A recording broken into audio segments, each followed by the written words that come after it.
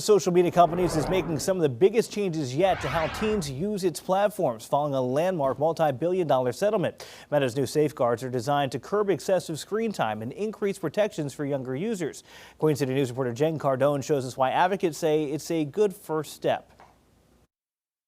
Everything is in that phone for them. They think that their life is that phone. Cassidy Williams is the stepmom of a 15-year-old. Her mental state is like, I got to be like somebody else that I'm not and try to fit in because everybody has social media around me. That need to fit in fuels social media use, which experts say leads to higher rates of anxiety, depression, and eating disorders. I don't think we truly know the toll that it will have because we're really in an unprecedented time where young folks have never had the amount of nonstop content that they have. Rebecca Collins is a youth mental health advocate. She says Meta's effort to raise the bar for online safety for kids is a step in the right direction. Hopefully this is the beginning of holding companies accountable and doing what's right. Collins says dopamine-driven content is what keeps kids hooked.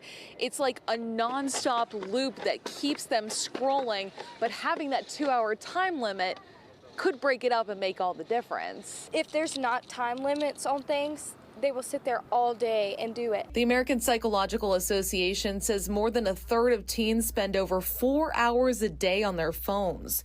Meta's new defaults for users ages 13 to 17 include a 2-hour daily limit, no feeds overnight, and silenced notifications during school. A lot of young adults I've seen go to social media for connection, and if they can't find it elsewhere in their community, they are going to continue going to social media. The changes aren't live yet, but teens can expect to see the new restrictions in the months ahead. Jen Cardone, Queen City News. Now, in addition to changes on its platforms, Meta also agreed to pay $17 billion to settle claims its platforms harm children. North Carolina's portion will be up to $645 million. South Carolina's will be nearly $250 million. Jury deliberations will resume this morning in the murder trial of Lindsay Clancy. Clancy's accused of strangling her 3 children. She pleaded not guilty by reason of lack of criminal responsibility.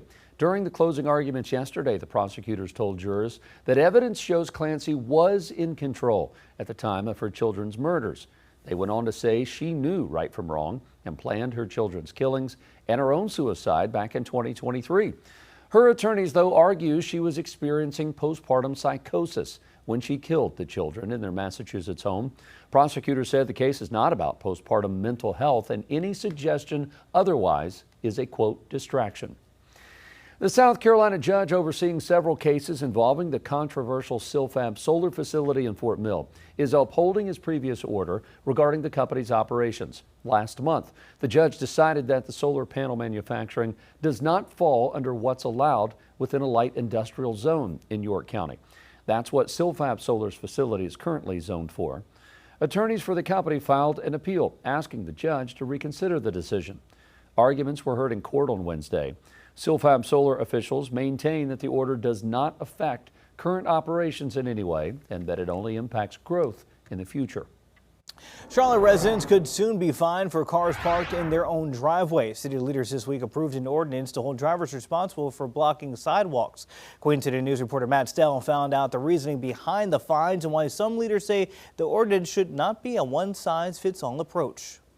So let's say you're having a gathering at your house and a lot of cars are parked in your driveway. Well, yes, if any of those vehicles are blocking the sidewalk, the city of Charlotte says that will also be a $100 fine. Bottom line is that it's an ADA violation to block the sidewalk. Charlotte City Council members in support of the ordinance say it's all about safety, especially for people in wheelchairs or those trying to push a stroller who might have to move into the street to get around. They don't have an access to safe sidewalks, even though sidewalks are built, but they are obstructed by a vehicle. But other council members point to ongoing development happening around the city.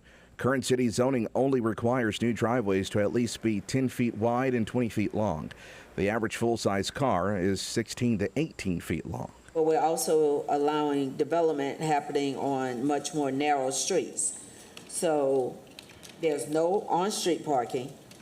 The driveway itself is a short driveway, so part of the vehicle may be blocking the sidewalk. This is a very expensive city, sometimes more than one person or one family live in a home and they have cars. Sidewalks are one of our program services and activities that we provide.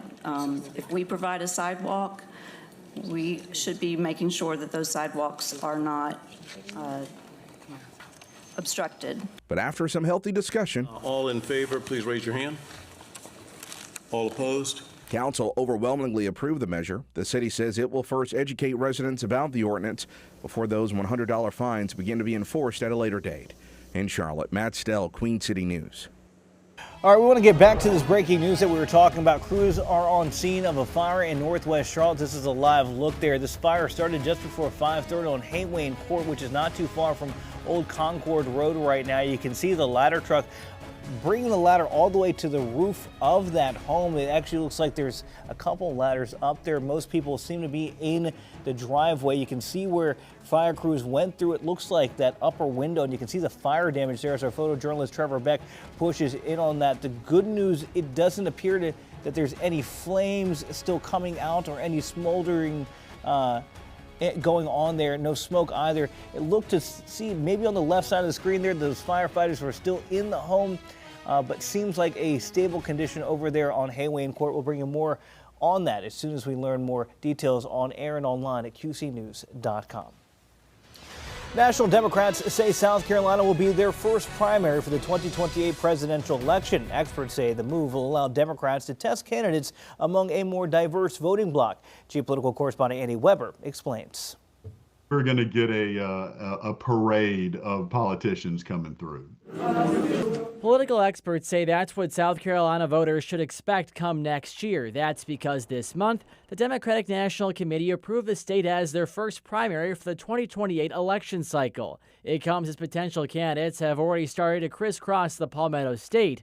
Voters in Rock Hill got to hear from California Governor Gavin Newsom back in February. We got to meet him and his background, and it was very impressive. We're the great test for what kind of candidate can win nationally and certainly can win the nomination. Traditionally, states like New Hampshire and Iowa were the first to go, but Scott Huffman with Winthrop University says the makeup of the party and its base has forced the DNC to rethink how they pick a nominee.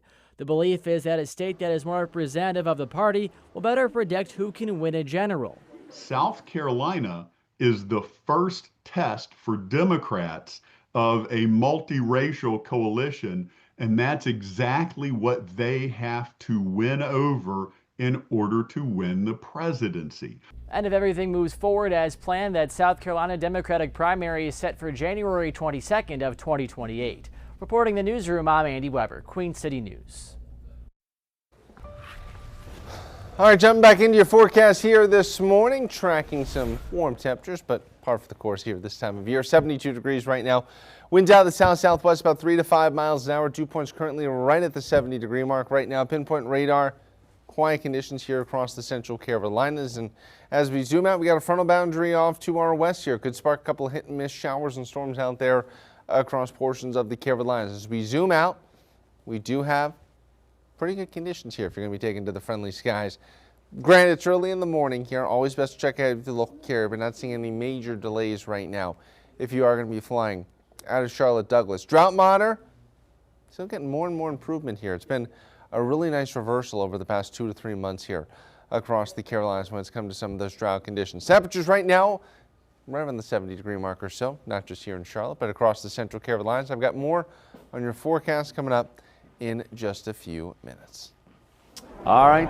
Thank you very much, Andrew. Appreciate that. Let's hope that Fridays are like they typically are, a little bit lighter volume than normal with this as we wrap up the first full week back to school. Right now, we're looking right in the heart of Uptown. Kind of hard to tell because the sun's not quite up, but Bank of America Stadium's to the top left as they welcome in the Texans today. John Belt Freeway is coming straight at us over I-77. Things near Uptown, not too bad. We're going to get to an accident that's about a half a mile from what we just saw there. Overall, things are looking pretty good. Two things we want to point out. Let's go to the southwest first. We got an accident, a lane blocked on 45 Inner. This is right at Arrowwood Road. It's got it backed up to Tryon Street. So just be aware, kind of in the Steel Creek area. Luckily, volume is a little bit light right now. We don't expect too many delays. Now let's go deep into the heart of Uptown, I-77. We've got an accident. If you are working your way down, a lane is blocked. 77 south at 277. right at the Brookshire exit. So might cause a little delays here. If they can get it moved on for the shoulder in the next 30 minutes or so, that would certainly help. A little more north, here's I-77 at Lakeview. All lanes in all directions moving well. Up in Cabarrus County, coming down from Concord, this is near Poplar Tent Road. I-85, 5 lanes in, 5 lanes out. Looking good. Let's stay east of town. You got 3 lanes of steady traffic on inbound Independence. Also looking good this morning. If you're headed to Charlotte Douglas International, check with your airline, your app. Make sure there's no delays, cancellations. We're not hearing anything, and it's all green. You're 30 minutes or less, depending on what direction you are coming in from to get to the airport. We will give you another snapshot of your pinpoint traffic coming up at 6:30.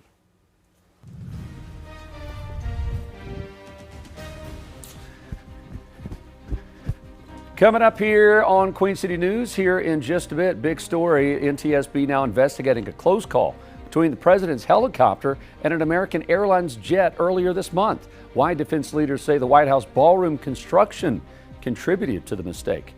You're watching Queen City News. Good looking shot at Charlotte Motor Speedway. Dark, quiet on this Friday. We'll be back.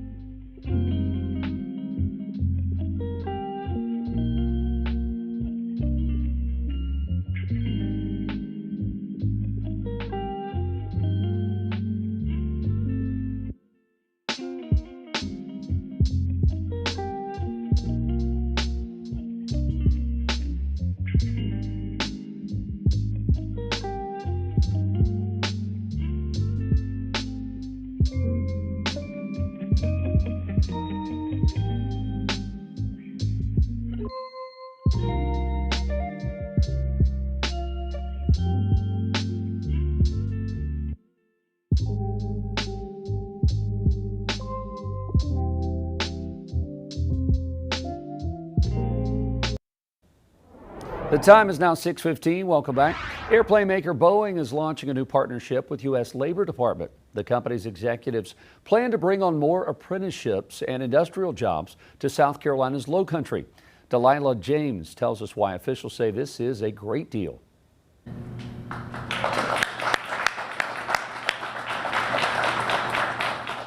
From Nucor Steel to Boeing, the Low Country continues to grow as a manufacturing powerhouse.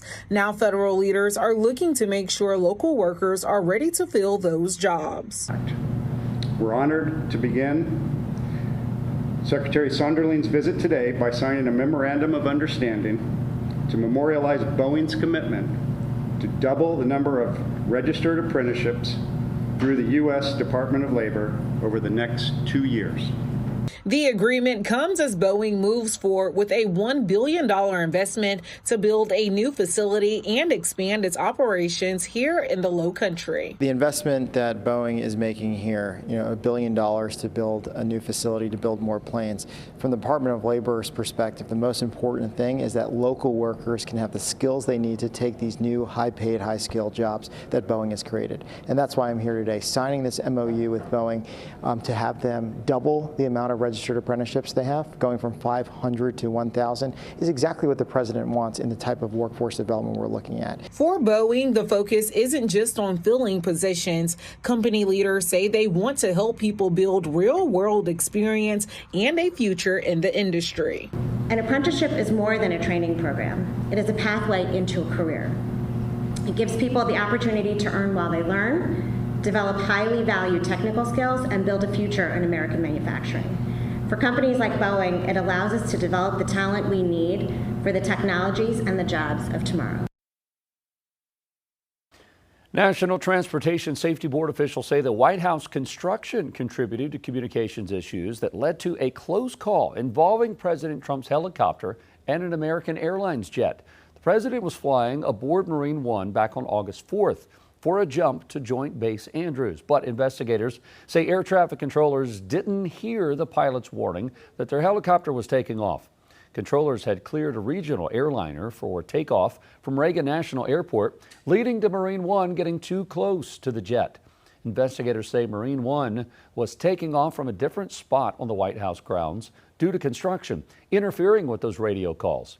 The NTSB says controllers and Marine pilots had discussed the problem 1 week before that flight, but radio relay backups failed that very day. Air traffic concerns in the Washington area are getting a lot of attention after the deadly collision of an American Airlines regional jet and an Army Black Hawk helicopter. That January 2025 crash over the Potomac River killed 67 people, including members of a Charlotte-based flight crew. Legislation is working through Congress to require new technology aboard the aircraft to avoid future collisions. Coming up on 619 this Friday, slightly cooler. It still just feels kind of icky, Andrew. Yeah, icky is a good way to describe it, Jason. As we deal with all that humidity this morning, we'll be seeing more of that this afternoon and right through the weekend as well. 72 degrees, winds out of the south-southwest about 3 or 5 miles an hour here as we get things started. Boom camera, a little bit of cloud cover up across the higher elevation, a little bit of low cloud cover out there, but generally also looking good as well. Pinpoint radar quiet across the central Carolinas right now, no major issues. We zoom out, we go wide frontal boundary, pushing on in across portions of the Carolinas here, and they'll maybe spur a couple of showers and storms as we head throughout the afternoon hours. Temperatures currently got some middle 70s here across portions of the southeast and going to be warming on up. Temperature outlook, it's going to be getting toasty out there. Hot is the only way to describe what's going to be coming as we head towards your Labor Day weekend. The severe weather risks for today, we do have a marginal risk. This is the tier 1 out of 5 for potential strong and severe storms we could see across the region. Futurecast, as we head throughout your Friday here, we're going to be seeing partly cloudy skies, maybe a couple of these hit and miss showers and storms start to spur as we head into the afternoon and evening hours. This is 5 o'clock on your Friday, 8 o'clock Friday evening. Also seeing some of these scattered showers and storms on the way. This is 10 o'clock Friday evening. Also more potential storm activity across the region. Heading into your Saturday, partly cloudy skies. And as we keep moving forward here, we'll see maybe a couple of hit and miss showers and storms, but temperatures likely staying in the mid to upper 80s. Once again, this is 4 o'clock on your Saturday afternoon. Saturday evening, looking a little bit quieter here, maybe an isolated shower. Sunday morning, partly cloudy skies to start, and then we see some of these hit and miss showers and storms trying to flare up as we head into the afternoon hours. Then moving into your Monday, looks quieter and also getting hotter for sure. Heading to the beach, probably the best day will be Sunday, but hit and miss showers and storms will be possible both days of your weekend forecast. Out in the tropics, Dolly not looking all that healthy right now. We've got this system out in the central Atlantic Ocean here, heading off to the west at 24 miles an hour. The latest track from the National Hurricane Center has Dolly getting ripped apart by some wind shear. Water temperatures aren't crazy warm and actually has eventually dissipating as it makes its way towards the Lesser Antilles and the island of Puerto Rico. So as for today, it's going to be a warm one out there, but not crazy hot. Temperatures holding in the middle 80s both today and tomorrow. But boy, Jason, are we getting hot as we go into next week with your Pinpoint 7-day forecast. Holy cow, 98 next week? Woo! All right, let's forget about that right now. Just take a deep breath. Let's take a look at this beautiful shot over New York City this morning. As their Friday is starting, we're going to track down Jane King live at the New York Stock Exchange. Kind of a mixed bag with future. The Dow's up 40, S&P, NASDAQ in the red. We will talk to Jane King live at the New York Stock Exchange next.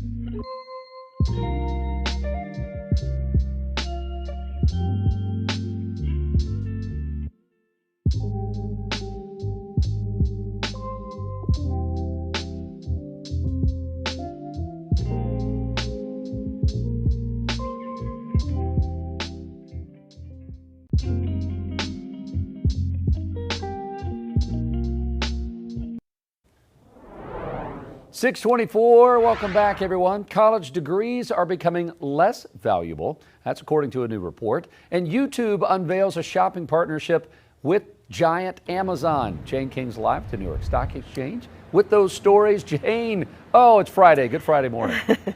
We made it to Friday, Jason. Good morning. And futures are pretty quiet this morning, so it is a Friday in late August.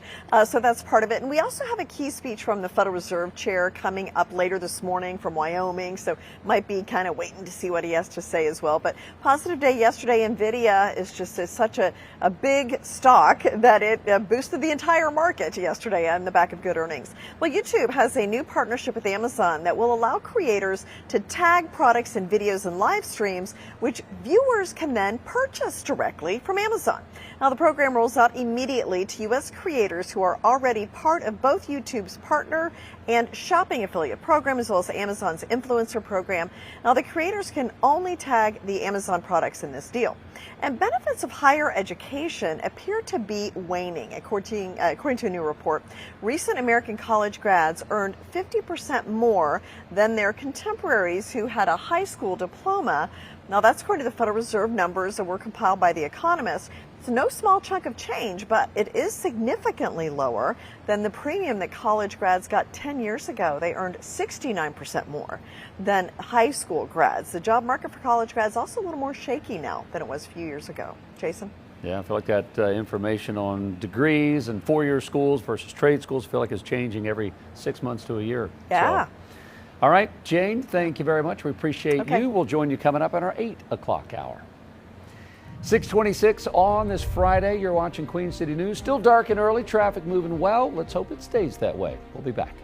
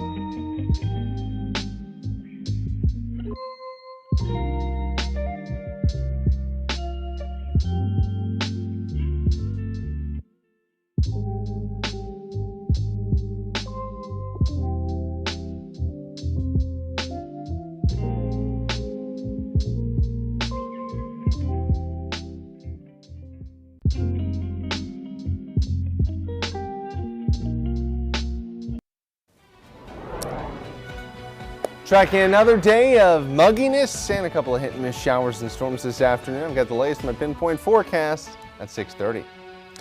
Plus, catastrophic flooding killing hundreds and leaving thousands more missing in Nepal. Now the U.S. government is stepping in as cleanup and panic persist. And a new motion to ease voter restrictions for people here in the Tar Heel State. How the move could sway the outcome of some highly contested races.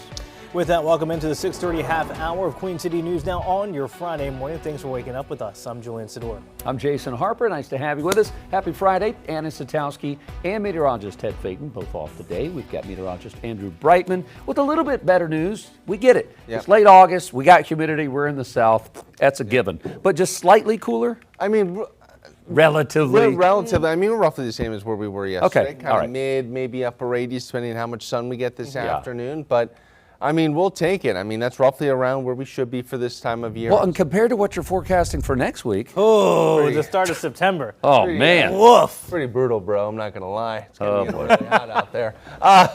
Good morning, everyone. Going to get a little morning color here across the Carolinas. Get things started on your Friday. Here, not going to have any problems as you're heading on out the door. We got some isolated afternoon storms ahead for the Carolinas. And this stormy pattern, well, it's going to be sticking around here across the region through tomorrow with those hit and miss pop-up showers and storms. And as Jason was alluding to, boy, is it going to be getting hot as we go on into next week. Charlotte live cam right now. Still fairly dark out there, but probably over the next 30 or so minutes, things will start to get a lot brighter. 72 degrees, winds out of the south-southwest about 3 to 5 miles an hour. Dew points currently right at the 70-degree mark right now. Pinpoint radar quiet across the central Carolinas currently. As we zoom out, we have a weak frontal boundary off to our north and west. It'll spur a few hit and miss showers and storms out there across the region. We zoom out and we go wide. 57 in Bozeman, 61 in Minneapolis, 59 in Seattle. Some of the cooler spots out there. And then all I can say for Phoenix is big yikes. 97 degrees here in the middle of the night. It is warm. 81 in Dallas, and then farther off to the east, we get closer to the Carolinas, a lot more low to mid 70s. 71 Statesville, 70 in Concord. Up across the mountains, we got temperatures in the low to mid 60s. Your bus stop forecast this morning, going to be watching maybe an isolated shower. I think we're going to be completely dry here. Just a mix of sun and clouds as we go throughout the morning hours and heading up into the middle 70s here. Coming up in a few minutes, my full pinpoint forecast, breaking down what's on the way for your weekend, including your Panthers kickoff forecast for tonight. Jason? Thank you very much, Andrew. I appreciate you, sir. Traffic moving pretty well. Gorgeous shot. Julian and I were just admiring this shot of uptown. Now that we got a little more daylight, you can see the John Belk Freeway coming at us, looking good over I-77 down below. People getting off onto the 277 freeway this morning. Bank of America Stadium kind of hidden there to the top left as they get ready to take on the Texans tonight. Traffic looking good, though, in Uptown. Overall, things are looking good. The earlier accident we had right in the heart of Uptown, 77 South, is cleared. That's good. One remaining there in the southwest corner, 485. Still have a little bit of slowdown. 45, not too far from Steel Creek. The Arrowwood exits where Top Golf is. Might have you backed up a little bit towards the Tryon exit, towards I-77. So we'll keep monitoring that for the next 30 minutes. Seeing volume build out west, that is typical every day. Except for the weekend, where you're looking at it right now, that's 85 northbound on the right. People trying to merge, and you're moving it at a whole 5 miles an hour. This is 85 at Cox Road. So about 12 minutes to get to Belmont. It gets a little better the closer you get to town. North end of town, here's 77 north and south near Lakeview. That stretch looking nice this morning. Let's go up to Cabarrus County. This is Concord Mills in 85, a little blurry, but if you squint your eyes really hard, it might look clear. Don't do it while you're driving. All right, Independence Boulevard on the east side of town, also looking good this morning. Listen, don't be distracted. First full week of school, we're wrapping up. A lot of teenage drivers out there, inexperienced, trying to figure out life behind the wheel. Put the phone down, be a good role model, keep yourself and others safe. Another snapshot of traffic coming up at 7. Julian? All right, Jason, thank you. I want to get back to this breaking news. Crews investigating the cause of a house fire in northwest Charlotte. This is a live look there at the scene. It started just before 5:30 on Hayway and Court, which is not too far from Old Concord Road. We're told it took firefighters about 30 minutes to put the fire out. Charlotte Fire says there were no injuries. You can see right there from the images being brought to us by photojournalist Trevor Beck what the scene looks like now. We do want to show you some photos from Charlotte Fire of that home from earlier. You can see the bad damage to the front of the house. You can see just a response there. Looks like they went up on the roof, got through the window, but seems like there's everything under control as of 6:34, so about an hour since that fire started. We'll continue to update you both on air and online at qcnews.com. At least 469 people are dead and thousands more are missing, including nearly 100 Americans after catastrophic flooding swept through Nepal. Our Margaret Chadbourne tells us how the U.S. is responding to that disaster. State Department tells us it's deployed a disaster response advisor to the region. At least 65 Americans are missing, and rescue crews are racing the clock in a search to find more survivors. Nepal's army deploying soldiers to some of the hardest hit areas after floodwaters unleashed a landslide high in the Himalayas. Roads and bridges collapsed, cutting off remote villages. Nobody's ever seen anything quite like that. Very powerful, strong, strong, well-built buildings were wiped out like they were toothpicks. At first thought to be an earthquake due to unusual tremors, the more likely cause of the catastrophic flooding now uncovered, a glacial collapse. A cascade of water, ice, and mud crashed down the mountains along the China-Nepal border, washing away vehicles, buildings, entire communities. Surveillance video showing crowds running for safety. Thousands remain missing, including dozens of Americans. Oh, it's terrible. No, and we've called Nepal and we've offered any help that they need. Lawmakers also following the developments closely. The United States should be doing whatever we can and providing whatever resources possible to make sure that we are helping to find any survivors and support those who were impacted by this tragedy. Congressman Johnny Olszewski, a Democrat from Maryland, is concerned because he says U.S. aid to the region was recently scaled back under the current administration. To the State Department, to other organizations that would usually be quick to step in and fill the void here. The U.S. Embassy in Nepal's capital is working to help Americans who were visiting when the disaster happened. Margaret Chadbourne, News Nation, Washington. The Gastonia Police Department is cracking down to protect students. Officers say that they've already issued 60 speeding violations in school zones and cited 5 people for passing school buses with their stop arms activated, including the one that you see here on this video. They're reminding the public this morning to give students both time and space as the school year kicks off. A suspect is facing charges after authorities say that a road rage incident at a middle school led to a gun being pulled. It started yesterday morning at the campus of Mint Hill Middle School. Officials say the suspect followed the victim off the school grounds and pointed a gun at the victim. An officer directing traffic was notified, leading to the suspect's arrest. Officers don't believe the gun was taken out on campus. Jody Reinhardt is now charged with possessing a weapon on a school campus and communicating threats. Charges are pending for a Rowan County student accused of bringing a BB gun to school. A school resource officer at South Rowan High School was notified Thursday morning that a student had a gun on campus. Officials took the student into custody and found the BB gun. That student was removed from the school. The identity of that student has not yet been made public. Members of the North Carolina State Rules Review Commission are reviewing and adopting new election rules that could make it easier for some ballots to get thrown out. But some of those changes are delayed to give lawmakers a chance to weigh in. As our Shabnam Dinesh tells us, commissioners said they received enough objection letters for some of those rules to actually trigger a General Assembly review. But the ayes do have it. The motion is adopted. The State Rules Review Commission approving a slate of new election rules regarding voter ID, absentee ballots, recounts, and what is allowed outside voting sites. Several of these rules have already received the necessary number of letters to subject them to legislative review. That means some rules won't go into effect September 1st as scheduled. One of the biggest changes deals with voter ID exceptions for people who can't show an acceptable photo ID. Right now, it takes a unanimous, bipartisan vote by a county election board to reject a ballot from someone with a voter ID exception. Under the new rules, it would only take a simple majority. Republicans currently hold 3-2 majorities on county election boards across the state. All the changes, in effect, give control over significant control over the outcome of elections to one party. The rules also spell out how election officials handle problems with absentee ballots. For example, if a ballot isn't properly sealed, the voter may have to cast a new one. And other rules set boundaries for campaigning and noise around voting sites. Again, that was Shabnam Dinesh reporting. If a rule gets at least 10 formal requests for legislative review, its start date is delayed while lawmakers get a chance to weigh in. Objection letters to these rules will be accepted until 5 today. That's when we'll know which ones will be delayed and which ones will not. A federal judge, at least for now, pauses efforts to implement President Trump's executive order limiting mail voting. The judge blocked the government from implementing the order for 2 weeks. The case could soon be appealed back to the Supreme Court days after the justices handed down a procedural decision that allowed the administration to move ahead.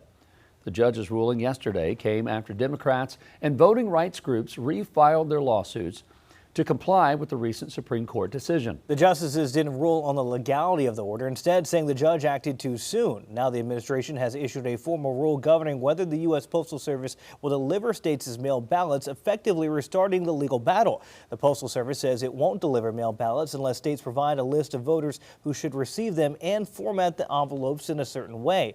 Nearly 1/3 of Americans vote by mail, and election officials say there isn't enough time to revise their systems to comply with the new Postal Service directives. 3 staff members from the Stars and Stripes military news outlet are suing after being fired by the Pentagon last week. The lawsuit involves the publication's publisher, editor-in-chief, and a reporter. The editor-in-chief says he was terminated for insubordination after giving an interview to CBS News in which he raised concerns about potential military censorship. The reporter also took part in that interview. The publisher, who gave them permission to do the interview and refused to fire them at the request of the Pentagon, was then fired shortly after announcing plans to retire at the end of September. The suit accuses the Trump administration of violating the employees' First Amendment free speech rights. The Pentagon spokesperson declined to comment on those allegations. Well, 6 months after the U.S. started military operations against Iran, President Trump says he does not want to negotiate with the Iranians. News Nation Washington correspondent Vinay Simlot looks back and explains where we stand now. After a military campaign, the Trump administration says it's turning its focus to economic pressure on Iran. Now, the president said he initially launched this operation to stop Iran from getting a nuclear weapon, but 6 months in, Iran has not signed a nuclear deal, and Americans are paying more for gas after Iran attacked the Strait of Hormuz. 6 months after he launched military strikes on Iran, President Donald Trump says the mission is accomplished. Iran is right now, they're not paying their troops. They're in deep trouble. The U.S. and Israel started the operation in February. President Trump argued Iran was weeks away from a nuclear weapon. They will never have a nuclear weapon. Democrats said Iran wasn't. There was no imminent threat. The Pentagon says the U.S. hit Iranian weapons and nuclear sites. The Israelis say they killed Iran's supreme leader Ayatollah Ali Khamenei. The new supreme leader is Ali Khamenei's son, Mojtaba Khamenei, and is believed to have more hardline views. This is not a so-called regime change war, but the regime sure did change. Iran responded to U.S. and Israeli strikes with attacks on Gulf countries with U.S. bases. So far, 18 American service members have died in the conflict. In June, President Trump signed a memorandum of understanding. It mostly stopped military strikes, but both sides continue to battle over the Strait of Hormuz. Iranian threats have essentially stopped traffic through the strait, leading to inflation and higher gas prices at home. But President Trump insists The Strait of Hormuz is open. Now, U.S. Central Command says it has cleared sea mines out of the Strait of Hormuz. The U.S. military says Iran put them there to try to threaten traffic that was trying to get through the strait. Still, nationwide right now, gas prices are at $4.09 per gallon on average, according to AAA. That's up from $2.98 per gallon before the war began. Vinay Simlat, News Nation, Washington. Well, it's the final preseason game day for the Carolina Panthers. We hear from QB1 Bryce Young ahead of the matchup versus the Texans after the break. You're watching Queen City News, the most honor, the most local news in Charlotte, as we give you a live look at the setting for tonight's game, Bank of America Stadium.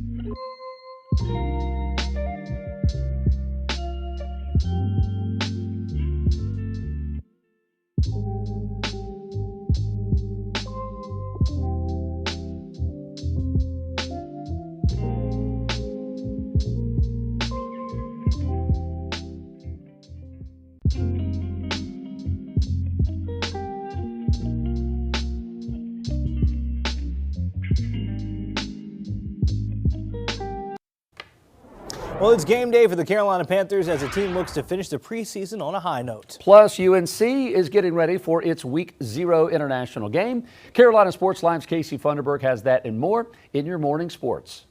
Happy game day, Panthers fans. We made it to the one and only home game of the preseason, and it's the final one before the regular season gets started. Now, we will not see the starters in today's game, but it's a good opportunity for those trying to make the 53-man roster. And the Carolina Panthers will wrap up the preseason at Bank of America Stadium tonight with a matchup against the Houston Texans, who gave them a run for their money at joint practice on Wednesday. The Panthers had one extra game this preseason thanks to the Hall of Fame game, which meant extra time out on the field.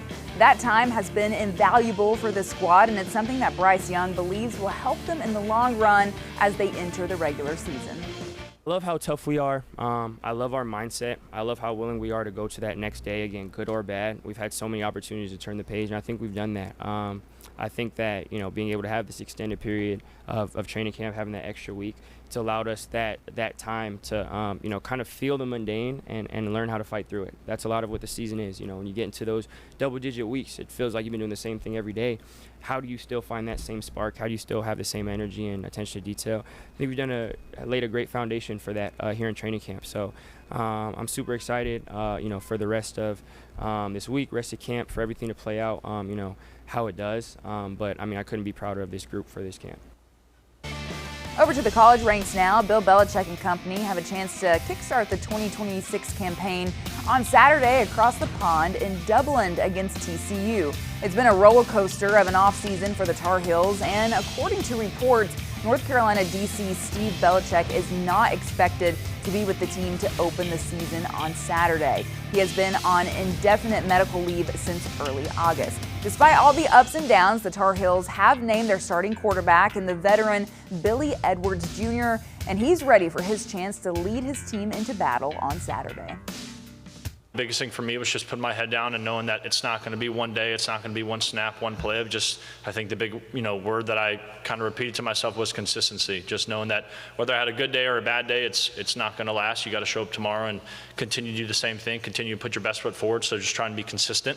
And I think the biggest thing for me, even from spring when I came in here and, maybe first spring, one or two practices I wasn't as comfortable, right? I'm coming off an injury. I'm in a new offensive system. I'm at a new place. There's a lot of, even for me as a 23-year-old and a guy that's transferred multiple times, there's a lot of adjustments and a learning curve you have to go through.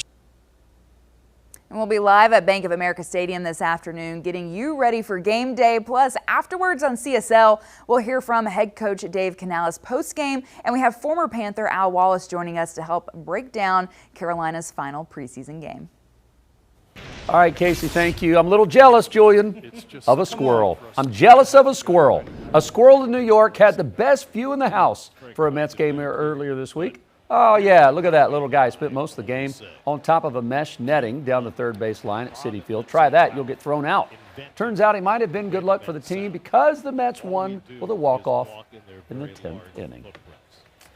Well, there you have it. There you have it. Squirrels, birds, dogs, random drunk people. It's always my favorite video when animals and people run out on the baseball field during a game. Good stuff. All right, let's bring in meteorologist Andrew Brightman. We know things are getting hot. Sometimes it makes animals and people act a little off, let's say. True. Yeah. We've had people over the years run into a Panthers game. That's true. Out on the field at Bank of America Stadium. You never know, Andrew. You never know what's going to happen. 72 degrees, though. I do have an idea of what's going to happen this afternoon, though, across the Carolinas. Okay. Let's get into it, guys. A little bit of winds here out of the southwest, about 3 to 5 miles an hour as we get things started here. Dew points right on the 70-degree mark. A little bit of humidity, the soupiness out there. What else is new, right? Boone camera, currently quiet conditions. We head on up into the mountains, pinpoint radar. Also, we got the quiet conditions here. Zooming out, weak frontal boundary off to our north and west, helping to keep temperatures relatively steady here in the middle 80s. Temperatures across the southeast, a lot of upper 60s to mid 70s out there. Your pollen forecast going to be a little bit elevated here as we go through the next few days across the Carolinas. And the muggy meter also staying a bit on the elevated side as well, keeping that soupiness here across the Carolinas. The severe weather risks today, it's a marginal risk, a tier 1 out of 5 across the Carolinas here. And as we get Futurecast rolling, Well, we're going to be seeing partly cloudy skies this morning, and then we see some of those hit and miss showers and storms starting to develop here as we head into the afternoon hours. Some of those scattered showers and storms across the region here. This is 5 o'clock on your Friday, so potentially could be lingering for the Panthers game. Just keep that in mind, everyone, here as we go through the overnight hours. Might see a couple of those storms trying to hold on as we push into your Saturday morning. Partly cloudy skies out there across the region as we keep moving forward, heading into the afternoon. Isolated shower storm is going to be possible out there throughout the Carolinas as we keep moving forward here into your Sunday. It's more of the same with partly cloudy skies and then those isolated sprinkles as we go into the afternoon. But I don't think we'll see all that much here as we go through your Sunday. Panthers football forecast. Kickoff could see some hit and miss showers and storms around 7 o'clock in the evening. Should get a little bit drier as we get later into the night here. At the beach this weekend, not exactly the greatest beach weekend out there. But if you do want to go, probably Sunday looks a little bit better than Saturday. Out in the tropics, latest on Dolly. This is not an impressive tropical system right now. Heading off to the west at 24 miles an hour here, dealing with the wind shear. Water temperatures aren't crazy warm either. In the latest forecast track here for the National Hurricane Center, you'll notice this storm is not intensifying. In fact, it's going to weaken and potentially dissipate here as it makes its way towards Puerto Rico. So just something to keep in mind as our relatively tame hurricane season continues. Pinpoint 7-day forecast. Boy, is it going to be getting hot as we go into early next week. Yes, mid to upper 90s will be possible. Near records could be on the table for the Carolinas. You're watching Queen City News, the most honor and the most local news in Charlotte. We'll be right back.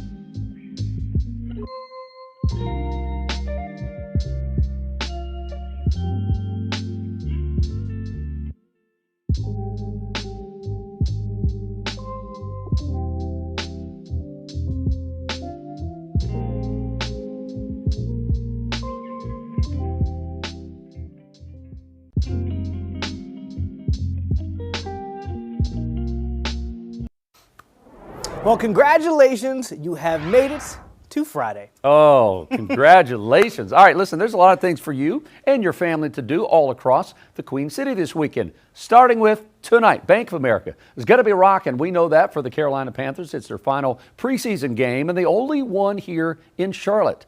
The team taking on the Houston Texans, but starters will not be playing. That game gets underway at 7 o'clock tonight. Tickets, they're going, listen to this, low as $8 before, of course, added fees. Okay, well, you know what? If you're not going to go to the pro level, how about the high school level? Tomorrow, high schoolers take the field at the Bank for the annual Keep Pounding Classic. This year's doubleheader features Indian Land taking on Northwestern at 4, followed by Cardinal Gibbons versus Huff at 8 p.m. Tickets going low as $8. Hey, $8 all weekend, $8 special. Charlotte Knights are in town all weekend long. They're taking on the Memphis Redbirds. That game gets underway tonight. That is 5:05 first pitch, and it's Margaritaville Hawaiian shirt giveaway night. What?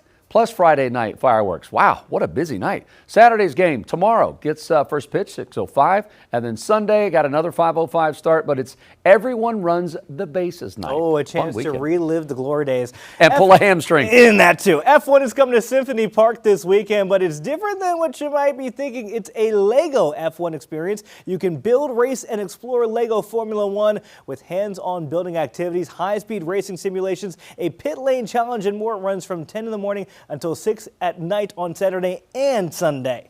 And you can watch Little Blues Travelers, Gin Blossoms, and Spin Doctors all at one place. That takes me back to the 90s. 3 groups are going to be playing the Skyla Credit Union Amphitheater this weekend. Saturday show gets underway 6 p.m. You can find those tickets at about $45. There you go, just a couple of ideas. Lots happening around the QC this weekend. Stay with us. Happy Friday. You're watching Queen City News. We'll be back.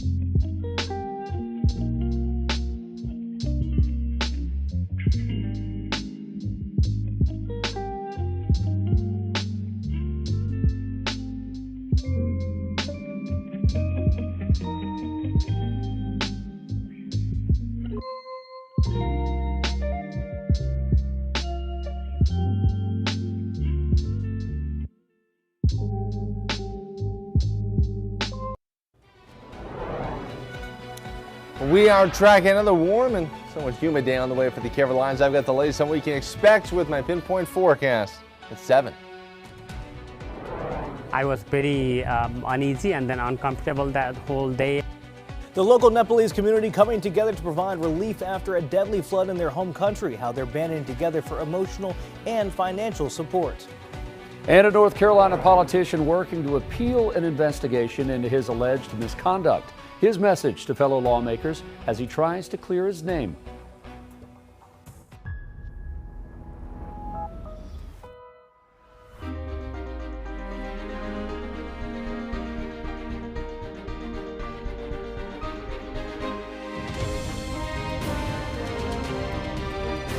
Queen City News. starts now. It is 7 o'clock on this Friday. Good morning, everyone. Welcome into Queen City News. I'm Jason Harper. I'm Julian Zador. Andy Satowski is off. And I'm meteorologist Andrew Brightman, in for meteorologist Ted Phaeton this morning. Thank you so much for waking up with us bright and early on your Friday. We have made it to the end of the week. And also, temperature's not crazy warm out there. What are you guys kind of looking forward to at the forecast? Since you guys are kind of gotten a bit of a preview of it a couple times. Once you see what's coming in this time next week, yes, it will make no you spoilers. Well, right, but it will make you hopefully be more grateful for the present. Yes. And not complain as much. It could always be worse. I'm with Jason. I'm looking forward to this weekend and relishing what we have now. Yes. Yeah. Savor. It's the word of the day, savor. Yeah, 100%. So we got a little bit of low cloud, a little bit of cloud cover here this morning. Should see some sunshine rolling in relatively quickly here. We had some decent viewing conditions actually for the lunar eclipse last night for many of us here across the Carolinas, but there's some of that low cloud cover out there this morning. What do you need to know as you're going to be stepping on out the door? Besides the low cloud cover behind me, some isolated afternoon storms, and that stormy pattern is going to continue here, at least with the afternoon scattered showers and storms through tomorrow, and as we go into next week, it starts to get hotter out there across the region. Charlotte live cam right now, 72 degrees, winds out of the southeast about 3 to 5 miles an hour, dew points right around the 70-degree mark. Pinpoint radar, it's quiet across the central Carolinas. Nothing going on right now. We zoom out, we frontal boundary off to our north and west. Could see that isolated shower storm kind of spur and develop along that line and along that frontal boundary. Temperatures currently upper 60s into the lower 70s, low 60s as we head up into the higher elevations. Temperatures compared to 24 hours ago, most places maybe a few degrees cooler compared to this time yesterday. I've got more in your forecast coming up in just a few minutes. Jason? Thank you very much, Andrew. Appreciate that. We do have some breaking news this morning. Crews continue to investigate the cause of this house fire that you see here in northwest Charlotte. Here's a live look at the scene. Trevor Beck, our photojournalist, out there. You can tell maybe where the garage was. That left-hand side of the home just completely destroyed. Investigators there in the front yard, on the front porch, trying to figure out exactly the cause. This started about 5:30, a little before 5:30, on Haywain Court. It's not too far from Old Concord Road. They say that it took crews about half an hour to get the fire out. Charlotte Fire says thankfully no injuries, but we've got the big truck out there, and they will continue investigating all morning. We'll bring you more updates throughout the day on air and online.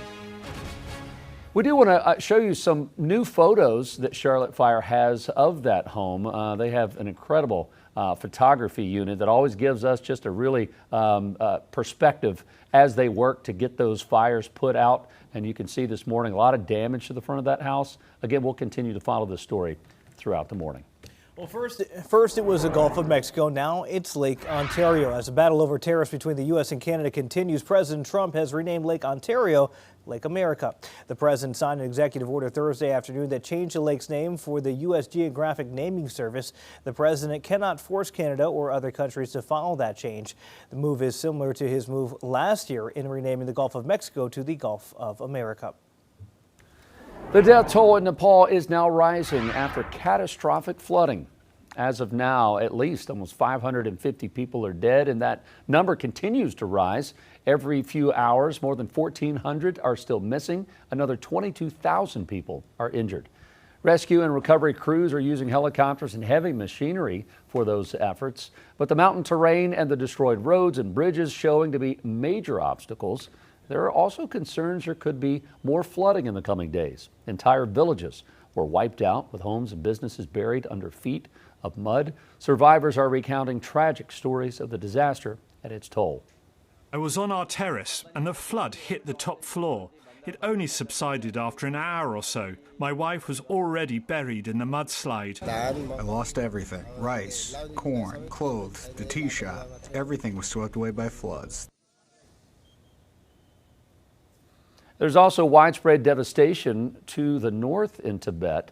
The number of missing includes people from more than 30 countries, including dozens of Americans. And right now, scientists believe a Himalayan glacier collapse may have caused the flooding. You can't help but think about Hurricane Helene in western North Carolina. A lot of similarities to that. The local Nepali community is uniting to collect and send disaster relief to their home country. Queen City News reporter Shakira Speaks details those efforts.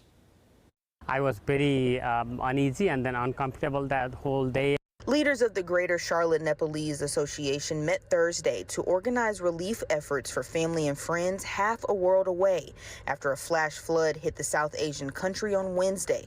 It killed people by the hundreds, with injuries in the tens of thousands. Early morning, and then we are calling to our friends and here neighbors, and we can try to help the community what we can do on our side. Leaders of the group estimate about 10,000 Nepali people live in the Queen City. They hope their community and their neighbors in the Charlotte area help with overcoming the disaster in the Himalayan region. In Nepal, government doesn't have enough resources, and then even infrastructure development was not sound like the good like here.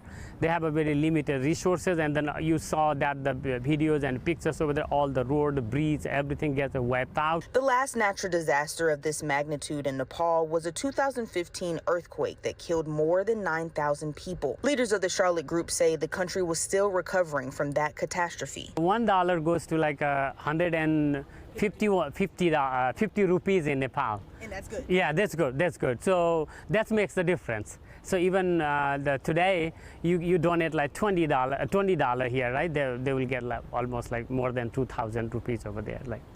Everything is expensive, but that makes the difference. In Concord, Shakir Speaks, Queen City News. 7:07 the time. An Avery County man charged in a deadly Tennessee cycling crash is accused of violating conditions of his release. Investigators arrested 69-year-old John Benfield on vehicular homicide charges last Wednesday. He reportedly crashed into members of the Milligan University cycling team, killing 2 of their students. Benfield got out on bond, with the judge prohibiting him from taking alcohol or drugs. Avery County deputies gave him a drug screening on Monday, and that's when he allegedly tested positive for alcohol and THC. Benfield has been extradited back to Carter County, Tennessee, where he's being held without bond. North Carolina Congressman Chuck Edwards is calling for his House colleagues to reconsider an ethics investigation that found he engaged in inappropriate conduct with female staffers. The House Ethics Committee released its findings earlier this month, recommending the censure of the Hendersonville Republican. The report detailed gifts that Edwards gave the women, including jewelry, vacations, guns, and one-on-one dinners. The committee also found he engaged in persistent, unprofessional, and inappropriate conduct. Edwards' letter asked lawmakers to distinguish between unconventional conduct and sexual harassment. In the letter, Edwards writes, quote, "An affectionate friendship is not a sexual proposition. A gift is not sexual misconduct. A compliment is not sexual misconduct. Poetry is not sexual misconduct." House lawmakers could vote as soon as next week on whether to censure Edwards. He entered his run for re-election after the report came out. More recovery funds are coming to Western North Carolina, with much of it going to the Chimney Rock and Lake Lure communities. Congressman Tim Moore says $3.8 million from FEMA will be divided between those areas and Polk County. Lake Lure will get more than $3 million for repairs to its dam and the town's sewer system. Chimney Rock will get a little more than $300,000 for public assistance grants. Polk County will get around $140,000 for repairs. All right, let's get back over to meteorologist Andrew Bregman here on your Friday morning. Andrew, it's going to be a humid one out there today. Yeah, that's right, Julian. Temperatures already in the low 70s and eventually going to be moving up into the mid 80s this afternoon with the soupy conditions. Wind down the southeast 3 to 5 miles an hour. Dew points right around the 70-degree mark out there. Pinpoint radar, not much going on across the central Carolinas right now. And as we zoom out, we got a frontal boundary that could spur a couple of hit and miss showers and storms as we go throughout the afternoon and into the evening hours. Airport delays taken to the friendly skies. Not seeing major issues right there, though. We always emphasize, always best to check ahead with your local carrier. Quick update on the drought conditions here. Things continue to improve better and better across the Carolinas. No drought conditions as we get up into the foothills and mountains. Abnormally dry conditions around Charlotte, and then moderate drought conditions as we get on down into the Sandhills. Temperatures right now upper 60s and low 70s, low 60s as we head on up into the mountains. Temperatures compared to 24 hours ago about 2 to 4 degrees cooler compared to this time yesterday, especially to the east of Charlotte. I've got more in your forecast, what's ahead for the weekend, coming up in just a few minutes. All right, I like seeing negative temperature change. Let's go downward, Andrew. Thank you, sir. Appreciate that. Well, traffic moving at a moderate pace this morning. Rush hour started officially 10 minutes ago. Fridays can be lighter than normal. Let's hope for that. Good looking shot courtesy of NCDOT. 77 north and southbound going under LaSalle, working its way closer to inbound to uptown, I should say. Looking good. Speed limit pace at about 60 miles an hour. Overall, things aren't too bad this morning. 2 trouble spots right in the heart of uptown on 85 and then down in the southwest corner on 45 inner. Let's go ahead and show some of those. The newest is a pretty serious accident, 85 southbound. We've got the right lane blocked coming down from Sugar Creek closer to Statesville Avenue, right before you get to I-77. Let's go ahead and show you what this looks like. Again, the right lane blocked. Look at the backup. It's actually improving. Julia and I were looking at this probably in the last 5 or 10 minutes, and all 4 lanes were bumper to bumper on 85 southbound, trying to work its way. Now it seems to be moving, picking up speed to about 30, 40 miles an hour. So that's some really good news. Southwest part of the city, still 45 inner at Arrowwood. That's right near the Top Golf. Got a lane blocked with an accident. The map doesn't show it, but it says it's backed up a little bit to try on before you get to 77. So just be aware of that if you're in the southwest part of the city. Let's take you out to Gaston County, always slow on 85, but it's barely over 10 minutes to get to Belmont. That's not too bad. And down below, you can see 85 at Cox Road. That's the best we've seen it, honestly, all week long. Just north of Uptown, 77. That corridor near Lakeview, looking good. Everyone moving at about 65 miles an hour. East side of town, wow. Traffic looks way better than the weather conditions. My gosh, socked in on the east side of the city.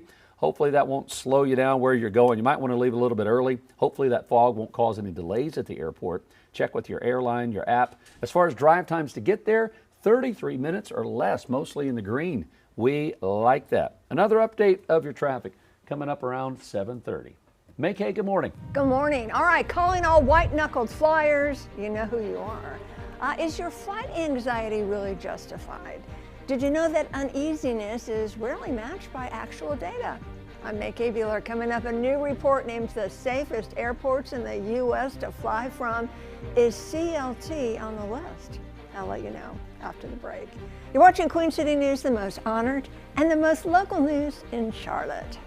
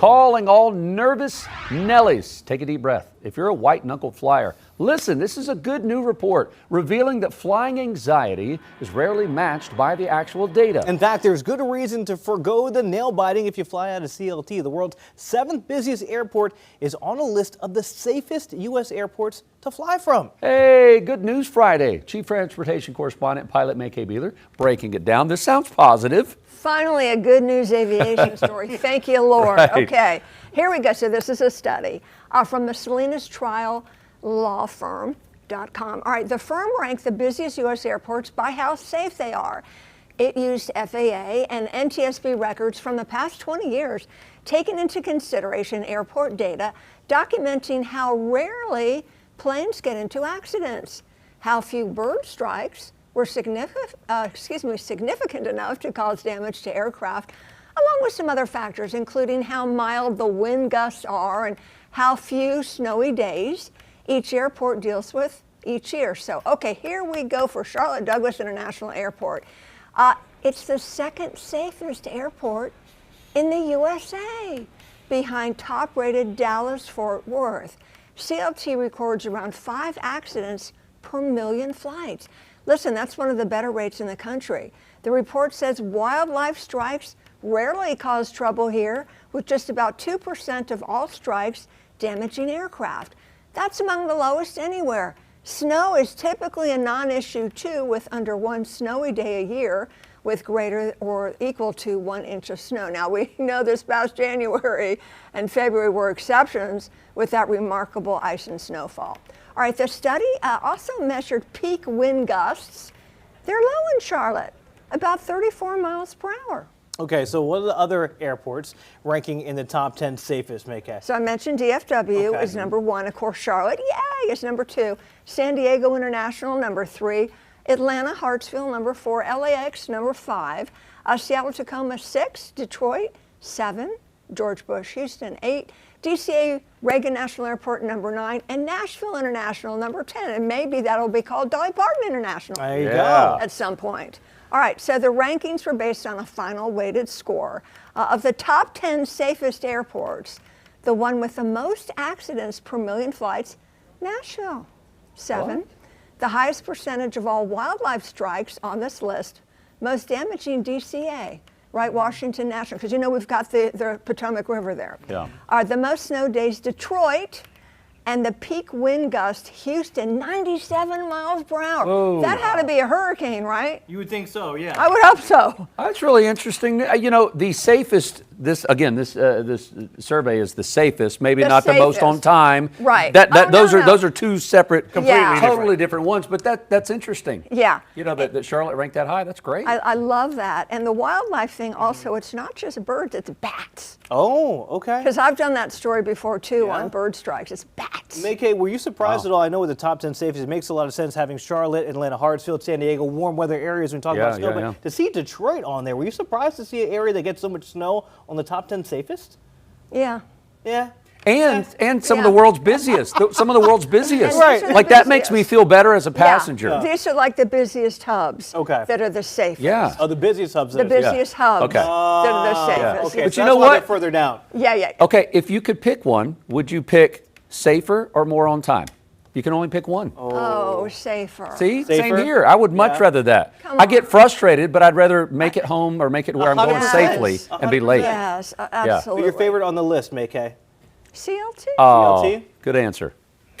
There we go. It's a trick question. Mackay Beeler, 7:19 the time. Let's get back over to meteorologist Andrew Brayman. Andrew, as far as great conditions today, look, it might be a little humid, but things are going to be nice. Yeah, things will be nice. 72 degrees right now. Our Charlotte live cam winds out of the southeast about 3 to 5 miles an hour. 2 points right around the 70-degree marker. So a little bit of low cloud cover, obviously. As we get things started here on your Friday, starting to see a little bit more sun as we head on up into the mountains. At least for the visibility.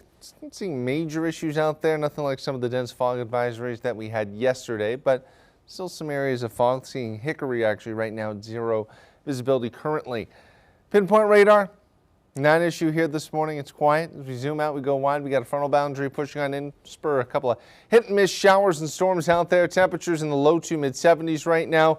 Up across the mountains, low to mid 60s. Temperature outlook, well, it's going to be getting warm out there here across the Carolinas as we get into September. Temperatures continue to push higher and higher. Rain chances, well, watching Friday and Saturday for some of those hit and miss showers and storms, and then generally drier, and boy, is it going to be getting hot as well. Weekend forecast, 86 on Saturday, 89 on Sunday. Best chance for rainfall will be tomorrow in terms of your weekend.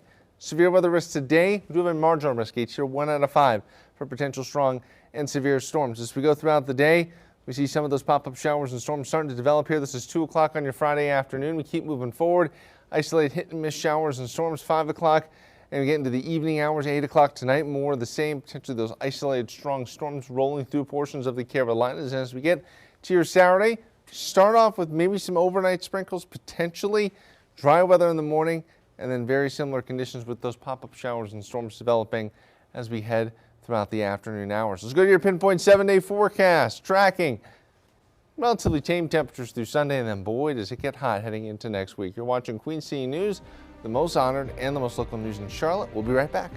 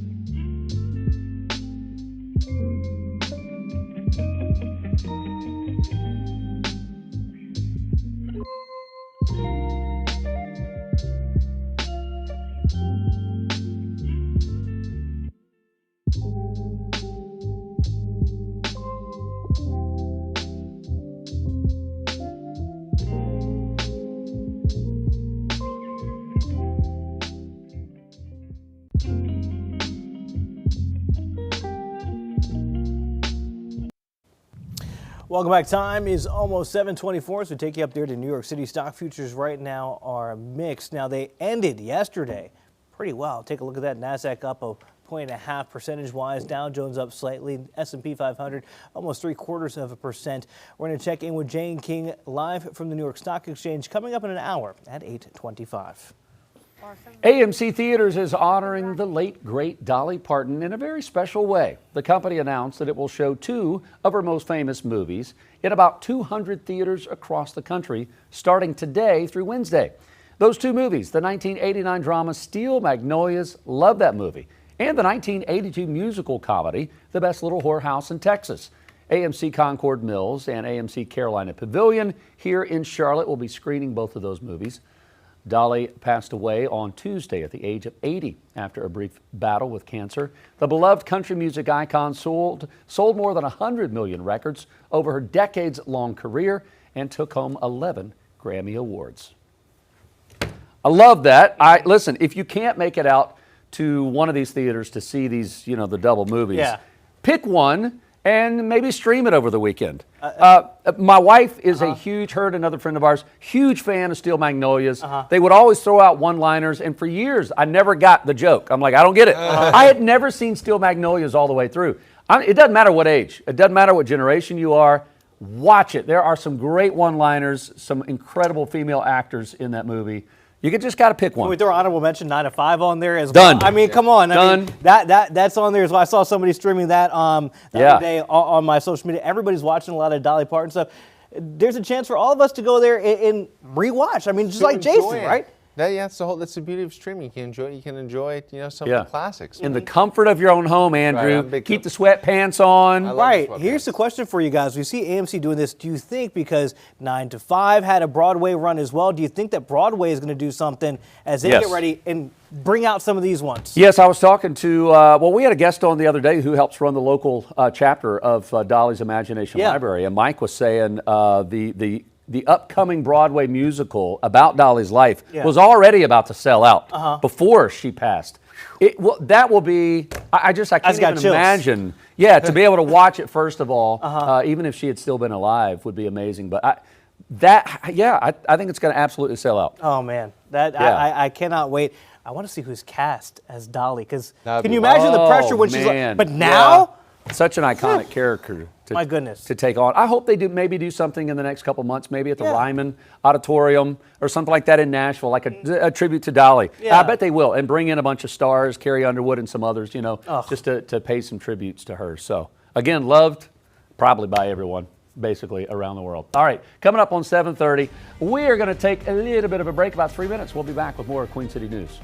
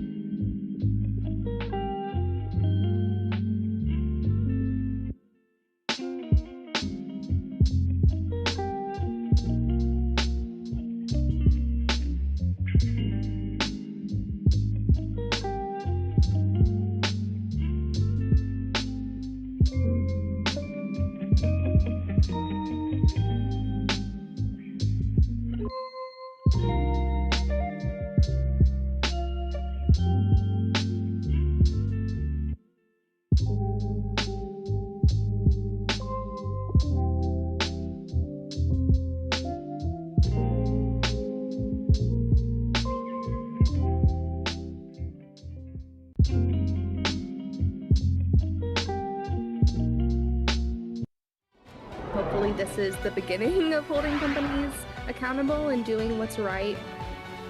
A major Meta settlement considered a massive win for parents and kids across the country, but mental health experts say that's only half the battle. Why they say breaking the social media cycle is the real challenge. Plus, South Carolina is set to be the first state to hold a primary for the 2028 presidential election, while local experts say the Palmetto State will set the tone for millions around the country. Sidewalks are one of our program services and activities that we provide.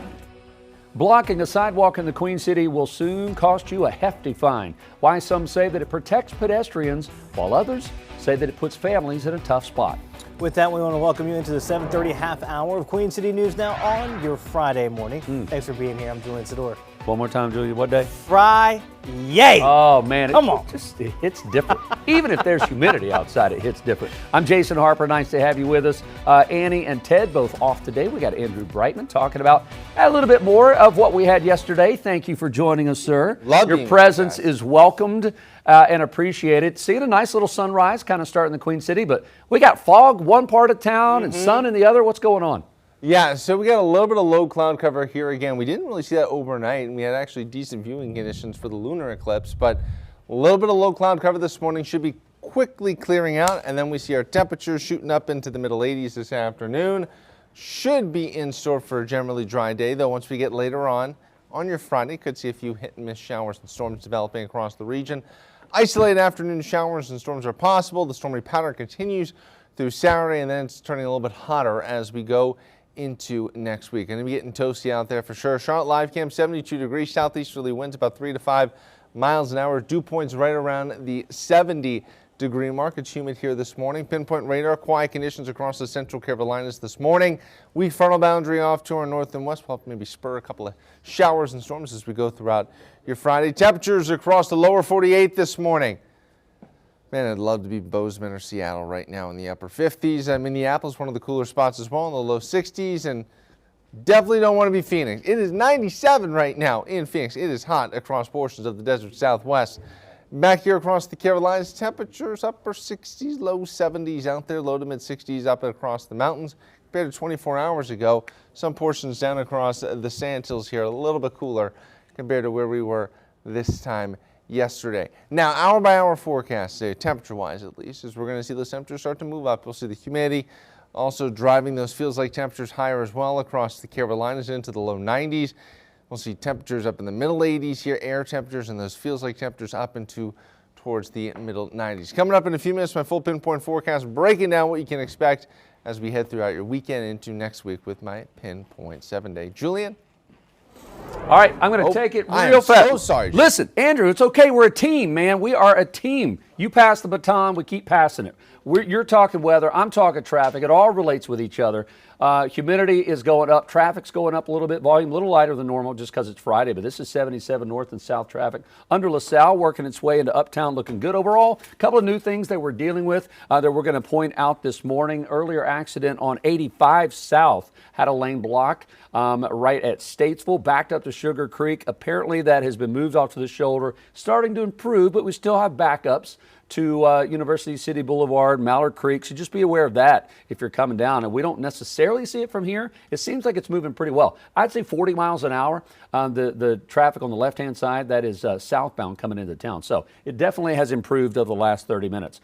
We still have 45 inner. This is the southwest part of town, 45 inner at Arrowwood Road. That's near the Topgolf area, one lane blocked, a little bit backed up to Tryon. Not too bad. A new one still on 45, south part of the city. This is 45 outer though. So if you're working your way around 77 this morning, trying to work your way towards Pineville, one of the outer lanes blocked. It's got you backed up to I-77. On the west side of town, Gaston County, about 12 minutes to get up 85 to Belmont. We're seeing down below 85 at Cox Road. It's moving a little bit, 5-10 miles an hour. This is typical every day, so just be prepared for that. North of town, boy, this stretch is actually looking really nice. 77, that whole corridor north of town between there and Huntersville, pretty good in both directions. So that is good news. Why don't we sit on this for a second? I told you earlier, things could always be worse. Independence Boulevard, I can't even tell you how the traffic is on Independence Boulevard. We can't see it. Our tower camera completely socked in fog in the east part of the city until it gets burned off. We'll go off of our maps. It apparently looks good. Keep your speed under control this morning. We'll give you another update coming up at 8. Julia. All right, thank you, Jason. Following this breaking news this morning, crews investigating the cause of a house fire in Northwest Charlotte. You're looking live at the scene. Photo courtesy of our photojournalist Trevor Beck there. They only had that ladder there. Earlier, we had a ladder truck that was actually on that second floor right there. You can see the damage now that we're getting better daylight of just the extensive amount of damage on that second floor right there where it's completely charred through. This is started before 5:30 on Haywayne Court, which is not far from Old Concord Road. Took firefighters about 30 minutes to put the fire out. Charlotte Fire says thankfully there were no injuries, but a lot of significant damage there. Now we do want to show you what it looked like earlier on right there. When they got on scene, you can see kind of what they were dealing with, the damage to that front part of the house. And you can see firefighters are response here. That's what I was talking about with the ladder truck, with that ladder going all the way up there to the second floor. We'll continue to follow this and bring the latest both on air and online at QCnews.com. Well, one of the largest social media companies is making some of the biggest changes yet to how teens use its platforms following a landmark multi-billion-dollar settlement. Meta's new safeguards are designed to curb excessive screen time and increase protections for younger users. Queen City News reporter Jen Cardone shows us why advocates say it's a good first step. Everything is in that phone for them. They think that their life is that phone. Cassidy Williams is the stepmom of a 15-year-old. Her mental state is like, I got to be like somebody else that I'm not and try to fit in because everybody has social media around me. That need to fit in fuels social media use, which experts say leads to higher rates of anxiety, depression, and eating disorders. I don't think we truly know the toll that it will have because we're really in an unprecedented time where young folks have never had the amount of nonstop content that they have. Rebecca Collins is a youth mental health advocate. She says Meta's effort to raise the bar for online safety for kids is a step in the right direction. Hopefully this is the beginning of holding companies accountable and doing what's right. Collins says dopamine-driven content is what keeps kids hooked. It's like a nonstop loop that keeps them scrolling, but having that 2-hour time limit could break it up and make all the difference. If there's not time limits on things, they will sit there all day and do it. The American Psychological Association says more than a third of teens spend over 4 hours a day on their phones. Meta's new defaults for users ages 13 to 17 include a 2-hour daily limit, no feeds overnight, and silenced notifications during school. A lot of young adults I've seen go to social media for connection. And if they can't find it elsewhere in their community, they are going to continue going to social media. The changes aren't live yet, but teens can expect to see the new restrictions in the months ahead. Jen Cardone, Queen City News. In addition to changes on its platforms, Meta also agreed to pay $17 billion to settle claims its platforms harm children. North Carolina's portion will be up to $645 million. South Carolina's will be nearly $250. Jury deliberations will resume later this morning in the murder trial of Lindsay Clancy. Clancy is accused of strangling her 3 children. She pleaded not guilty by reason of lack of criminal responsibility. During those closing arguments yesterday, prosecutors told jurors that evidence shows Clancy was in control at the time of her children's murders. They went on to say that she knew right from wrong and planned her children's killings and her own suicide in 2023. Her attorneys, however, argue that she was experiencing postpartum psychosis when she killed the children in their Massachusetts home. Prosecutors said the case is not about postpartum mental health, and any suggestion otherwise is a distraction. The South Carolina judge overseeing several cases involving the controversial Silfab solar facility in Fort Mill is upholding his previous order regarding the company's operations. Last month, the judge decided that the solar panel manufacturing does not fall under what's allowed within a light industrial zone in York County. That's what Silfab Solar's facility is currently zoned for. Attorneys for the company filed an appeal asking the judge to reconsider the decision. Arguments were heard in court on Wednesday. Silfab Solar officials maintain that the order does not affect current operations in any way and that it only impacts growth in the future. Charlotte residents could soon be fined for cars parked in their own driveway. City leaders this week approved an ordinance to hold drivers responsible for blocking sidewalks. Queen City News reporter Matt Stell found out the reasoning behind the fines and why some leaders say the ordinance should not be a one-size-fits-all approach. So let's say you're having a gathering at your house and a lot of cars are parked in your driveway. Well, yes, if any of those vehicles are blocking the sidewalk, The city of Charlotte says that will also be a $100 fine. Bottom line is that it's an ADA violation to block the sidewalk. Charlotte City Council members in support of the ordinance say it's all about safety, especially for people in wheelchairs or those trying to push a stroller who might have to move into the street to get around. They don't have an access to safe sidewalks, even though sidewalks are built, but they are obstructed by a vehicle. But other council members point to ongoing development happening around the city. Current city zoning only requires new driveways to at least be 10 feet wide and 20 feet long. The average full-size car is 16 to 18 feet long. But we're also allowing development happening on much more narrow streets.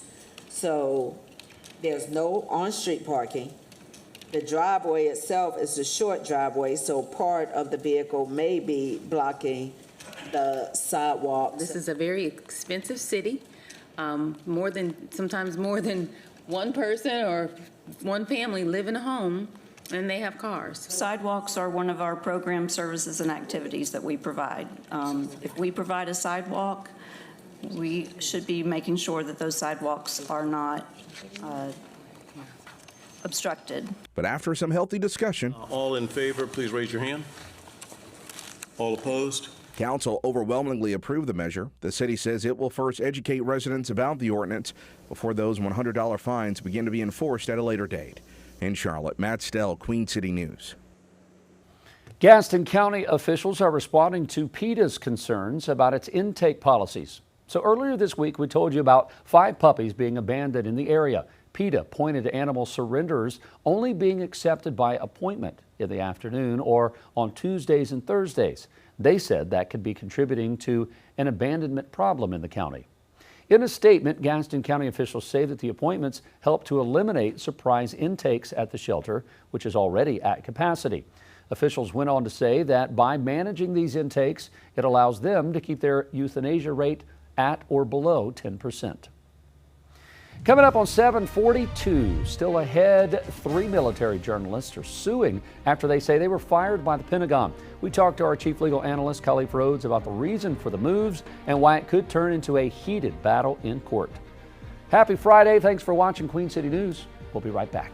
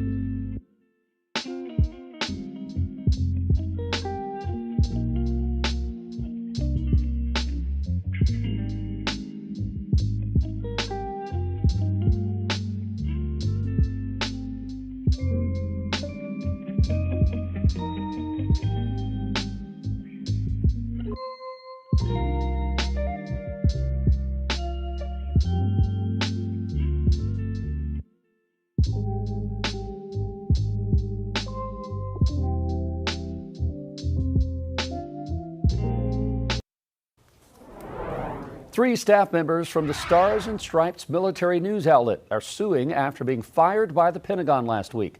The lawsuit involves the publisher, editor-in-chief, and a reporter.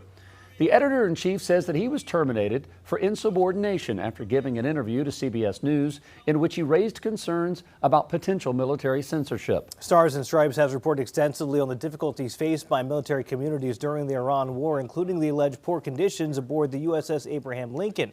The suit accuses the Trump administration of violating the employees' First Amendment free speech rights. Joining us now, our chief legal analyst, Khalif Feroz. Khalif, this has a couple layers to it. They did interviews with CBS. They were given clearance to do so.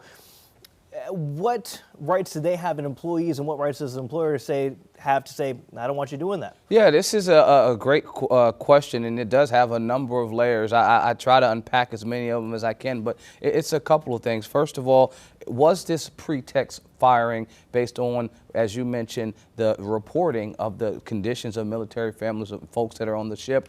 Or was it them getting fired for insubordination for going on and being participating in that CBS Monday morning interview? I think that what plaintiffs are arguing is the pretext argument that, listen, we wrote this story. You didn't like this story. The First Amendment protects this story. And so then you found a way, because you couldn't fire us for the story, to terminate us for the CBS interview. If that is the case, plaintiffs will be successful. Pentagon, yes, they have authority to fire these folks, but you can't fire them if you're using it pretext, the First Amendment protections for something that they clearly have a protection to do. So I think that what this case will hinge on specifically on is what was the firing actually for, not really who has the authority. It's clear that they have the authority to terminate employees, but it can't be in violation of a constitutionally protected right.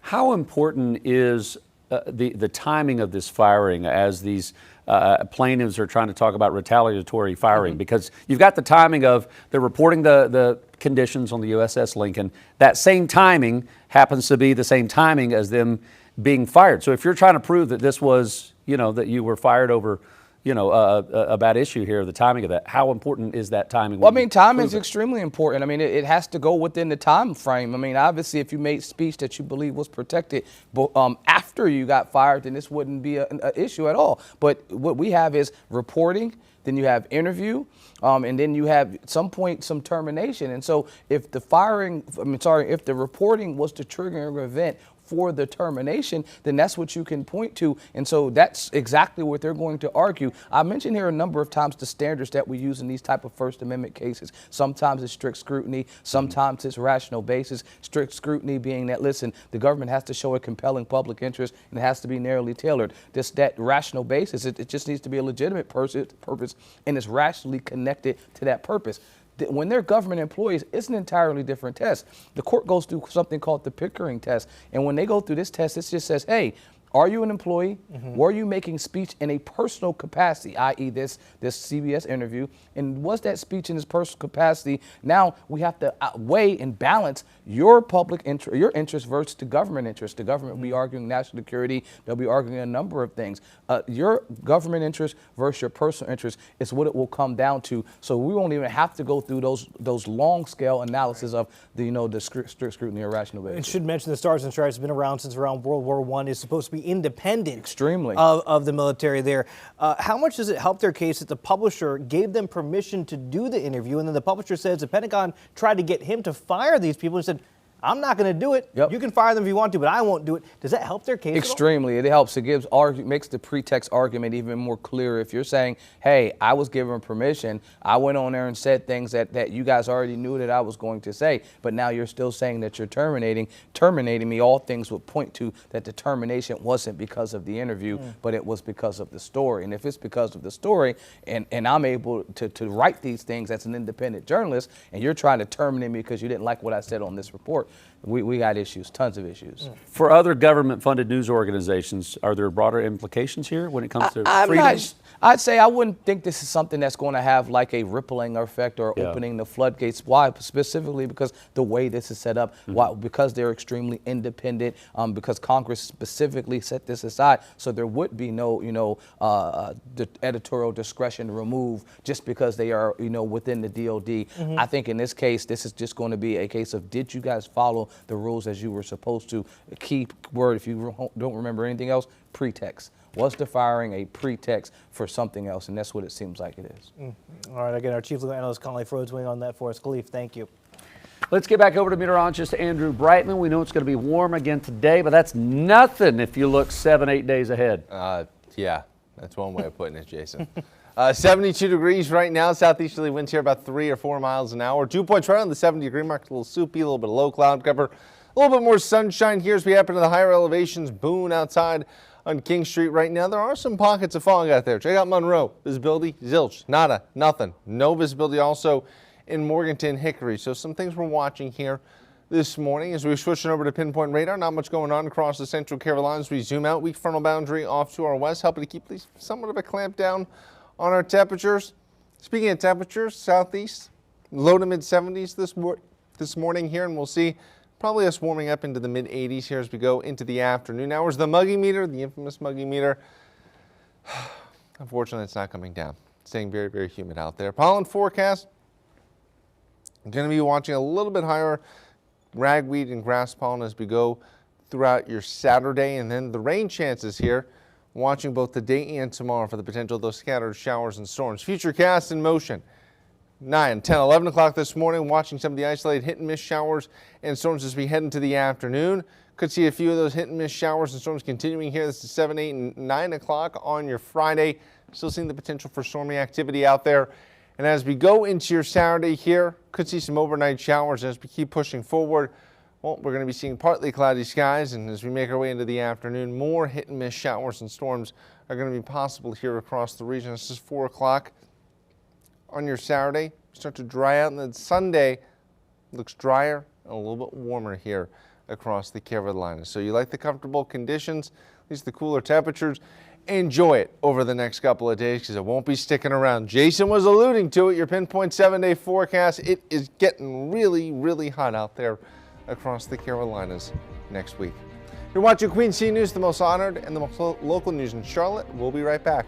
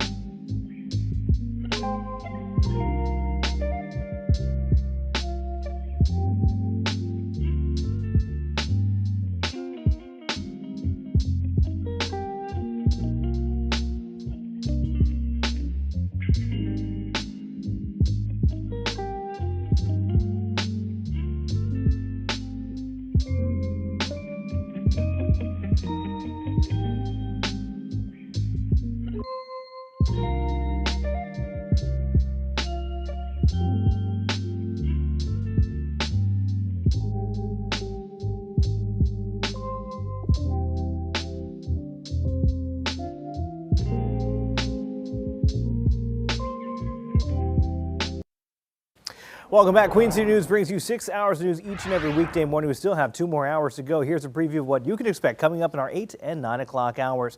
Today marks 6 months since the start of the U.S. and Iran war, and there is still no end in sight. In our next hour, we'll get a live report from Washington on where things stand now and the economic burden both countries are now facing. Plus, more Murdaugh drama this morning as a judge will allow a lawsuit from Buster Murdaugh against multiple defendants, including Netflix. What the son of the former South Carolina attorney Alec Murdaugh is claiming. We'll speak with our chief analyst Colin Leaf Rhodes about that coming up. And the Carolina Panthers welcome the Houston Texans to the QC for the final preseason game. Not only is the black and blue looking for a win, but it's time to make the all-important cut from 90 down to 53 for the final roster. Sheena Quick stops by the studio at 9 for our Panthers preview. You're watching Queen City News, the most honored and the most local news in Charlotte. We'll be right back.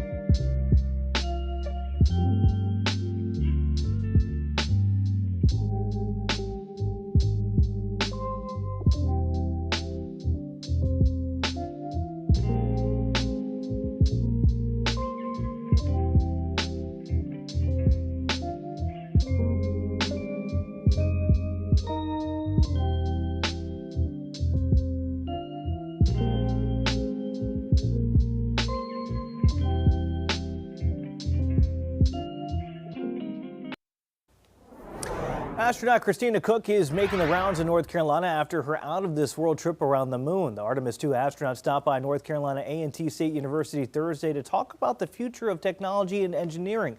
Koch visited the school back in 2003 as a young engineer. She enjoyed coming back to share a classroom with the superstars of tomorrow.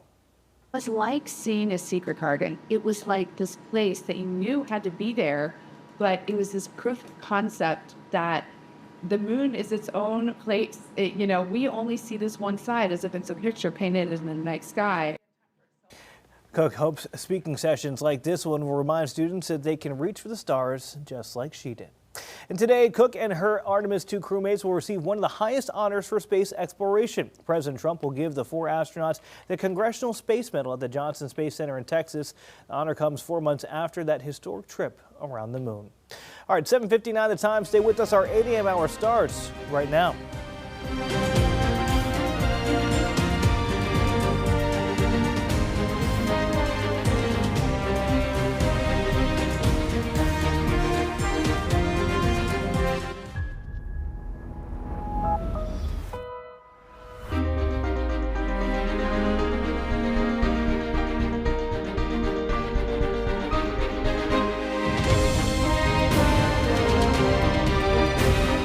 City News starts now. Well, good news, it's Friday. Bad news, it's humid.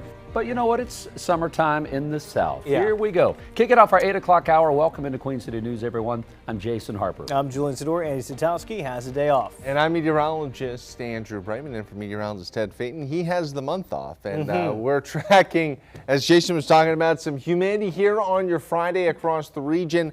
Temperatures, though, not crazy hot. I mean, middle 80s. Kind of, we'll take that for this time of year. You know, I have to strategically mow once a week. And so today's my day, and I'm already looking at next Have you looked week. into the robo mowers you can buy now? I have. I'm not ready to pull the trigger on that. I got some other toys that I would prefer to have. But as I'm strategically planning to mow today, that means a week from today, I'll need to mow again, and that's what I'm afraid of. Yeah. It's based off of what you're looking at next week. Yeah, it's really going to be hot out there. You're going to be sweating on the mower next week. Oh, man. You have my thoughts and prayers. Right now, as you look towards uptown, we got the low cloud cover this morning. That makes me happy to actually live in an apartment, one of these rare occasions, and not be a homeowner. Low cloud cover as we look towards uptown here, very low. You can see the cloud deck about, let's call it about 300 feet off the ground or so here this morning. And we're going to be seeing quickly, we should see that cloud deck start to rise, more sunshine, kind of similar to what we saw yesterday, some isolated afternoon storms. The stormy pattern continues through tomorrow with just the afternoon hit and miss wet weather. As Jason and I were talking about, it's going to be getting really hot as we go into next week across the Carolinas. Charlotte Live Cam, there's some of the fog, low cloud cover. It's really not really fog, but very low cloud cover we're dealing with this morning. 73 degrees, calm conditions, dew points in the lower 70s right now. Pinpoint radar quiet across the central Carolinas as we get things started here. As we zoom out, we got a frontal boundary kind of draped almost over the central Carolinas, and will help to keep our temperatures at least a little bit on the cooler side, and also help to spur a couple of hit and miss showers and storms. Quick check in some of the airport delays. For the most part, we're in the green, though we always talk about best to check ahead with your local carrier, but right now we are looking pretty good. Temperatures currently upper 60s and lower 70s, 73 in Lancaster, 72 in Cheraw, 71 in Wadesboro, low to mid 60s. As we head up into the mountains, down across the Sandhills, maybe a couple degrees cooler compared to this time yesterday. I've got more on your forecast coming up in a few minutes. Jason? All right, thank you very much, Andrew. Appreciate that. Listen, if you live down in the Waxhaw area trying to work your way up Providence Road, kind of the main intersection in Waxhaw is Providence at Cuthbertson Road, and right there near the McDonald's and the CVS is an overturned vehicle right at the stoplight. Some of the power's been knocked out. Multiple paramedics, fire trucks there.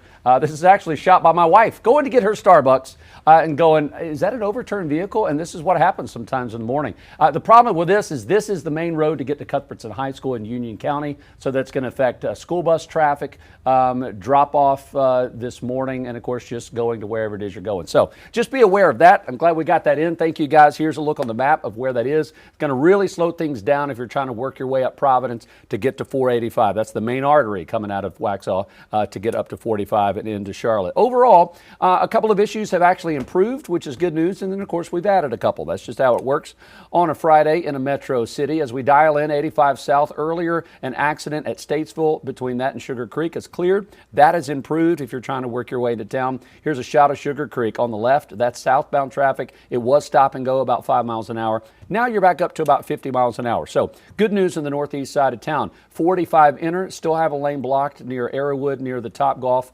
Having a little bit of backups, but not too bad. Out in Gaston County, working your way up 85. Now we're in the green. Look at that. We were at 15 minutes a while ago. That's the best we've seen 85 at Cox Road probably all week, so we will take that as a gift on this Friday morning. Closer to town, Independence Boulevard on the east side of the city. First of all, you can't see because of the fog. Now you're down to 10 miles an hour because of an accident.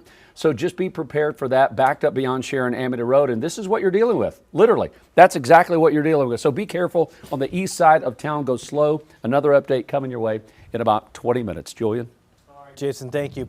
Happening now, crews investigating the cause of a house fire in northwest Charlotte. This is a live look at the scene brought to us by photojournalist Trevor Beck. This started before 5:30 on Haywayne Court, which is not far from Old Concord Road. It took firefighters about 30 minutes to put the fire out, but look at that damage right there to the left side of that home that we're able to see now all the way down to, it looks like a couple levels significant fire damage. And we also want to show you what this looked like earlier when crews got on scene right there. You can see more of that damage on the left side of the home, just where those flames were coming out. These photos are from Charlotte Fire. You can see the response there too. They had the ladder truck going to that second level. Thankfully, no injuries reported there. We'll have more on this throughout the morning, both on air and online at QCnews.com. At least 538 people are dead. Thousands more are missing, including nearly 100 Americans after that catastrophic flooding that swept through Nepal. Our Margaret Chadbourne tells us how the U.S. is responding to that disaster. State Department tells us it's deployed a disaster response advisor to the region. At least 65 Americans are missing, and rescue crews are racing the clock in a search to find more survivors. Nepal's army deploying soldiers to some of the hardest hit areas after floodwaters unleashed a landslide high in the Himalayas. Roads and bridges collapsed, cutting off remote villages. Nobody's ever seen anything quite like that. Very powerful, strong, strong, well-built buildings were wiped out like they were toothpicks. At first thought to be an earthquake due to unusual tremors, the more likely cause of the catastrophic flooding now uncovered, a glacial collapse. A cascade of water, ice, and mud crashed down the mountains along the China-Nepal border, washing away vehicles, buildings, entire communities. Surveillance video showing crowds running for safety. Thousands remain missing, including dozens of Americans. Oh, it's terrible. No, and we've called Nepal and we've offered any help that they need. Lawmakers also following the developments closely. The United States should be doing whatever we can and providing whatever resources possible to make sure that we are helping to find any survivors and support those who were impacted by this tragedy. Congressman Johnny Olszewski, a Democrat from Maryland, is concerned because he says U.S. aid to the region was recently scaled back under the current administration. To the State Department, to other organizations that would usually be quick to step in and fill the void here. The U.S. Embassy in Nepal's capital is working to help Americans who were visiting when the disaster happened. Margaret Chadbourne, News Nation, Washington. Well, 6 months after the U.S. started military operations against Iran, President Donald Trump says he does not want to negotiate with the Iranians. News Nation Washington correspondent Vinay Simlot joining us live to explain the very latest. Vinay, good morning. Hey, good morning. The president said he started this military operation against Iran to make sure the Iranians never get a nuclear weapon. But now, 6 months later, there's no nuclear deal, and focus has turned to the Strait of Hormuz and the energy economy. 6 months after he launched military strikes on Iran, President Donald Trump says the mission is accomplished. Iraners right now, they're not paying their troops.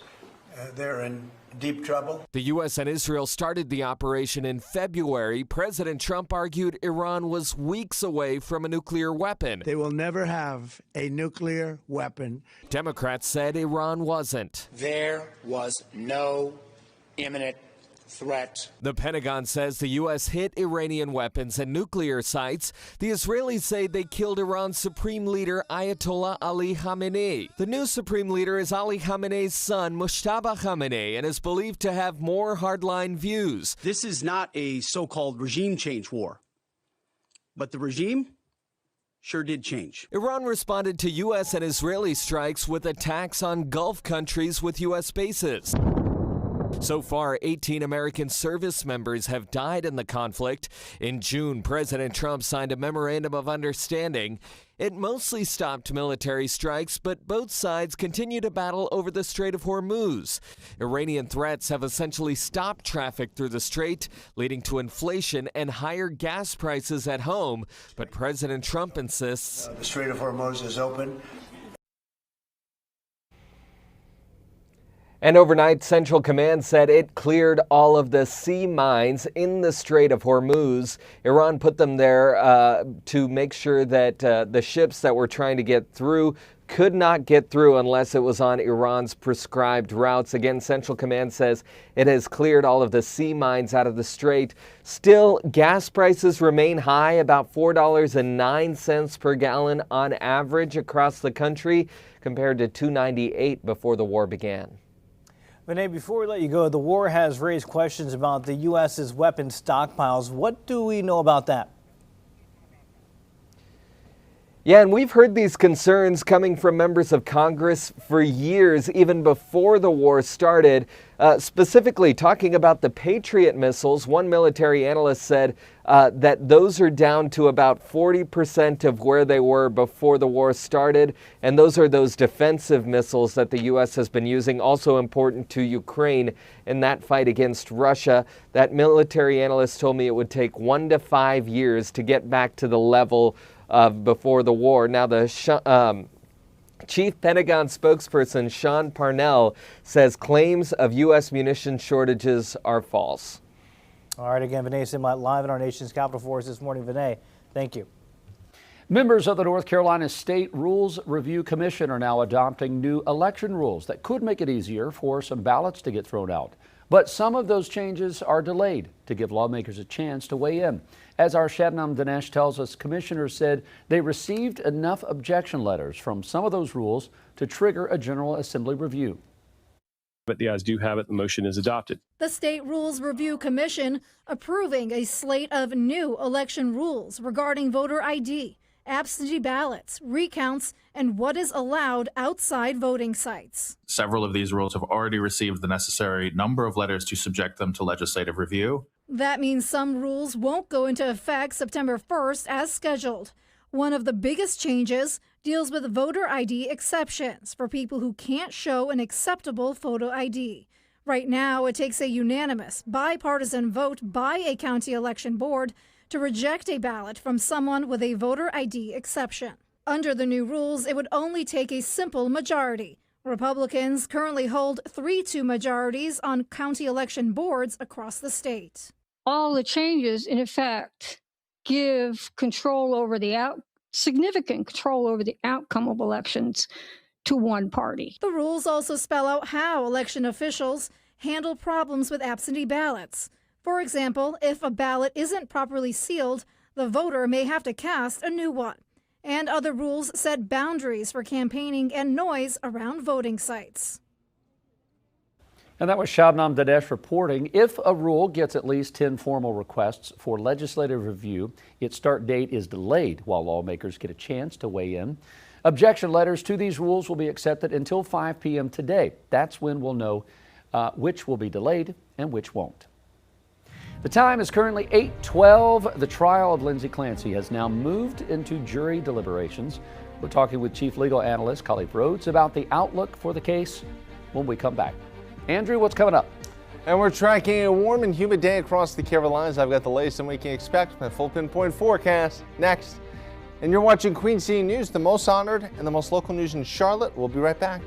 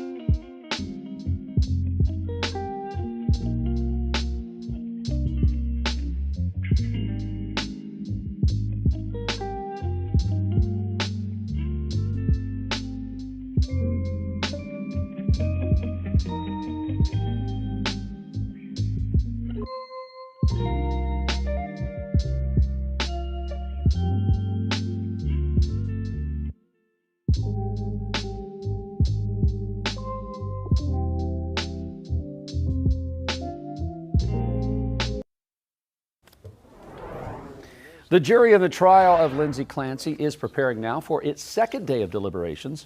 Clancy is accused of murder after strangling her 3 young children. Clancy's attorney says she should not be held criminally responsible because she was suffering from postpartum psychosis, but prosecutors say she acted, quote, intentionally, rationally, and swiftly. Joining us now, our chief analyst, Khalif Rhodes. Both sides made their closing arguments yesterday. Khalif, will start there. What did you take from them? Did it sway your opinion on how the jury might reach their conclusion? I don't know if it swayed my opinion, but I was impressed with both sides, and I'll go through a couple things. This case boils down to a number of things. First of all, is it a murder or suicide? Because that's the question. And one thing that's not at issue, we know that she killed these individuals. Was it a murder or suicide of her mother that was severely depressed but understood and appreciated what she was doing? Or was it a murder-suicide of a person that did not understand and appreciate because of postpartum psychosis? That's what's going to be the question, and I think both folks attempted to try to hit that home. When you first look at defense, he started off, right on fire. He puts up a picture of her loving, happy, family, smiling, right next to a picture of her in the hospital after she jumped out of the window. And he asked the question, how does a person go from the picture on the left to the picture on the right? I think that's a great question, trying to allow them to see how far she had come, and he overemphasized that this woman was asking and begging the medical community for help, and the community failed her.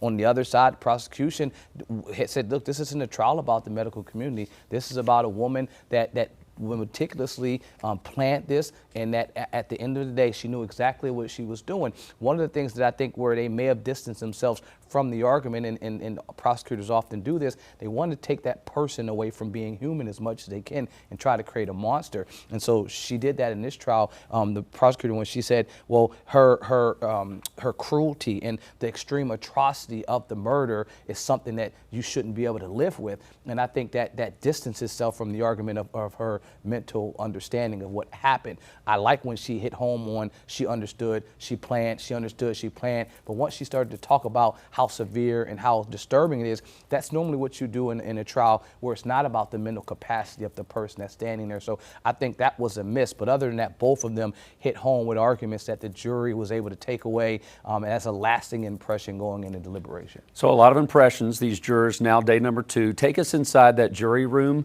22 days is what they're trying to compile, highs and lows, emotional moments that they're trying to come up with a difficult verdict, right? What is their biggest hurdle inside that room? Because this is not a simple guilty, not guilty. Yeah, I mean, obviously you have the jury instructions that give them an opportunity to do a number of things. Guilty, not guilty on murder, guilty, not guilty on for reasonable insanity, involuntary manslaughter.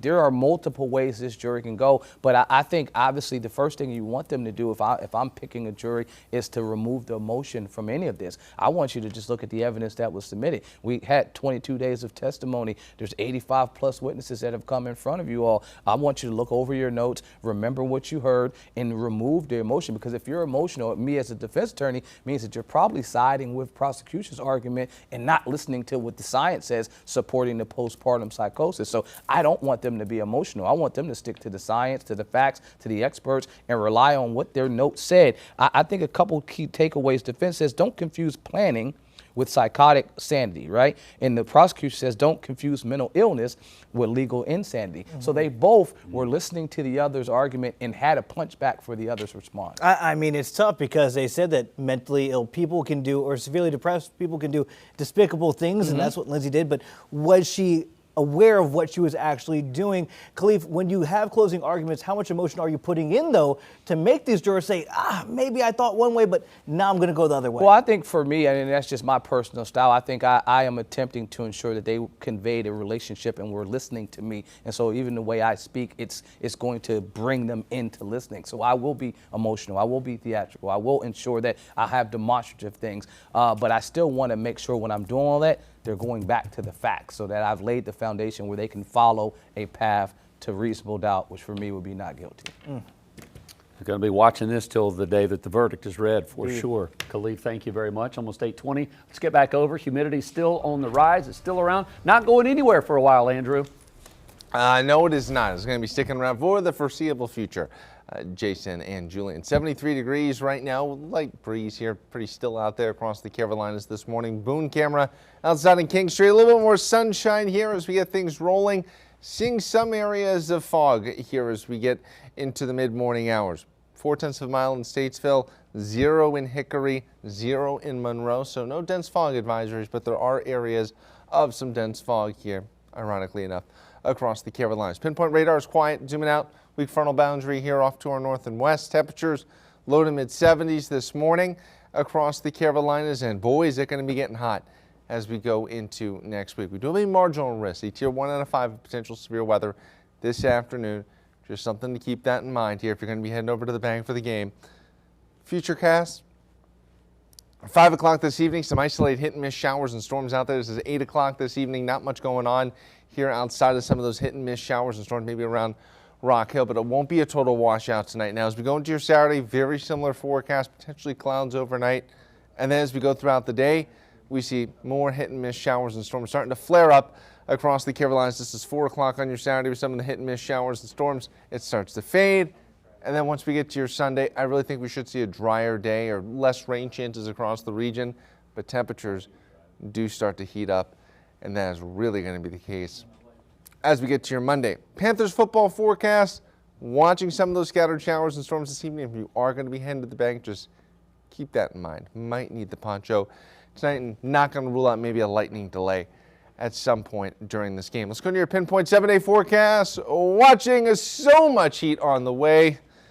Jason, I'm already sweating for you thinking about the lawn mowing you're going to be doing next week. Highs in the upper 90s. You know what? Because of that, I'm cranking my little personal fan up Do to it. 3. I'm cranking it up to 3 right now because you got me sweaty thinking about I'm going to be sweaty this afternoon. All right, you can probably hear my fan in the microphone. Now, we are looking at a beautiful start. It might be humid up in New York City this morning. Futures are mixed. We're still a good hour before markets open. The Dow, S&P up in the green, NASDAQ down. We'll join Jane King live after the break.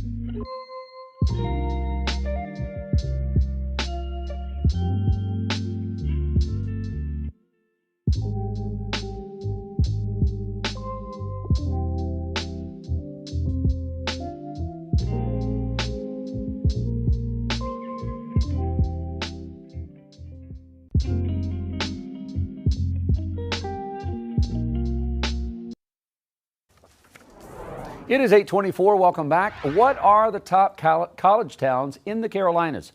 And the U.S. is in talks with Venezuela to take a large stake of its oil fields. Jane King live at the New York Stock Exchange on this Friday. Some big stories ahead. Jane, good morning.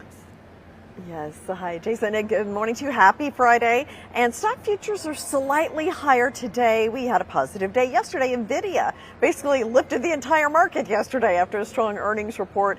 We will hear from the Federal Reserve Chair. Kevin Warsh will be giving that annual testimony from the big economic meeting that they have in Wyoming, and that comes at 10 o'clock this morning.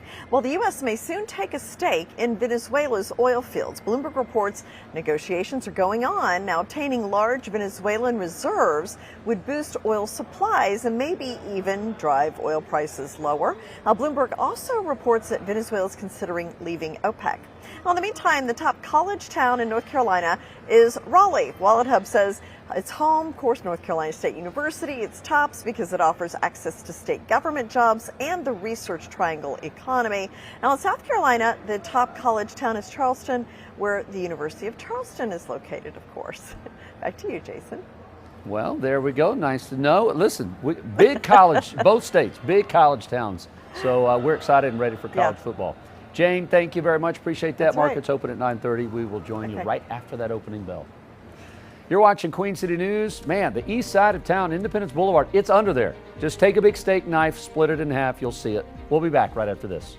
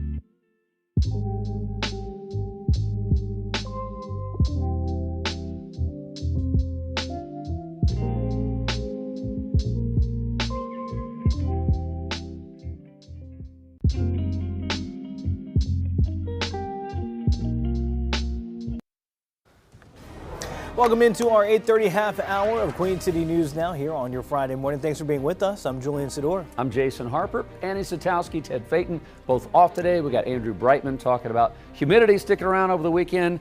Like thousands of fans, I predict, will be at Bank of America Stadium tonight for their final preseason matchup. That's a good prediction, Jason. How about that?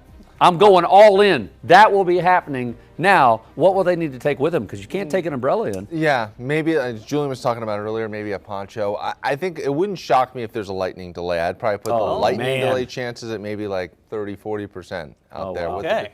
Because it all depends on where these storms pop up. You can have these weird situations like last night on the north side of Charlotte. There was a downpour, and then if you got to south end, it was completely dry. It was just one of the.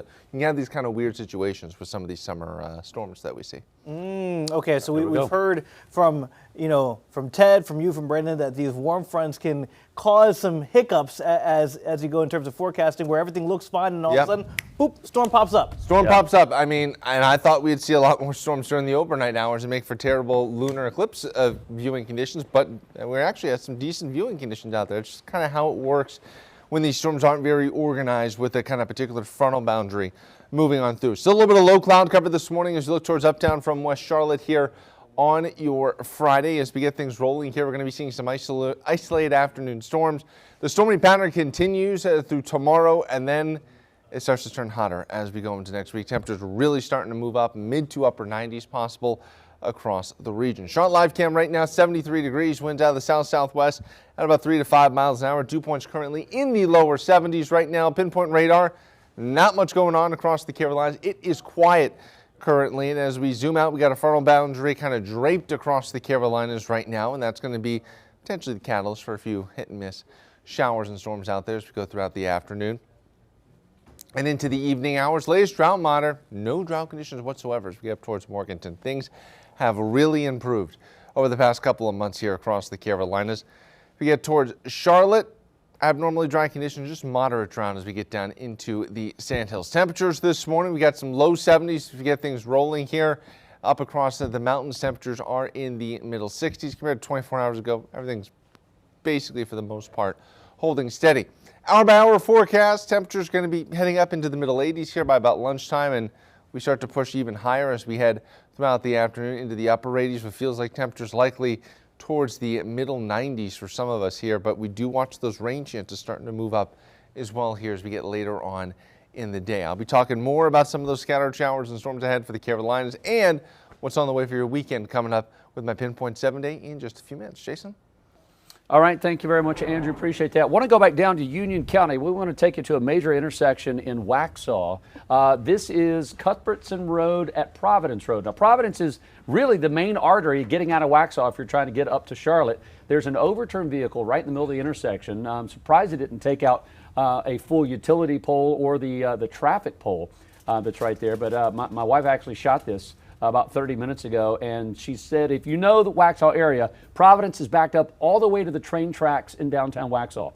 And again, this is kind of the main way out. You might have to hop on Highway 75, go over to Lancaster Highway, take 521 up from Indian Land. Let's show you on a map where this is. It'll just kind of give you perspective there. Yeah, so the red part, that's Providence trying to head north into Charlotte. You're going to have to come up with some alternate routes. Maybe, like I said, head over across the border to South Carolina, might get you in, or Weddington Road to work your way up. Major headache in Union County this morning, and I hope that's not a teen driver. That's right near high school traffic. It just makes me so worried about some of those teen drivers that they get going too fast. Overall, some improvements this morning. 85 south accident is cleared. 45 inner near Pineville has also cleared. So there's some good news. Gaston County is in the green. 8 minutes. It's the best it's been all week. 85 north at Cox Road.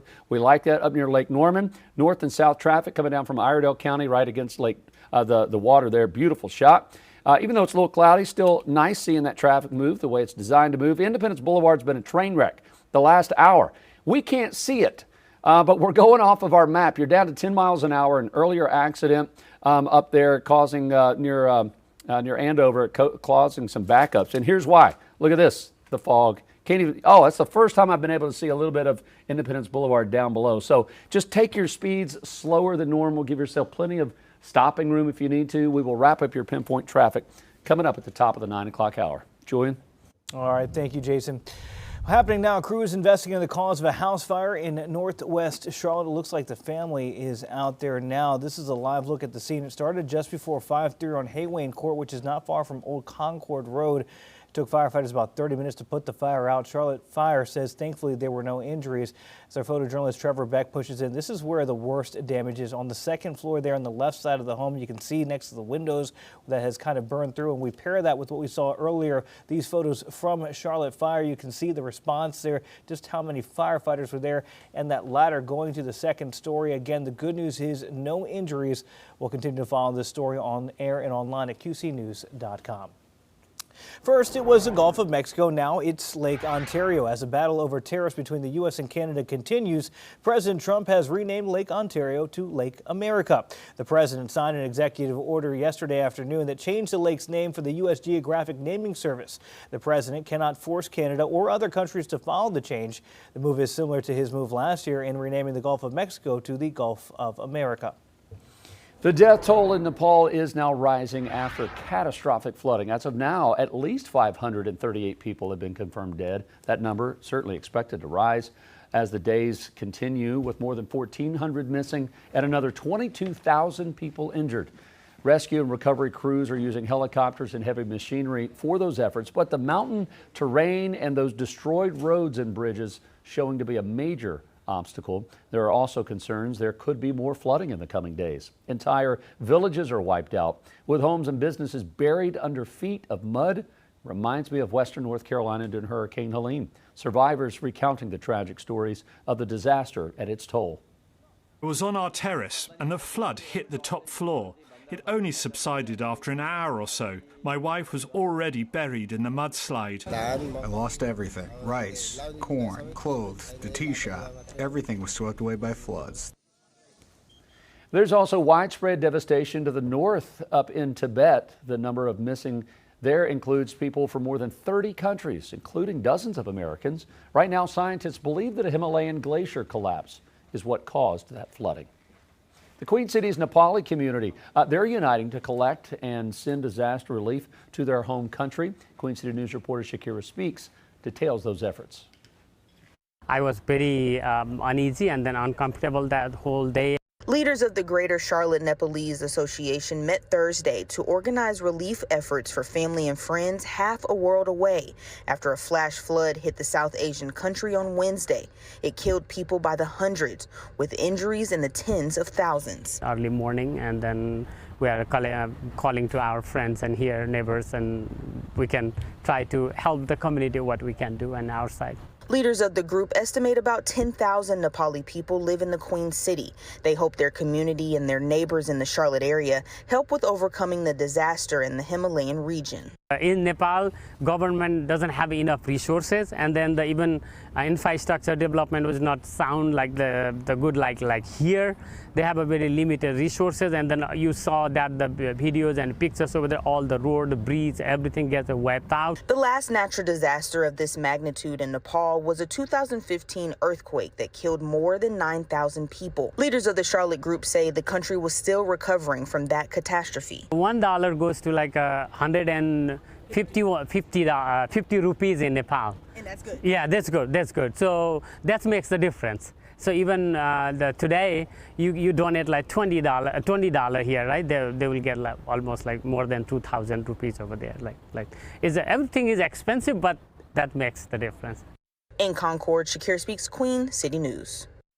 An Avery County man charged in a deadly Tennessee cycling crash is accused of violating conditions of his release. Investigators arrested 69-year-old John Benfield on vehicular homicide charges last Wednesday.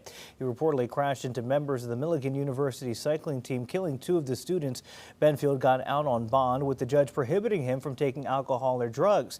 Avery County deputies gave him a drug screening on Monday, and that's when he allegedly tested positive for both alcohol and THC. Benfield has been extradited back to Carter County, Tennessee, where he's being held without bond. North Carolina Congressman Chuck Edwards is calling for his House colleagues to reconsider an ethics investigation that found he engaged in inappropriate conduct with female staffers. The House Ethics Committee released its findings earlier this month, recommending the censure of the Hendersonville Republican. The report detailed gifts Edwards gave the women, including jewelry, vacations, guns, and one-on-one dinners. The committee also found he engaged in persistent, unprofessional, and inappropriate conduct. Edwards' letter asked lawmakers to distinguish between unconventional conduct and sexual harassment. In the letter, Edwards writes, quote, "An affectionate friendship is not a sexual proposition. A gift is not sexual misconduct. A compliment is not sexual misconduct. Poetry is not sexual misconduct." House lawmakers could vote as soon as next week on whether to censure Edwards. He ended his run for re-election after that report came out.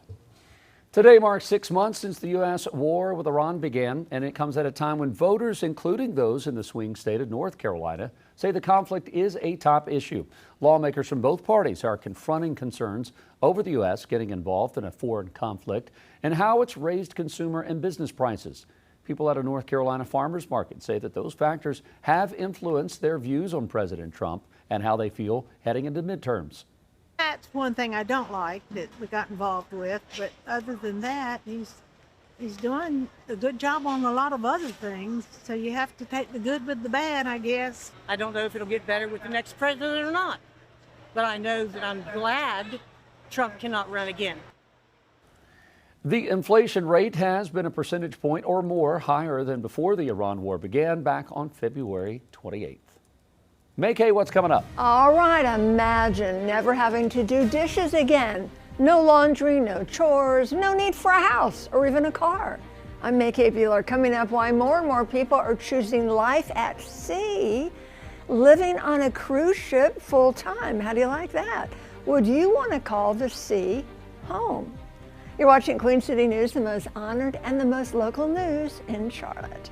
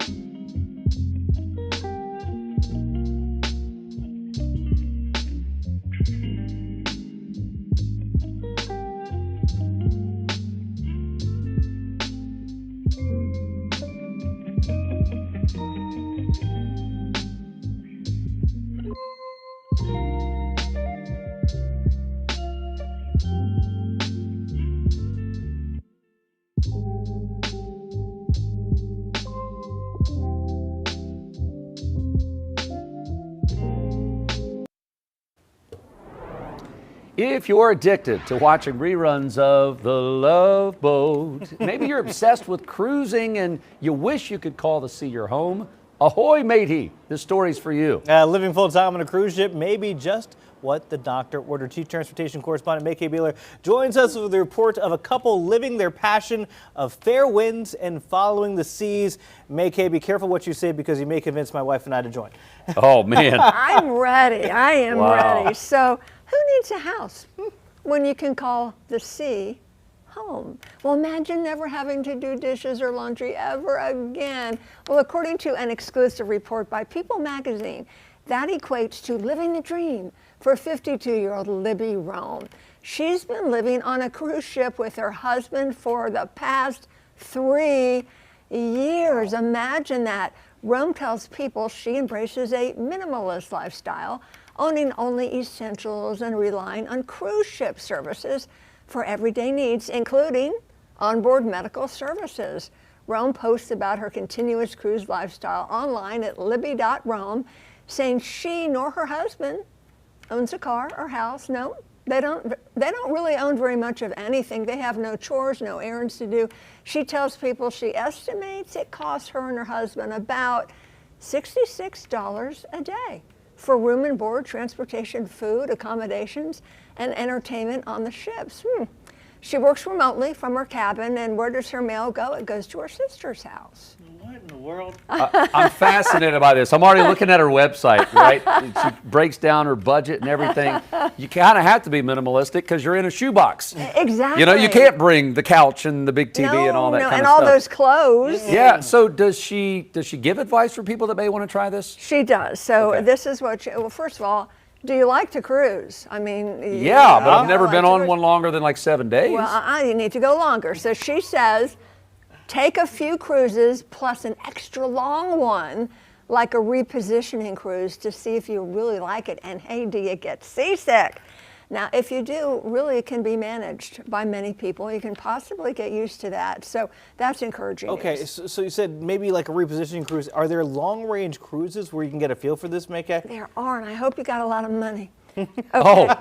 So you can sail continuously really on any cruise ship, but there are private residential cruise ships like the World or Villa V Odyssey. They circle the globe through hundreds of countries and about 500 destinations. You can own or rent a cabin. Prices vary. Resales for owners cost between $3.5 million and $15 million bucks on the World. That's the largest privately owned residential yacht on Earth. Bon voyage. Listen, All right. again, I'm looking at her budget. She's got it down under about $3,000 a month.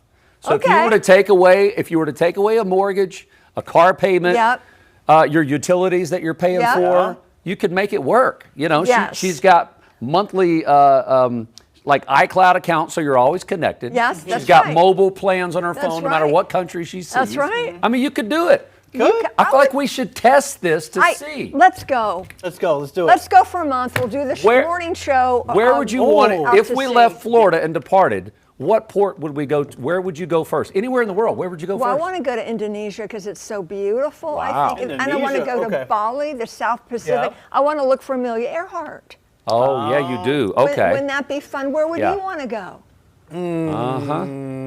You could go anywhere in the world. Anywhere in the Man. world. But you have to look out for pirates. Oh, yeah, I would love to see South Pacific. I'd love to go down through the Panama Canal and then head to the Pacific. I would love to go somewhere Asian countries and do a tour of Asia. That's what I would do. That would be great. You know, Japan would be on my list. You know what your problem would be though, May-Kay? When they say everybody back on board after the excursions are done, you'd still be out there looking for Amelia. Looking for Amelia, and we'll have an update on her in October, a new search for Amelia Earhart. Anyway, can you imagine living on a cruise ship? I'd like to try it for a month. There we go. I wonder what Andrew thinks about that. If Andrew... Good question. Okay, well, you know what? I don't know if you can wish upon an eclipse, but that's what we had last night. You can wish upon a star. Check this out. New this morning, we're seeing video of that overnight lunar eclipse. 96% of the moon passed through the darkest part of the Earth's shadow, causing it to turn kind of that reddish color you're seeing right there. Stargazers across the large parts of Americas, Europe, and Africa were able to get a glimpse of the event.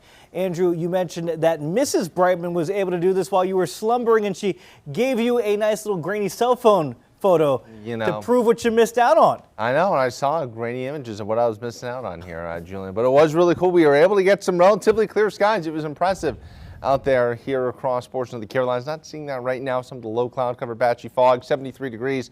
Right now, light winds out of the south-southwest, about 5 to 7 miles an hour, 2 points in the lower 70s.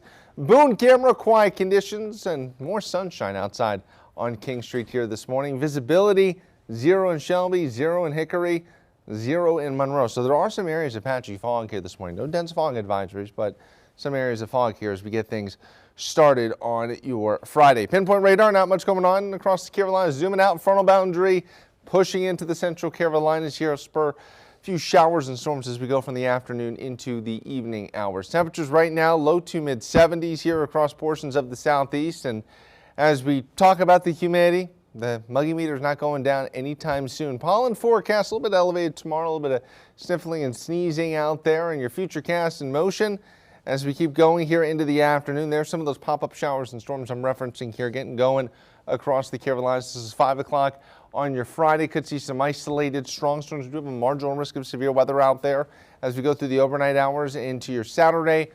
Might see a couple overnight storms, then we should start to dry out.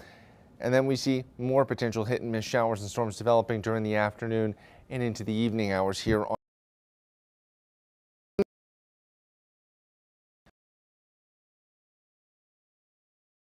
half of your weekend. That will certainly be the case as we get to early next week on Monday. Panthers football forecast. Scattered showers and storms possible here. Just keep that in mind if you're going to be heading over to the bank. Might need that poncho. Let's go to your pinpoint 7-day forecast. Watching some of the hit and miss showers and storms. Temperatures though in the middle 80s for both today and tomorrow. And then as we go into next week, it's really going to be getting hot out there across the Carolinas with temperatures into the mid to upper 90s. You're watching Queen City News, the most honored and the most local news in Charlotte. We'll be right back.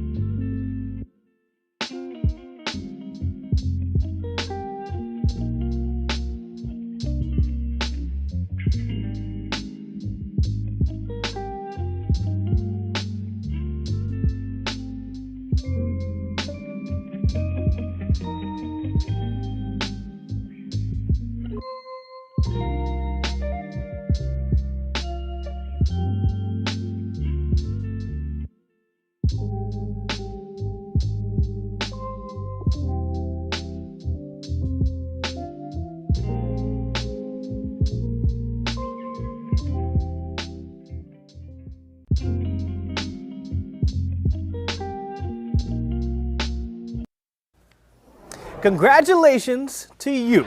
You have made it to Friday. Woohoo! Here we go. Listen, a lot of things for you and your family to do over the weekend all across the Queen City. So here we go. Tonight, of course, the big event. The bank's going to be rocking for a Carolina Panthers final preseason game, and it's really the only one here in Charlotte. So the team's taking on the Houston Texans tonight. You won't see any starters out on the field. At least they won't be, probably won't be playing tonight. Game gets underway at 7 o'clock. Tickets, $8. We're going to be talking with our good friend Sheena Quick coming up here in about 15-20 minutes about the big game. Well, tomorrow high schoolers take the field at the bank for the annual Keep Pounding Classic. This year's doubleheader features Indian Land taking on Northwestern at 4, followed by Cardinal Gibbons versus Huff at 8. Tickets are going for, you guessed it, as low as $8. I wonder how much tickets are for Charlotte Knights. One for $8. Knights are in town. They're all weekend long, taking on the Memphis Redbirds. First pitch tonight, underway at 5:05. And it's Margaritaville Hawaiian shirt giveaway night. Oh, wasted away at Truist. How could you not go to that? An adult beverage, have on the shirt, some fireworks to round it all off tonight. And then Saturday's game, first pitch, 6:05. Sunday, back to 5:05 start. And on Sunday, it's also Everyone Runs the Bases night. As Jason and I have been saying, make sure you stretch adults before you run. F1 is coming to Symphony Park this weekend, but it's different than what you might be thinking. It's a Lego F1 experience. You can build, race, and explore Lego Formula One with hands-on building activities, high-speed racing simulations, a pit lane challenge, and more. It runs from 10 in the morning until 6 at night on Saturday and Sunday. But wait, there's more. Ooh. You can also catch the Blues Travelers, Gin Blossoms, Spin Doctors. All let it happen in one place. They're all going to be playing at the Skyla Credit Union Amphitheater this Saturday evening. It kicks off at 6 p.m. You can find those tickets. Sorry, not $8. Those are $45, but that's a pretty good deal at Amphitheater for 3 different bands. All that's just a snapshot of what's going on. 20 or 30 more things. You can go to them on our website. You're watching Queen City News. Final hour coming up.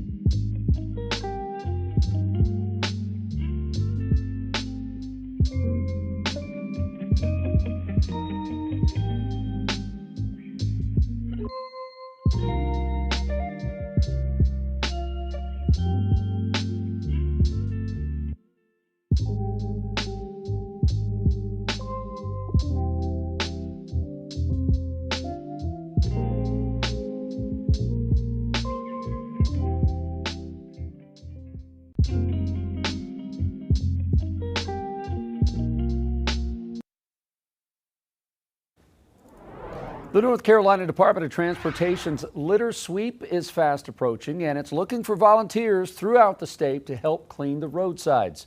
The biannual litter cleanup runs from September the 12th through the 26th.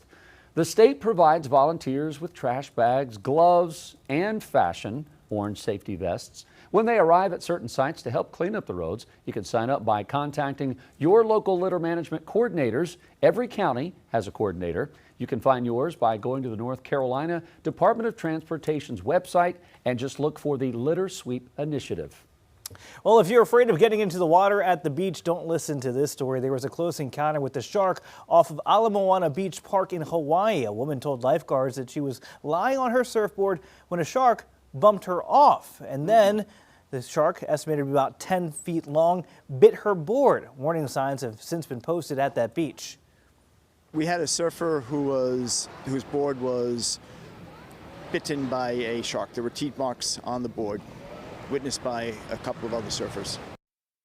Lifeguards are also urging swimmers to let them know as soon as possible if they see or encounter a shark. If I saw one, the lifeguards would know by my screams. I think everybody would know what's going on. All right, our last hour of Queen City News Now starts right now.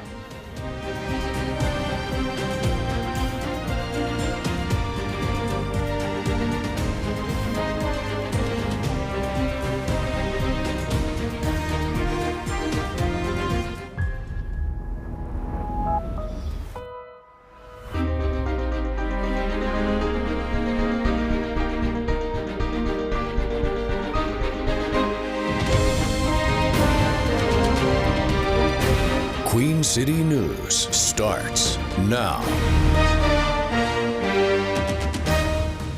Here we go. It is almost 9 o'clock. Welcome into Queen City News, everyone. The final hour as Andrew calls the Power Hour. It is going, the Power Hour. It is a real thing and it's happening in real time. Welcome in, everyone. I'm Jason Harper. I'm Julian Sador. Andy Satowski has the morning off. And I'm meteorologist Andrew Brame. I'm in for, of course, meteorologist Ted Payton. He's got the month off. But we're going to be talking here about some of the heat and humidity as he enjoys being father times two. We have got a lot of mugginess on the way here for your Friday. And we're going to be seeing that really for the foreseeable future here. Even with the warmer temperatures, the humidity is not going to be dropping all that much. Charlotte Motor Speedway here as we get things started on your Friday. Partly cloudy skies. Once we get rid of some of that low cloud cover, that will allow our temperatures to begin to move up. Also, should see a little bit more sunshine out there across portions of the Carolinas here. Right now, we got isolated afternoon storms on the way. That stormy pattern continuing through your Saturday and then getting hotter as we go into next week. Charlotte live cam right now, 74 degrees, calm conditions, dew points right now in the lower 70s out there across the Carolinas. Pinpoint radar, not much going on, and yeah, going to be staying fairly quiet until we get to the afternoon hours. We do have a frontal boundary kind of draped across portions of the Carolinas. Will help to spur a couple of showers and storms. Quick check in on some of the airport delays. Take another friendly skies. Always best check ahead with the local carrier, but in decent shape. Also, latest drought monitor that came in yesterday shows more and more improvement. I got more in your forecast coming up in just a few minutes. Jason? All right, thank you very much. Appreciate that, Andrew. Wrapping up traffic for today, we want to go back down to Waxhaw, North Carolina. Union County, earlier this morning, about 45 minutes ago to an hour, got an overturned vehicle. My wife captured this early this morning. This is the major intersection in Waxhaw, and so Waxhaw Police Department saying Providence Road backed up all the way to the train tracks in downtown Waxhaw. You got to find another alternate route. This affects a lot of traffic, school traffic, buses. I'm hoping, it always worries me when you see an overturned vehicle. We don't know the cause, if it was speed or someone pulled out in front of them, but hopefully it's not a teen driver. A lot of high schools in this area. But you're going to have to either go west towards South Carolina and work your way up Lancaster Highway or through Weddington. But hopefully that will be resolved in the next half hour. Overall, things have improved as we're on the backside of rush hour. A couple of issues to the north part of the city. Gaston County coming in 85. Now moving along finally at 60 miles an hour north of town up near Mooresville and Iredell County. All stretches across Lake Norman looking good. Closer to town, here's a snapshot of how nice things have finally recovered. Speaking of recovering, finally being able to see through the fog in the first time in the last hour this morning. So that is some good news. If you're headed to the airport, check with your airlines, make sure no delays. Just don't be distracted on this Friday and get a speeding ticket. Julian? All right, thank you, Jason. Well, jury deliberations are resuming this morning in the murder trial of Lindsay Clancy. Clancy is accused of strangling her 3 children. She pleaded not guilty by reason of lack of criminal responsibility. During closing arguments yesterday, prosecutors told jurors that evidence shows Clancy was in control at the time of her children's murders. They went on to say she knew right from wrong and planned her children's killings and her own suicide in 2023. But her lawyers argued that she was experiencing postpartum psychosis when she killed the children in their Massachusetts home. Prosecutors said the case is not about postpartum mental health, and any suggestion otherwise is a, quote, distraction. Well, the South Carolina judge overseeing several cases involving the controversial SoFab solar facility in Fort Mill is upholding his previous order regarding the company's operations. Last month, the judge decided that solar panel manufacturing does not fall under what's allowed within a light industrial zone in York County. That's what SoFab Solar's facility is currently zoned for. Attorneys for the company filed an appeal asking the judge to reconsider that decision. Arguments were heard in court Wednesday. SoFab Solar officials maintain that the order does not affect current operations in any way and that it only impacts growth in the future. A judge ruled a 2024 lawsuit filed by Buster Murdaugh, son of Alec Murdaugh, can proceed. It alleges media companies falsely linked him to the 2015 death of Stephen Smith. The lawsuit claims that Netflix, the Cinemark, and a journalist connected Buster to the death of Stephen Smith in a documentary called The Murdaugh Murders. Buster was never named as a suspect. The defendants asked the court to dismiss the lawsuit, saying the documentary was protected by the First Amendment and it reported on existing rumors and public records. The judge stated creative liberties were taken by the defendants in that production to, quote, present the information in a manner that can be reasonably interpreted by a viewer as answering the questions posed. The judge has denied all motions to dismiss this lawsuit, which means the lawsuit will now move forward. All right, joining us now, our chief analyst, Khalif Rose, to break this down. So, Khalif, I want to see if we can get an important distinction here. The judge isn't saying that you did this, it's just saying that you got enough here that we're not going to dismiss this. This needs to go to trial. That is correct. Just that it needs to go to trial, but it needs to go in front of a trier of fact. Is there a material question of fact at issue here? And the judge is saying yes. Not that I agree with what your response is, not that I disagree with it, but is there a question of material fact? If that's ever the question, I don't want to dismiss it because I need to let the jury, the trier of fact, if it's a bench trial, make that determination. And so that's what the judge is saying. While I agree with Netflix's argument, I do think that at the summary disposition phase, when you're attempting to dismiss it, they have not met the burden where, okay, Buster failed to state a claim where relief can be sought. He has, and he stated a question that was material fact. Okay, so now I'll let the jury make a determination. I think they're ultimately successful in the end. But yes, can you make it through the front door to start the process, to start discovery, interrogatories, depositions, the whole process? Yes. Well, will they win? They as in Buster and his team? I highly doubt it. This is not one I looked at for a settlement. This is one that I really think, if you look at it, you have to be able to prove defamation, and you have to be able to prove that a number of things occurred that they knew or should have known. And their argument is it was based off of already reported rumors. It's going to be hard to beat.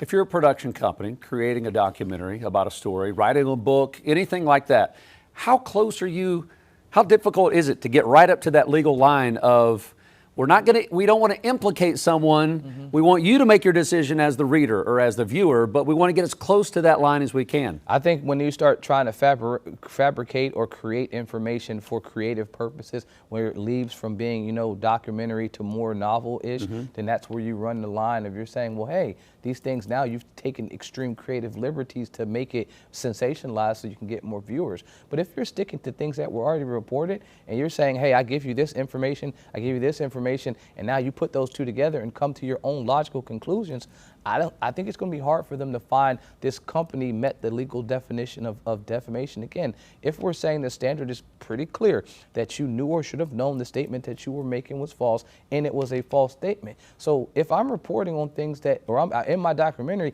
I'm only taking things that reported on, there's no way I could knew or should have known that they were false because other industries are reporting on it. Now, I'm assuming that they're fact-checking those other news agencies, but if this was something that they were the only documentary and there was no news reporting on it, I think different scenario. But if their argument is that we're just taking clippings and news that was already out there, it doesn't meet the basic minimum of the legal standard.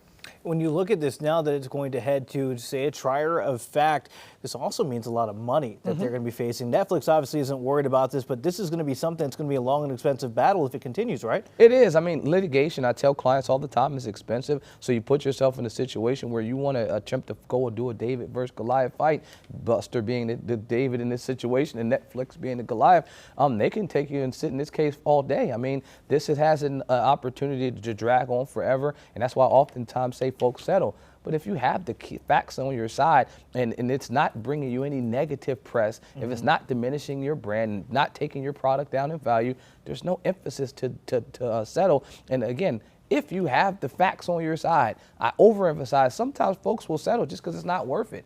But in this case, there's nothing on the side of settlement that I would check a box and say, okay, you need to settle and get rid of this one. With the judge giving this the green light, which side would you rather defend? I mean, I want to defend the easier one to win. Let's be clear. I want to defend the easier one. But I mean, if I'm being honest, you just when I look at these types of cases, especially from a law professor standpoint, this is just a good analysis of a case of defamation. Because I don't know if he'd be considered a public figure, but if he was, it would even be heightened. Because now you have to show actual malice. Not just that you knew or should have known that it was a false statement that you made, but now you actually intended to harm me. So if you add that extra layer, it's darn near impossible for him to be successful. But I think that this is an uphill battle. So if I'm picking sides, I'm going with Netflix because obviously they got the bigger bank to pay me longer litigation fees. All roads lead to justice, and all roads also leads to getting wins. Khalif Rhodes there weighing on that for us. Khalif, thank you. Let's get across the studio over to meteorologist Andrew Bright. We got a big Panthers game tonight, other Charlotte FC, a lot of things happening this weekend. Yeah, that's right. We got a lot of stuff going on here, and fortunately there's going to be a chance for a couple of storms to throw a wrench in some of those plans. We do have some isolated afternoon storms on the way. The storm pattern continues through your Saturday and then getting hotter as we go into next week, like much hotter. Temperatures potentially close to record territory. In fact, Charlotte Live Cam though right now still dealing with some of that low cloud cover. 74 degrees, calm conditions out there. Dew points in the lower 70s, humid as we get things started here on your Friday. Beach Mountain, get up into the mountains, lots of green, a little bit more sunshine also across the higher elevations. Pinpoint radar is quiet. Weak frontal boundary right over us right now, but temperatures fairly holding steady here in the low to mid 70s. I've got more on your forecast and what you can expect with my Pinpoint 7-day coming up in just a few minutes. Jason? Andrew, thank you, sir. All right, we've been talking about it. The game left tonight for the Panthers. It is the final preseason game. And also, we've got the cut line. You got to cut the players from 90 down to 53. Talking with Sheena Quick about the game tonight against the Texans next. And it's a big sports weekend for the Queen City as Charlotte FC travels down to Atlanta. Willie P stops by after our 9:30 to help us get ready for that game with our rivals. You're watching Queen City News, the most honored and the most local news in Charlotte Live. Look there at the bank.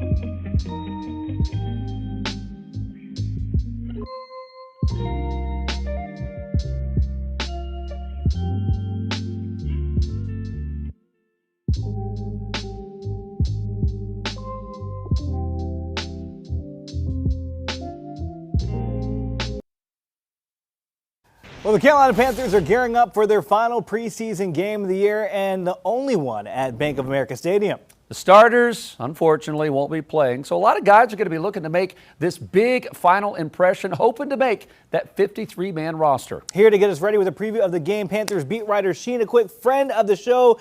Sheena, good morning. Thanks for stopping by. A lot of players looking at tonight as their chance to make that final roster. How important is it for guys that are on the fringe?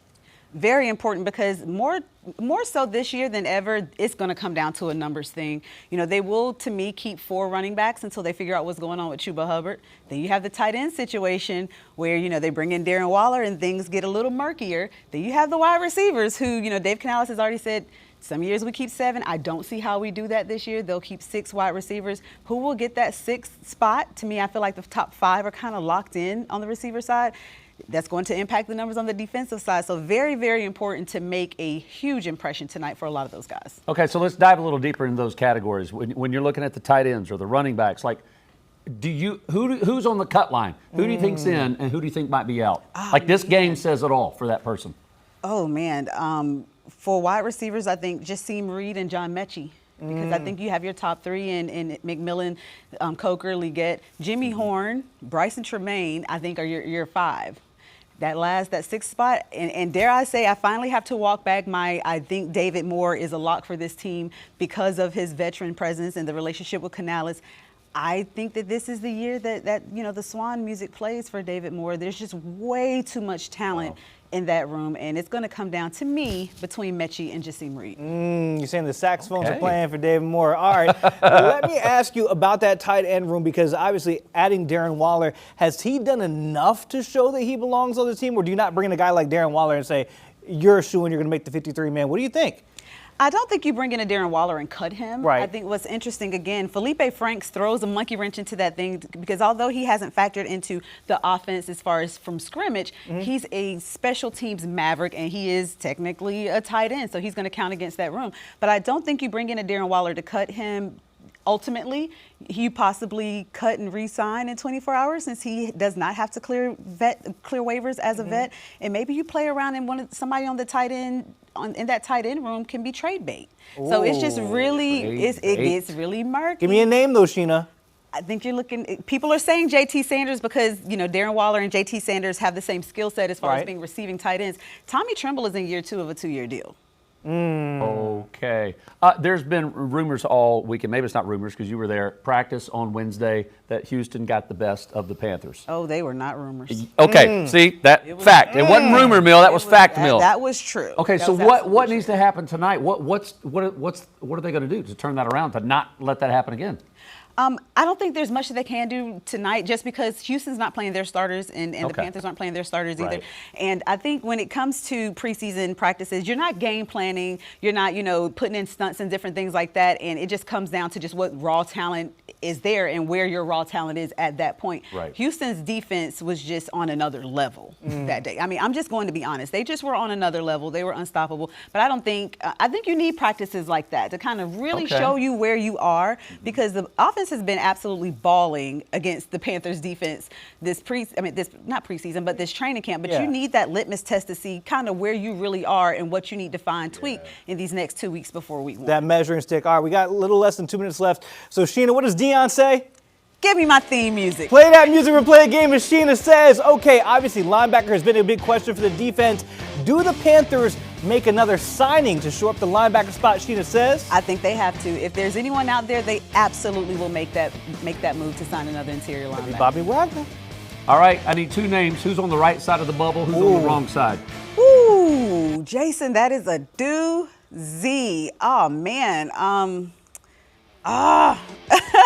I think Thomas Nkoun, who is great on special teams as well. I think he's one of those bubble players right now. Numbers-wise, he's on the wrong side of the bubble. He could do something extraordinary tonight to change that.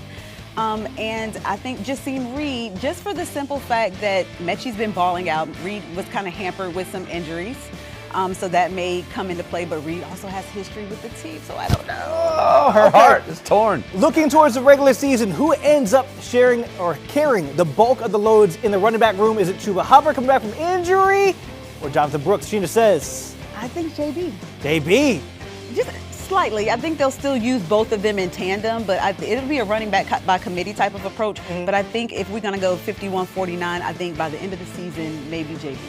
As of right now, who's more ready for week 1, Chicago or Carolina? Oh, I would say Carolina. Chicago's lost some pretty big hitters too, as far as season-ending injuries. So I'm gonna go with Bryce Young and the Carolina Panthers. there we go. Okay. Obviously, we got the game tonight against Texans. Starters aren't playing. Sheena, looking ahead towards week 1. We started off with the win, Sheena says.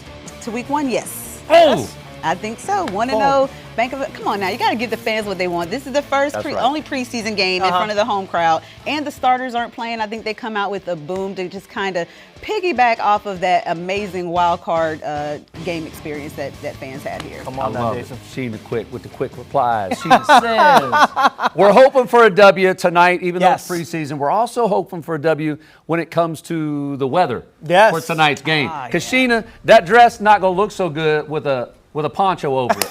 Oh, well, see, I'm going to be in the press box. Oh, she don't have to worry about it, Andrew. It's above me. That is above me. Yeah, but it's a real concern here with the potential of some of those scattered showers and storms, lightning delay not outside of the realm of possibility. Now, this morning here, just dealing with a little bit of persistent low cloud cover out there right now, 74 degrees, dew points in the lower 70s here, dealing with some of that humidity out there this morning.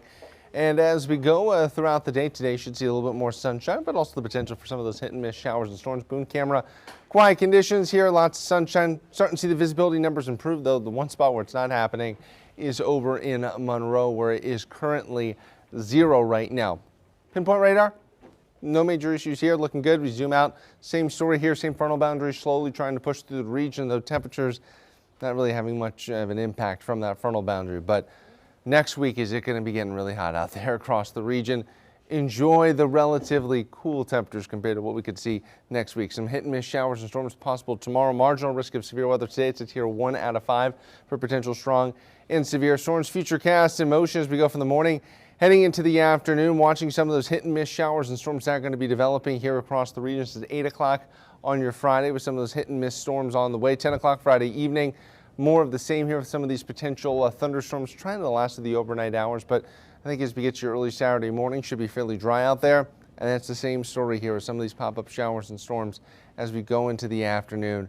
And then once we get to your Sunday, starts to get a little bit drier out there, but also is going to start to get hotter out there across the Carolinas as those temperatures start to push up towards the 90-degree mark. Your Pinpoint 7-day forecast, absolutely scorching weather on the way as we get to the middle and second half of next week, with temperatures potentially getting towards record territory. You're watching Queen City News, the most honored and the most local news in Charlotte. We'll be right back.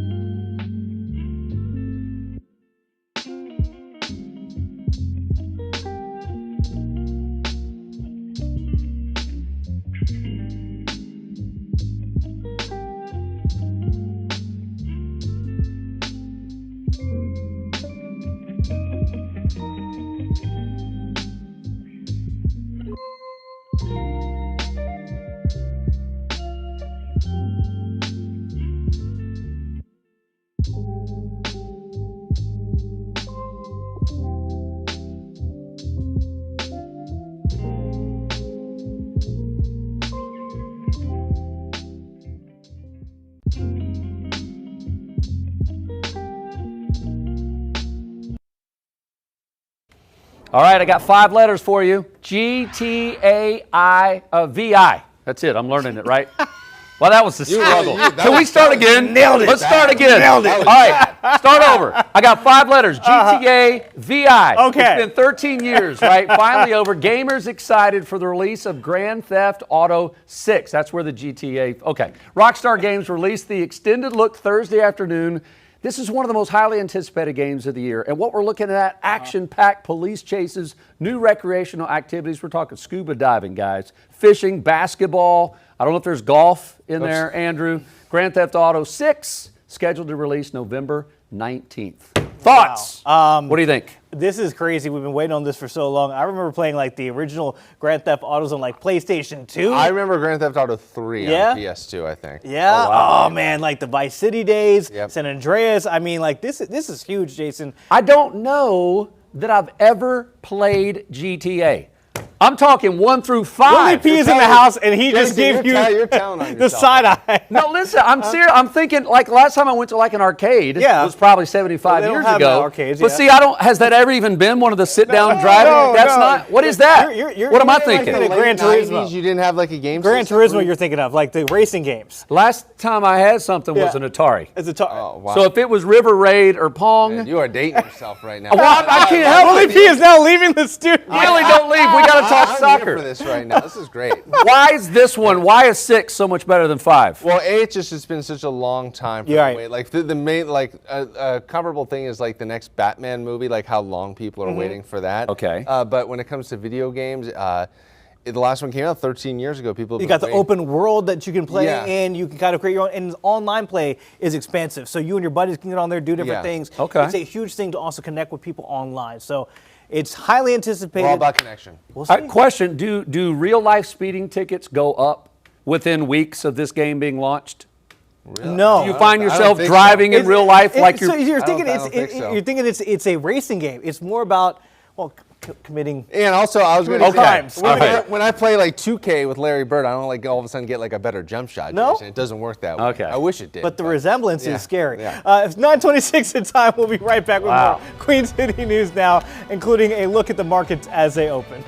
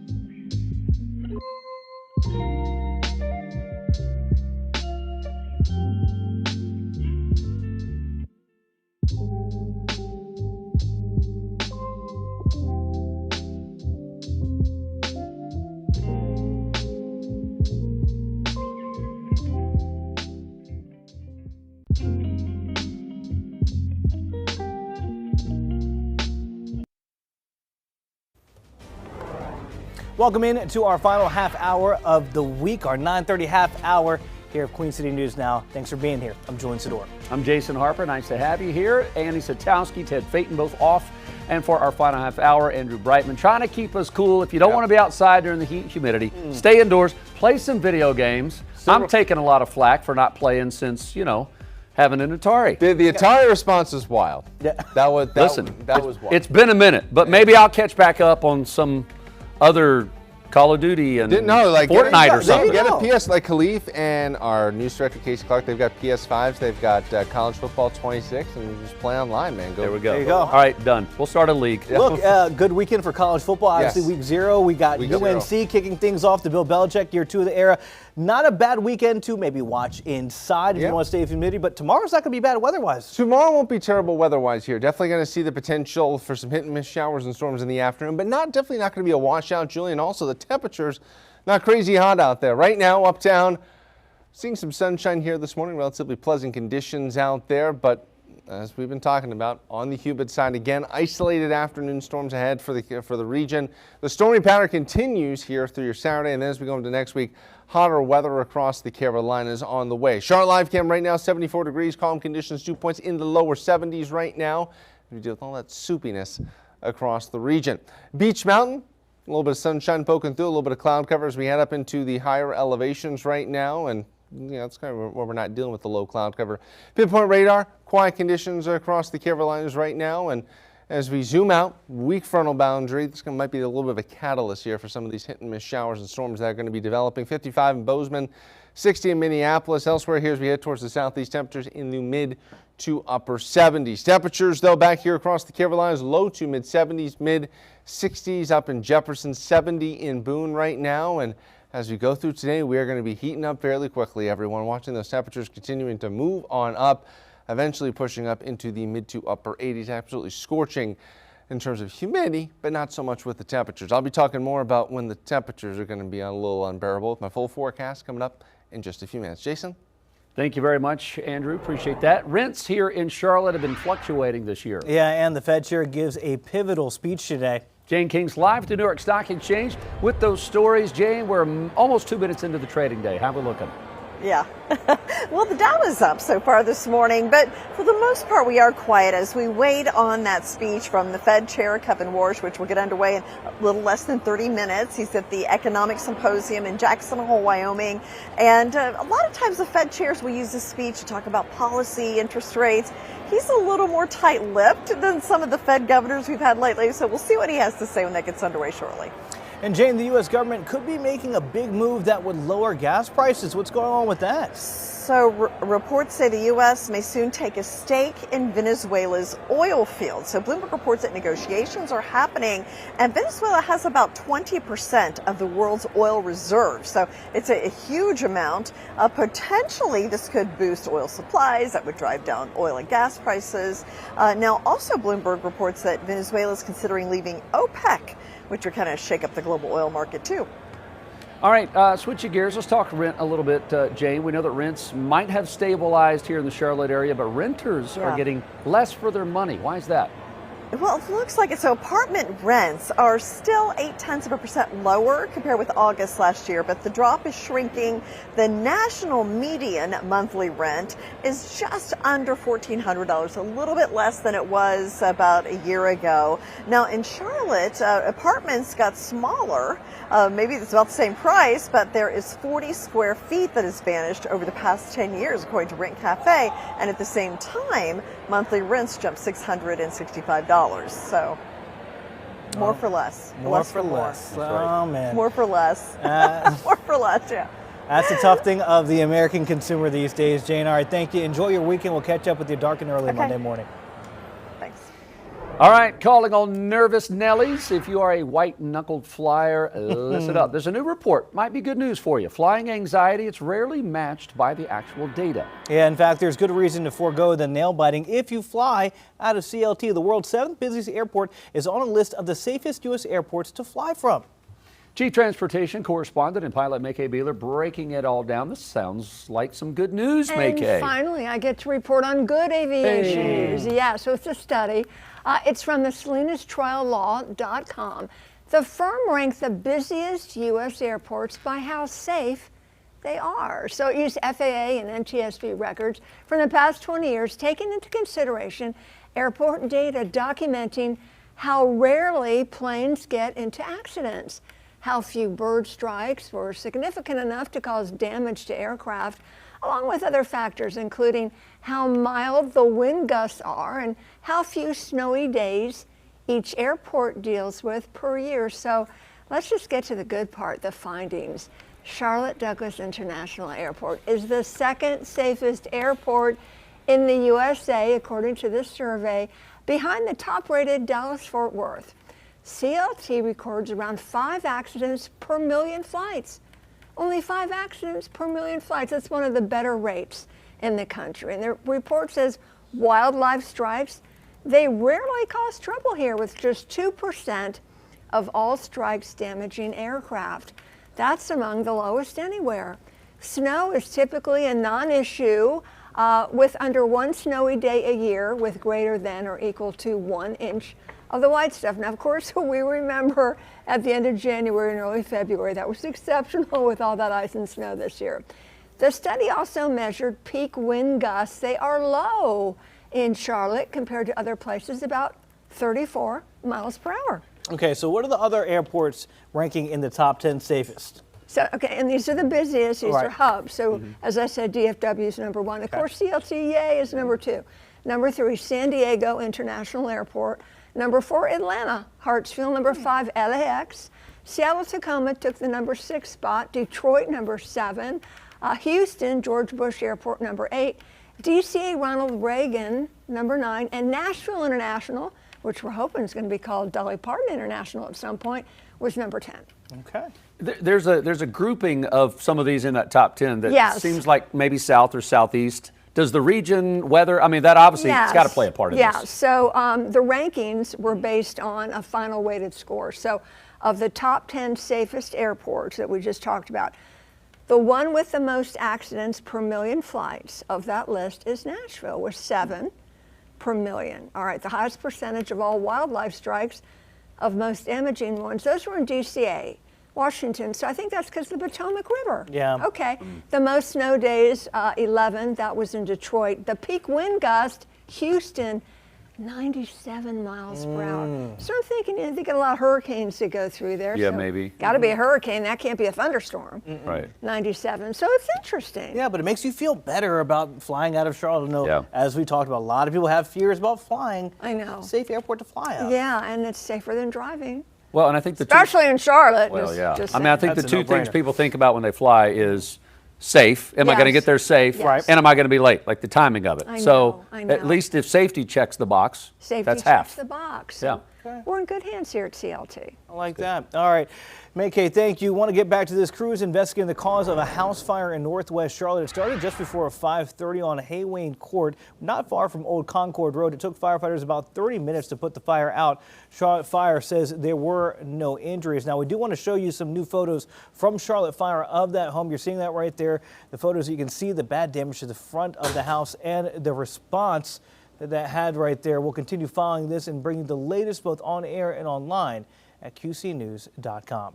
Well, Charlotte residents could soon be fined for cars parked in their own driveway. City leaders this week approved an ordinance to hold drivers responsible for blocking sidewalks. Queen City News reporter Matt Stell found out the reasoning behind the fines and why some leaders say the ordinance should not be a one-size-fits-all approach. So let's say you're having a gathering at your house and a lot of cars are parked in your driveway. Well, yes, if any of those vehicles are blocking the sidewalk, the City of Charlotte says that will also be a $100 fine. Bottom line is that it's an ADA violation to block the sidewalk. Charlotte City Council members in support of the ordinance say it's all about safety, especially for people in wheelchairs or those trying to push a stroller who might have to move into the street to get around. They don't have an access to safe sidewalks, even though sidewalks are built, but they are obstructed by a vehicle. But other council members point to ongoing development happening around the city.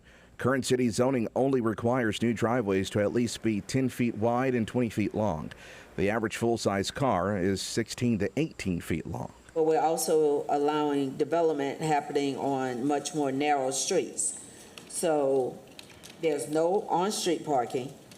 The driveway itself is a short driveway, so part of the vehicle may be blocking the sidewalks. This is a very expensive city. Sometimes more than one person or one family live in a home and they have cars. Sidewalks are one of our program services and activities that we provide. If we provide a sidewalk, we should be making sure that those sidewalks are not obstructed. But after some healthy discussion, all in favor, please raise your hand. All opposed? Council overwhelmingly approved the measure. The city says it will first educate residents about the ordinance before those $100 fines begin to be enforced at a later date. In Charlotte, Matt Stell, Queen City News. Well, Charlotte FC is hoping to keep momentum alive as they take a trip down 85 to Atlanta. We'll talk to analyst and friend of the show, Willie P., about what this weekend's focus should be. You're watching Queen City News, the most honored and the most local news in Charlotte. We'll be right back.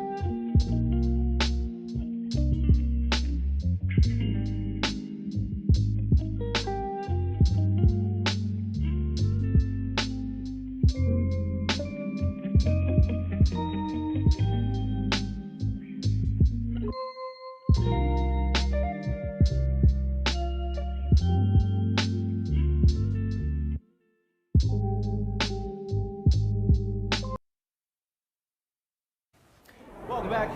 Charlotte FC hitting the road this weekend, traveling down Atlanta to take on United tomorrow night.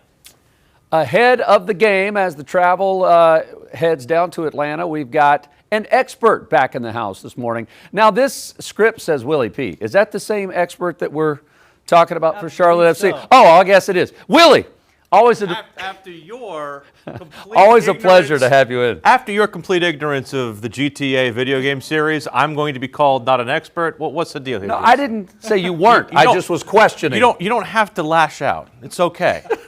Okay, listen. You are an expert in this field.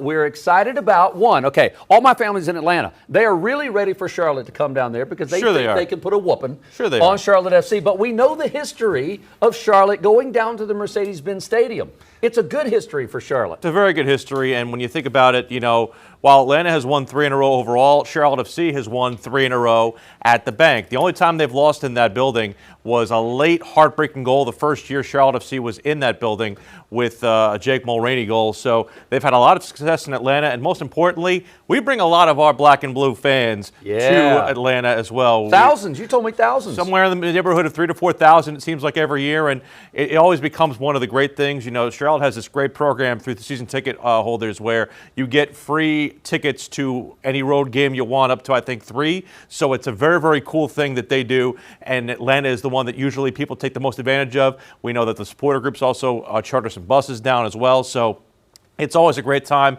We always hear them on our broadcast. It's incredible. Okay, so obviously Atlanta FC just made a new signing. We got Mbolo coming in. People might remember him from the World Cup. Sure. But will he make an appearance this weekend? And what should we know about our foes getting a notable name? Yeah, Swiss international center forward.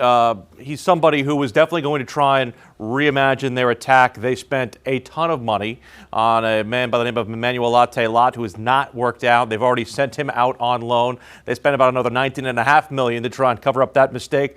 That's a lot of Band-Aids for somebody who was, you know, for a team that's wanting to be back part of the upper echelon of MLS. They've had a bit of a rough go of it this year, only 6 victories, but they have been playing better of late, and they also have done very, very well against us. They beat us in the U.S. Open Cup, and we drew against them, coming back from a 2-0 lead for us, going back to a 2-2 decision back at Bank of America Stadium. So this is one of those games where you say throw out the records, but not sure whether or not Brielle Mbolo is going to play or not. There's a lot of question about that because of a visa issue. There's also a young under-22 striker by the name of Mauricio, or under-22 midfielder, I should say, by the name of Mauricio Amaro. He might make his debut for Atlanta. So they're adding pieces here as the deadline starts to kind of inch toward its completion here next week. Okay, let's talk about some of our top chess pieces, right? Pep Biel, Maxi. What are some of the big names you expect to see carry us to victory again in Atlanta? Well, Pep Biel is obviously in the best form right now of his career. He's scored in consecutive contests and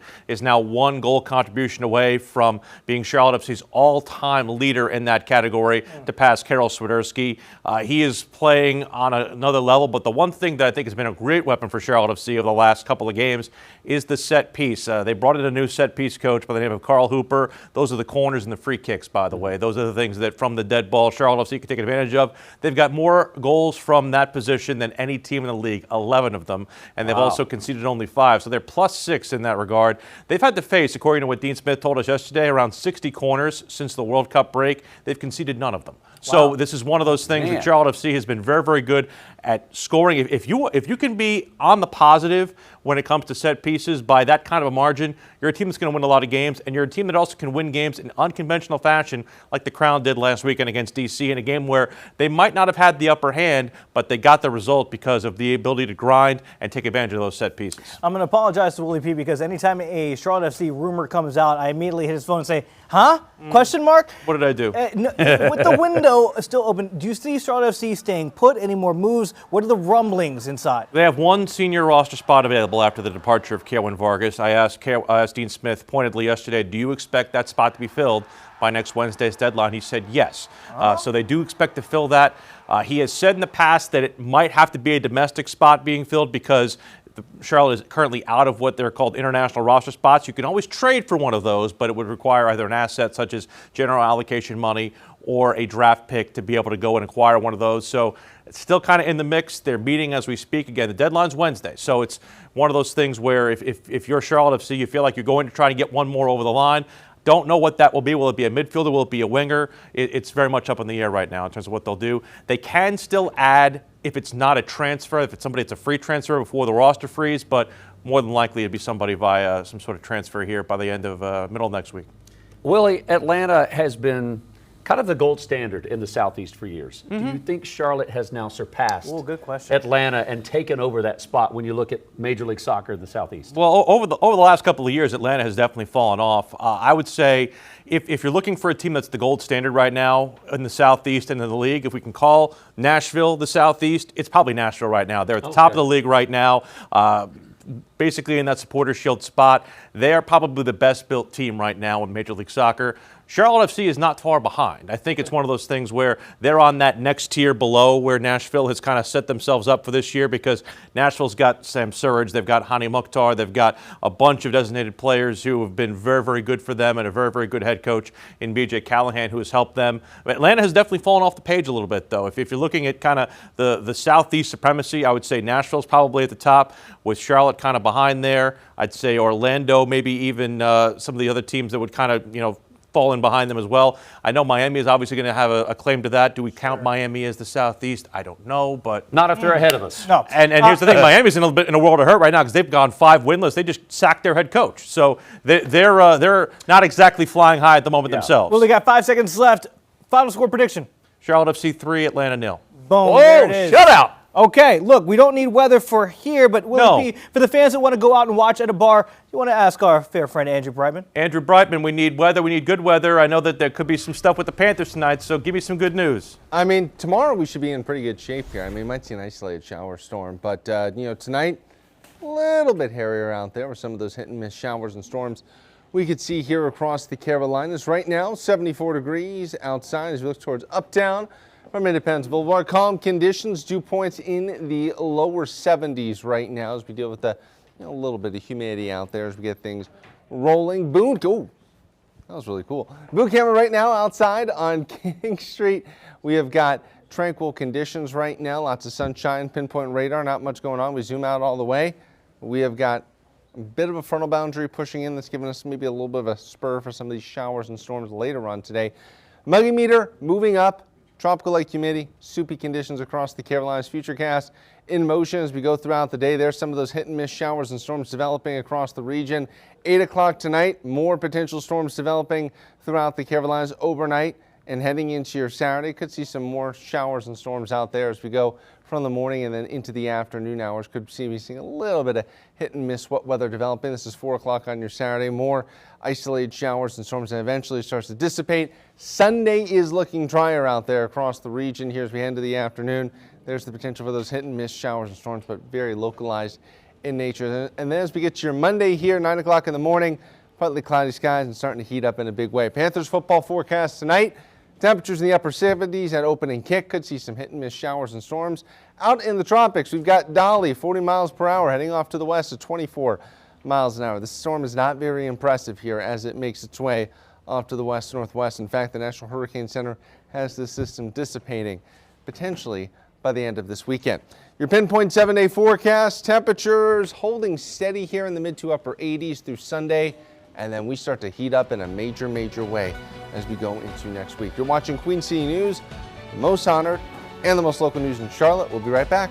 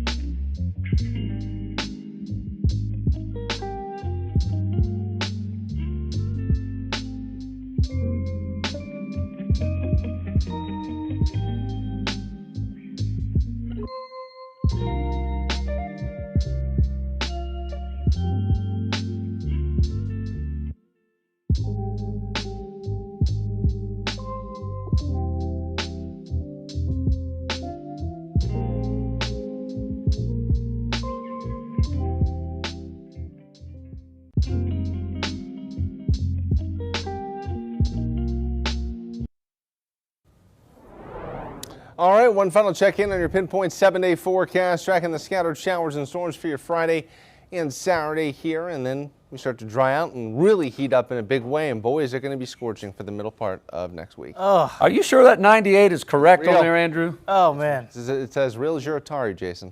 Oh, that bad boy is real. Okay. I used to get Atari thumb from, Atari thumb? from playing River Raid That's a too real much. that's a real condition. That's a real condition. All right.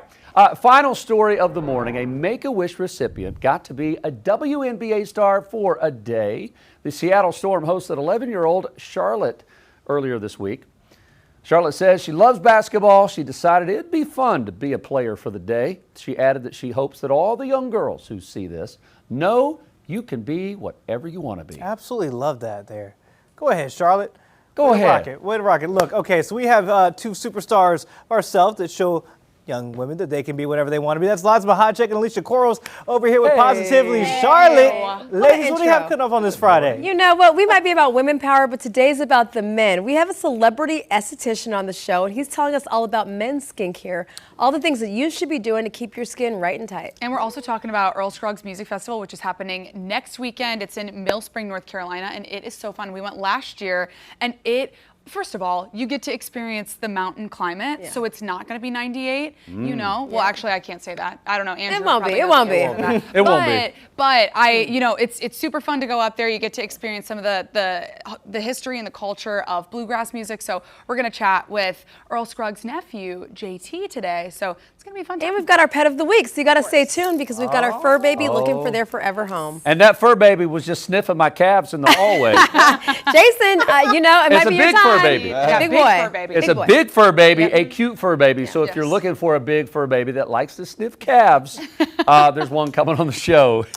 That's a great selling point. I never thought I would say that in my lifetime. You never know what you're going to get You might be the Positively first Charlotte. person in your entire bloodline to have ever said that sentence. I can check it off my bingo Not card. the bloodline. The bloodline. Jason Hopla, first of his name. First of his name, last of his clan. Please welcome Calf Sniffer to the show. Yeah. All right, listen, you don't want to miss what we've set up. How do you not want to watch a show after how Thank we've you now for that given it grand to you? entrance. That's Yes, it. that's right. Ladies, have a great weekend. Have a great show coming up. You guys, thanks for watching all week. We'll join you early Monday morning starting at 4 a.m.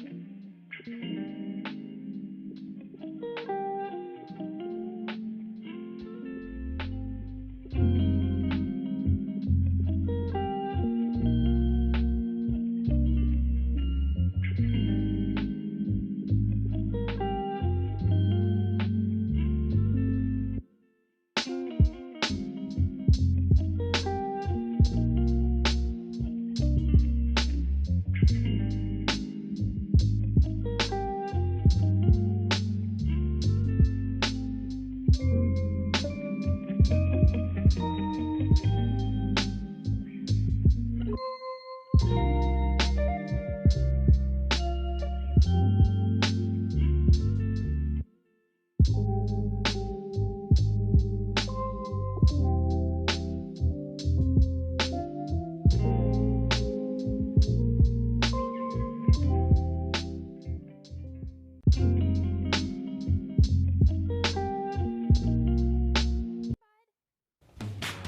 don't want to miss what we have coming up today on Positively Charlotte. It is Friday, and that means it's time to meet our furry friend, our cuddly companion, our pet of the week. And we're playing an empowered edition of I See You. It's all about the boss babes. You don't want to miss this. And a taste of music of the mountains. We hear about Earl Scruggs Music Festival and how you can celebrate the culture and history of bluegrass music.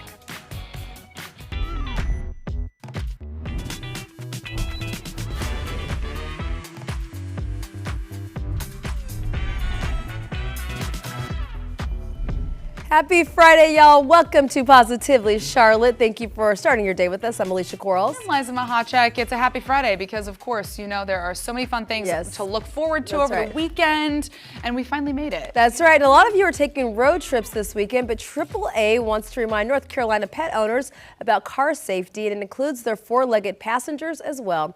A new survey found while 88% of North Carolina dog owners believe restraints are important, 1 in 4 still allow their dogs to ride unrestrained. The top reasons drivers cited are often very relatable. 49% say that it's so they can stick their head out the window. 39% say I don't own a proper restraint for the dog. 24% say I feel bad for them if they ride in a crate. So Tiffany Wright, who is a spokesperson for AAA, said, we get it, dogs love their car rides, but in a sudden stop or a crash, an unrestrained dog can be thrown across the vehicle, seriously injured, or even ejected. So securing your dog before every trip is one of the simplest ways to protect a member of your family, which of course we want to do. We want to do. I got to be honest, you know, I had my Beckham for 17 years. I was in New York, but he traveled everywhere with me. Yeah. So when we take car rides, I never ever buckled him. I didn't even think to. So this is important knowledge. You just, exactly. And also we were talking with Julian from our morning team, and he was saying that he keeps his dog nice and safe, and we want to keep this dog nice and safe. That's right. Okay, so this is a segment that's going to make you feel so good because it's time for our pet of the week. Meet Prince. He is 7 years young. Here to tell us more, we've got Melissa Nicely from Animal Care and Control. And Prince is just the sweetest little velvet hippo. Yeah, he is the best. And I love that you guys just did that story. Yeah. We're getting into like the Labor Day weekend is coming up. People are traveling, and Miss Tiffany Wright is absolutely. She's right. She's right. She's right. Absolutely right. And you know, it was things where I didn't used to think of that as a new dog owner in the beginning too. So I mean, important knowledge to have. Information. So tell us about this beauty. He's being fostered right now. Is that correct? He's being fostered by lovely Heather. Yes. And she brought him for me to bring on today, and has just been in there telling me all of the great things about Prince. Literally checks the boxes on everything. Crate trained, easygoing, potty trained. Wow. Takes treats gently, rides in the car well. Okay. All of the things, 100%. Really just needs to find that home that he's still going to need his activity and everything because he's 7, but he's a little older, so he's a little more calm. He's calm, than a puppy. So how old is he again? He's 7. 7. So and he's just stunning. He's beautiful. He is. He's beautiful. He's got a gorgeous coat. I said today, I told him, I was like, this dog is going to get adopted because he's got a sweet temperament. Really. And you said recently you guys did a clear out the shelter. You got 100 pets, right? Found homes. But tell us about the Toomey location. So yeah, absolutely. So it's kind of like our overflow shelter. We call it our satellite shelter. It is actually the old Humane Society building before they moved into their new facility. Yeah. And so we have had it open for several years to give us more kennels. Right. We actually have 31 dog kennels and 12 cat kennels there. So it gives us a lot of extra space. Well, the dog kennels have been closed for mandatory repairs. Okay. The Department of Ag inspects us and makes sure everything is safe for the dogs. So we needed to do some updates on the kennels. That's taken several weeks. And so today Yay! we're back open at Congratulations. Toomey. And so Awesome. we're super excited to let everybody know 2700 Toomey Avenue. It's right off of 77 and Remount Road, so it's super easy to get to. It's close to like Loso, and you know it's a great place. If you have a lunch break and you work in the lower South End area, come over and see us at lunch. Great idea. Take a dog. We'll get a dog out for you to take it out across That'll the help street. boost your mood. Yeah, And then you'll get your exactly. steps in too. It's perfect. Yeah. So if you want to adopt Prince, you know, you gotta give them a call. Head on over to their website as well. We've got Heather's information up there to adopt him directly. Yeah, so you can email right there. Melissa, thank you so much. Thank you for having Thank you us. for bringing in our sweet little Prince here. Yeah. So adorable. We so appreciate it. Well, here at Positively Charlotte, you know that we are always trying to fill up your calendar, and this weekend has no shortages of opportunities to do so. You're taking a live look at Bank of America Stadium, where a lot of things are happening this weekend, starting, of course, with the Panthers' preseason game. They are facing off against the Houston Texans tonight at 7. Of course, that's happening at Bank of America Stadium. Also happening at B of A, the Keep Pounding High School Classic kicks off tomorrow. We talked with one of the coaches yesterday. He said that the teams are so excited. There will be matchups between Indian Land and Northwestern at 4 p.m. and Cardinal Gibbons versus Huff at 8 p.m. And general admission for that is just $8. And continuing on the sports kick, the Charlotte Knights are competing with the Memphis Redbirds at Truist Field all weekend long for their second to last homestand of the season. Plus, the Carolina Ascent have their home opener for the season. You can cheer them on at Memorial Stadium this Saturday at 7 p.m. and tickets start at just $9. So get out there, support our ladies on the soccer field. So as one season stops, another one starts. Also, a delicious drink for a good cause on Sunday from 2 to 4. You can head over to Hope Kids Day at Haraz Coffee House and meet Panthers player Jonathan Brooks. So he and his fiancee Bailey have created a drink, the Lavender Cloud Matcha, for the month of August, which looks fantastic. But really, it's also just going back to a great cause. Proceeds will go back to Hope Kids to support children with cancer or a life-threatening medical condition. Always so fun to see our community members giving back in so many ways, and our athletes especially. I hope the weather holds up because we've got so much sports going on. So rain, go away. Yeah, that's true. All right, guys. Well, on the other side of the break, we are going to channel our inner bossetta. That's right. That's a word we coined here on Positively Charlotte in today's edition of I See You. And there's something strange happening between Oreo and KFC, but it's not a collab cookie. Check out the newest item to grace the chicken franchise's menu when we come back. You're taking a live look at West Charlotte. Don't go anywhere. We'll be back after this short break. More influential local creators, Charlotte chef-approved food trends, and not-so-secret hotspots near you. Follow Positively Charlotte on Instagram.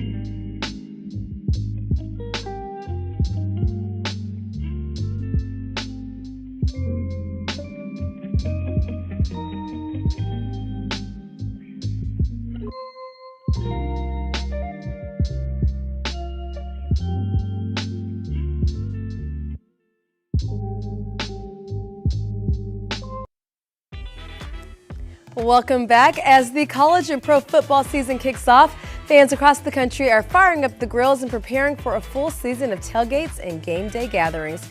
Here to help fans get ready for the ultimate tailgating experience is Ovie Mughelli, former NFL pro fullback and TV analyst. He also played for the Atlanta Falcons and Baltimore Ravens and was an all-star at Wake Forest. He now hosts Believe in Falcons podcast. Welcome back to the show. Thanks for having me, Alicia. Okay, you always have good tips. So what's the key to a great tailgate party? All right, well, Alicia, I'm a little bit older now. I'm 46, and I'm not knocking around linebackers like I used to, but I still bring a great game plan on game day. And the plan is simple. You got to have great food, cold drinks, a big TV, and enough energy to make your living room feel like the stadium. Now, if people are cheering before kickoff and still eating after the final whistle, you've thrown a great tailgate. All right, Ovie, one thing we like to do on this show, and it is eat. So what should fans keep in mind when they're including their favorite foods in tailgating? Well, food's a part of any game day celebration, any good game day celebration, from nachos and chili to pizza, wings. Football fans know their favorite game day eats sometimes come with a side of heartburn. And Pepsi works fast to tackle said heartburn before it sidelines the celebration, so fans can enjoy the foods they love. When you're surrounded by all these tailgating favorites, it's nice to have an option on hand. It relieves heartburn symptoms by reducing the amount of acid in the stomach, and it comes in 3 over-the-counter forms: original strength Pepcid AC, maximum strength Pepcid AC, and, of course, Pepcid Complete. But remember, use products only as directed. I gotta say, us in our 40s, that's when that Pepcid starts hitting. You might need to use that for sure. All right, so what's the must-have for the ultimate football viewing experience? If you know Ovie, then you know Ovie goes third person when he loves something. And Ovie loves TVs. If you're looking for the ultimate football viewing upgrade this season, look no further than the official TV partner of the NFL, the TCL Q5 1K. It delivers picture, sound, size options, and value that makes it the MVP of any tailgate party. For the fast-moving action of football, this TV has a motion rate 240 with advanced picture processing that makes the picture stay smooth and clear, which is great for my gamers, which I am. Also, the QLED display delivers vibrant color and sharp 4K details, so whether it's a goal line stand or a game-winning touchdown, every moment pops off the screen. It's available in sizes from 55 to 85 inches at Walmart. Okay, I love wings, but flats only. So do you have any favorite foods for the ultimate game day menu? You and my wife are the flat people. I don't know why you want the flats. Like the flats are easy. They're the best. There's no meat on the flats. But, anyways, I played fullback. I like to keep things simple. Give me a good BBW, and I'm happy. That's burgers, brats, and wings. But also, as a proud Nigerian, I also like to shake things up with some tasty jollof rice and fried plantain with flavors that dance on your tongue. Or my mama used to call them dodo. But I think the best game day menus have the classics, but also have something a little different that people remember you by. Okay, Ovie, I'm a proud USC Trojan. Fight on. So looking ahead, what are the teams to beat in the college and pro rankings? Usual suspects in college. You got your Notre Dames, your Texas, your Ohio States. But as a adopted Georgia boy, I feel like UGA's been back in the conversation. And in the NFL, the Rams are already picked to win the Super Bowl. They got Myles Garrett, a monster of a man, now over there. I feel like they're picked to win it all. But also, don't forget my Ravens. Lamar Jackson has some weapons now. So I think he has a great chance to take a run at the title. Our Panthers could do it. You never know. Okay, so where do we go? The Panthers are okay, too. Yeah, you guys are all right. We're just okay? I think we're better than okay. We're good. Yeah, you beat us 40-0 last year, so I guess you're pretty good. Thank you. Ovie, where can we go for more information? More information, go to tipsontv.com. Thank you. All right, guys, well, it's time for a little kickstart to our weekend. And what better than with a game of I See You, where we are given a series of celebrity eyes having to determine who they are. And Liza, what is today's theme? I'm so glad you asked, Alicia, because today's theme is all about the CEOs, the business babes, the bossettas. Yes. We are looking for influential women today, so let's get into it. All right, play along with us. Let's do it. Is that Rihanna? No, it's not Rihanna. What's our clue? We need a clue. Okay, let's see. Mom, mogul, media. Oh, is that Kim Kardashian? Oh, you're right. Kim Kardashian. Good job, Boom. Liza. Yeah, boom, boom, I know boom. those brows. Yeah, girl, good job. There we go, one down. Okay, let's keep it More to rolling. go. All right. Wait, oh, is that Keke Palmer? I was about to say Whitney Houston, but she's not alive, so that's not good. Who is that? So wow. much gold, she should be a jewel. So I'm not doing good today. So much gold, she should be a jewel. Oh, you know, it's Simone Biles. Boom. Okay, you know what? I'm On going to say fire something today. unpopular. She looked older. There was a lot of wrinkles for a young girl. Well, here's the thing. I think that they just they're just Okay, really because I was close like, up, that didn't you look like a know? young I lady. think Okay, that this is you're throwing me just off. real close all right, up. all I right, think all that right. that's all You're it doing good. is. Okay, You let's know, keep you know. rolling. All right. Who's Okay. Oh, Melinda Gates. Oh, boom. Yeah. Glad you knew Melinda that. Gates. I would not have known that. Because this is closer to my generation. Okay. And the wealth I aspire to get. She said, I'm trying to be that I'm trying to be rich." that CEO. Okay, who else? Let's see. Oh, okay. We definitely need a clue. Ooh, okay, what's our hint? Ruth Bader Ginsburg. Ruth Bader. Yes, wait, Oh. no. Sonia Sotomayor. Wait. There we go. Boom, boom, boom, boom, I literally was boom. like, you know what? Let me think of Another female, yes, yeah. You know. Yeah. Okay, yes. We're 100%. We're doing. All right, we're doing Okay. good. Beyonce. Oh yeah, you did that You know quick. that's That was Beyonce. good. That was That's good. our girl. We went from like There low she def is. to high def to yes, Beyonce, Queen. Yes, B, Queen B. Queen. I feel like we have Taylor. She's in it. influencing me all the time. All the time, girl. All the time. Okay, who else? Oh, that's Alyssa Liu. Oh yes, Yeah. Liza. Yes. Yes. That's our girl. Okay. We love our Olympians. Yeah, we do. She We love. decided she was gonna Take a little break. Take a little break. from That's ice skating for a nothing wrong little with that. bit. Okay. Yeah. Who else? We're flying through these. Michelle Obama. Michelle Obama. Liza Mahachek. I know my ladies. You know your I bosses. know my girls.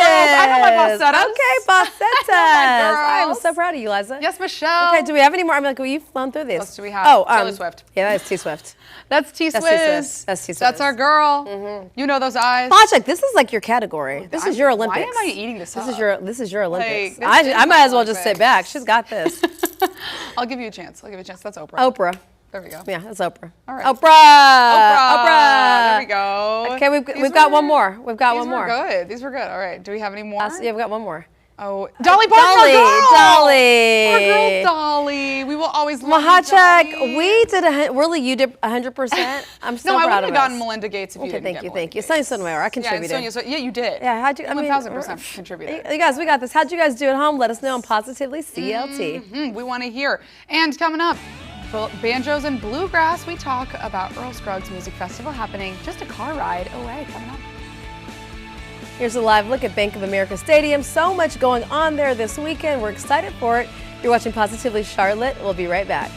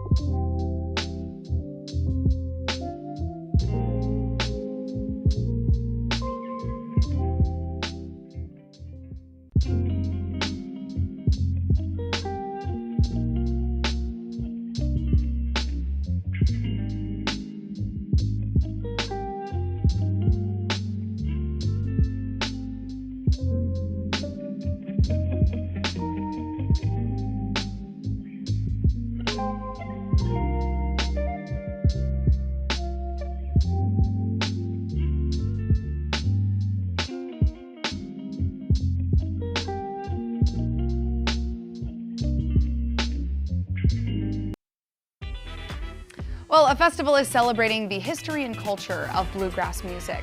The Earl Scruggs Music Festival kicks off on Labor Day weekend, which is next weekend, in Mill Spring, and we have Executive Director of the festival, Mary Beth Martin, as well as Earl's nephew, JT Scruggs, here to talk to us all about what is going to be happening next weekend. So excited for this. So can you give us a little bit of a history lesson as to who your Uncle Earl was to the rest of the world, and also a little bit about who he was to you? Well, he came up on a farm, and he moved to Nashville when he was 21, and played with Bill Monroe for a couple of years, and then he and Lester Flatt, who was both playing for Monroe, went out on their own.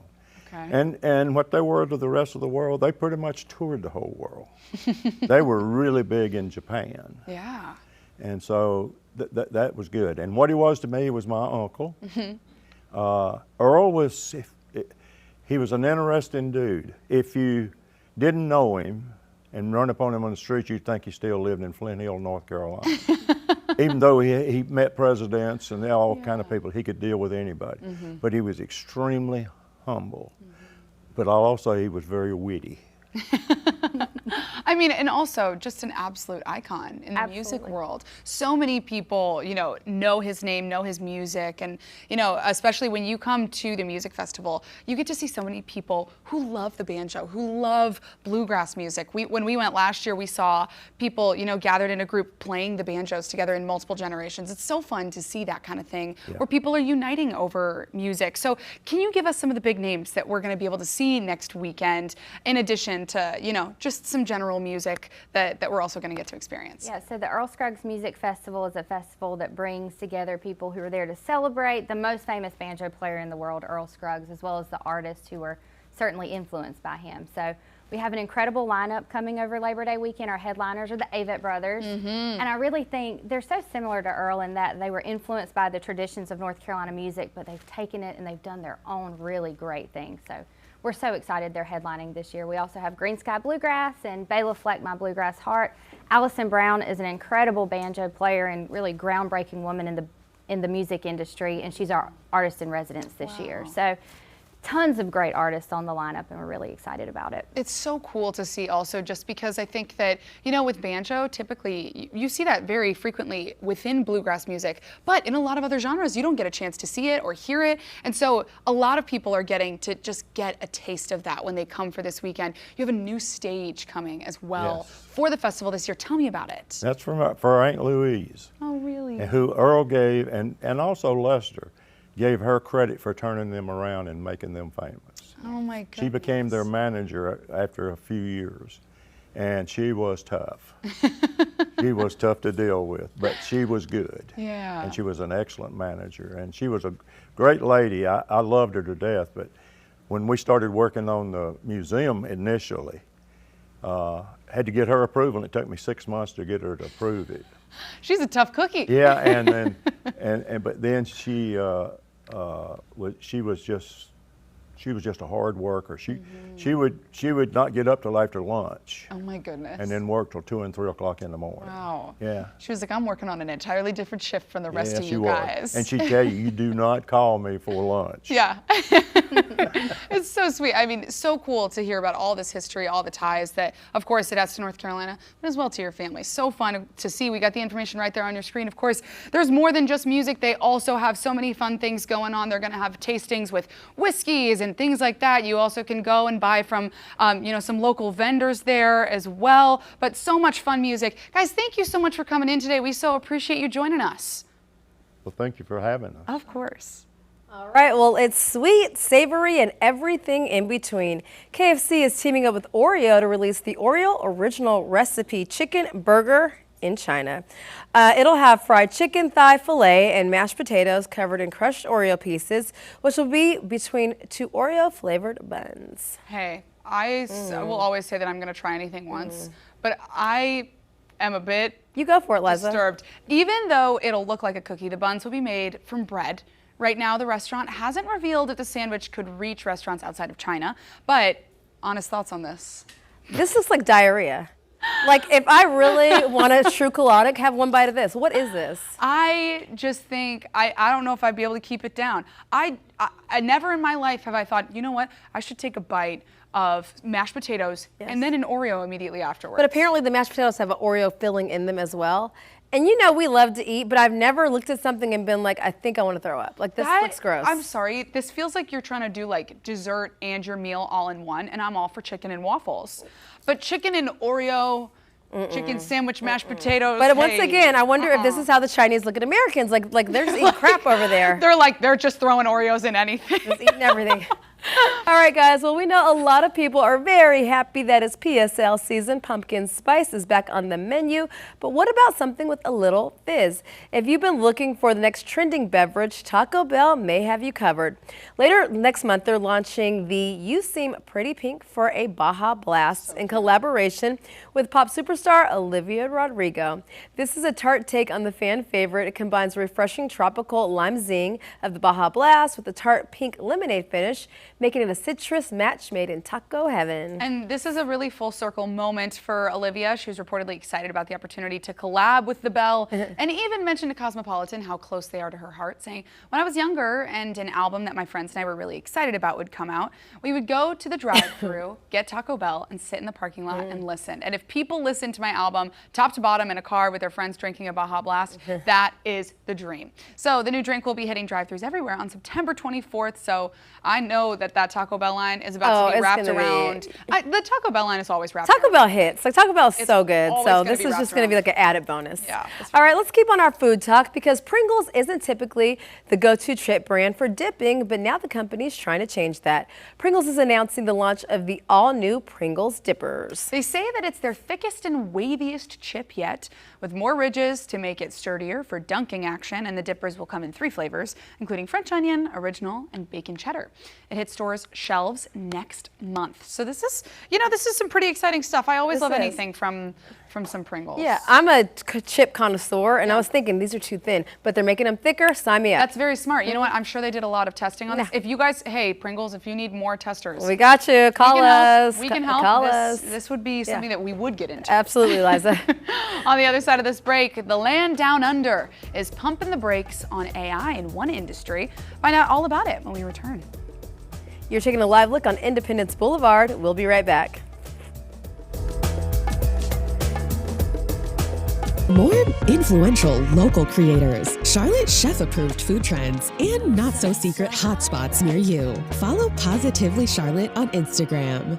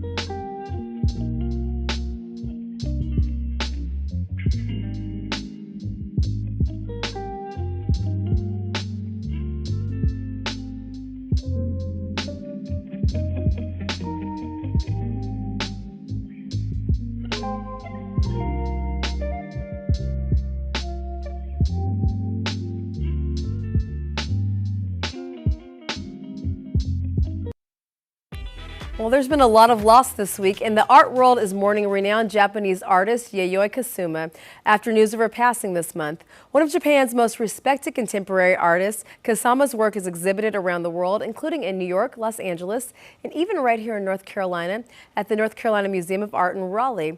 It's home to one of her most recognizable pieces, the Infinity Mirror Room, which immerses visitors in dots of light. Kusama, who specialized in the avant-garde, was mostly self-taught, saying that she created the way that she saw the world. Yayoi Kusama was 97 years old. Were you familiar with any of her work? I didn't think I was. I was sitting with our producer Joey yesterday, and I was on my friend's Instagram, and she was posting in remembrance. And then as we started looking, we're like, oh, we know her work. I didn't know her name, but I knew her work. What about you? There's a lot of people, I think, in the art world where you don't realize, what is their specific piece, but also the influence that they've had on artwork in general, but also like on culture as a whole. Yeah, it's really cool. So this is art I can get behind. Yesterday we were talking about art, and I was like, I don't know what this is. Yeah. This art I get. Yeah, that's very All right, well, the trailer has dropped for the new star-studded film, The Social Reckoning. Plus, Netflix announces a new title for its new Brad Pitt movie. Andy Reesmeyer has all the details in today's Entertainment Report. This morning, Sony Pictures dropped a new trailer for its upcoming star-studded film, The Social Reckoning. Here's a look. Do you have an interest in social media? Not even a little bit. Look, I'm an investigative reporter, and that guy and this company are playing an unprecedented role in our lives. Connecting people, it's a virtuous mission because some people are awkward. They get to be their best self when they're alone at their keyboard. So what's the problem? Something changed. Because I'm white. I wanted to find out who radicalized my friend. And? We did. Facebook wants you to stay on the site for as long as possible. And 2 years ago, the algorithm was changed. Wait, Mark, we're trying to address hate speech and we're going to amplify and turbocharge it.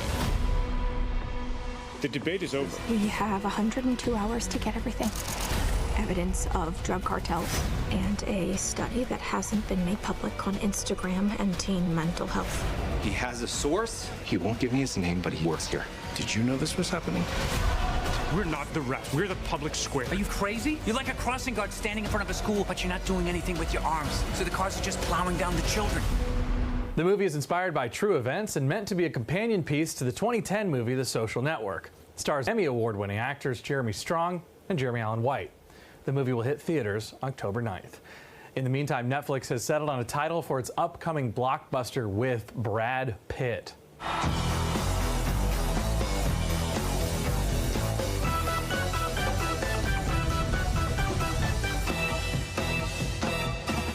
The further misadventures of Cliff Booth continues Booth's story from the 2019 film Once Upon a Time in Hollywood.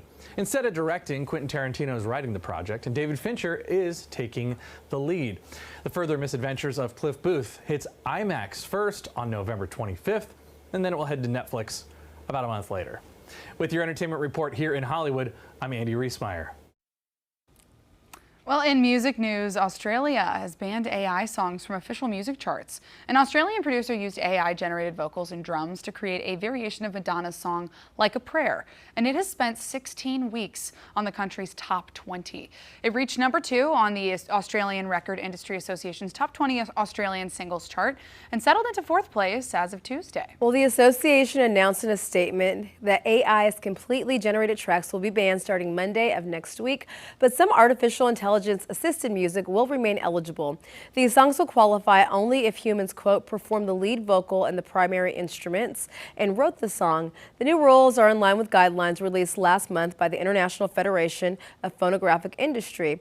It represents the global recording industry, and the federation states in order to be eligible, the song needs to be, quote, substantially human-made. I think this is perfect. Obviously, AI can be used for a lot of good stuff, but as humans, we are creatives, we are fillers. We can't use AI for everything. That's very true. Yeah. And especially when it comes to being creative, you want to give more artists more opportunities. Yeah. Okay, so here's a way that you can use AI, I guess, for the benefit, because more Americans are turning to artificial intelligence when they need answers about their health.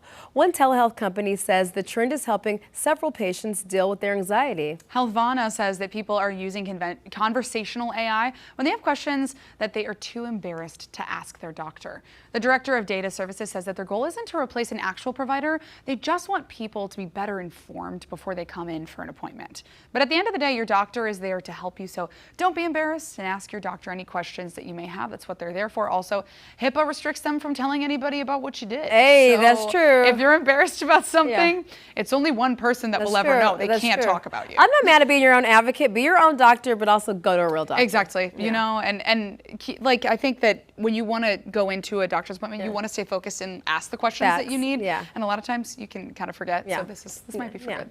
Well, now for some more GLP news. Researchers are finding another use for GLP-1 drugs beyond just weight loss. A new study shows that those with bipolar disorder have benefited from medications like Ozempic due to its effect on mood and energy levels. The condition is marked by extreme mood shifts, going from the highs of mania to lows of extreme depression. Well, data shows those on GLP-1 drugs had a 21% lower risk of being hospitalized for psychiatric reasons. And scientists say this is a promising new avenue for bipolar research as they continue to study the antidepressant effects of the medication. Wow. I tell you, everything we hear about this medication has so many good side effects. I think this is so interesting. I mean, it's kind of interesting to see also how many things it benefits. Yeah. Aside from just weight loss and diabetes, obviously. Yes, exactly. So it's, you know, kind of interesting to see all these studies that are going into it. Breakthrough drug, it sounds like. That's true. Well, from a long-awaited comedy to post-apocalyptic sci-fi and a couple of horror movies and thrillers to watch at home, the last week of August offers a lot of new choices in theaters and in streaming. Here's Ashley Dvorkin. That's not all, folks. After being shelved by Warner Brothers Pictures, fans clamoring for its release, and it being picked up by Ketchup Entertainment, Coyote vs. Acme is in theaters. The tale tells of Wile E. Coyote taking on Acme for all those faulty gadgets. I was born in 1970, grew up with Looney Tunes, and so the first time I'm really seeing it animated with all these characters was a very emotional thing.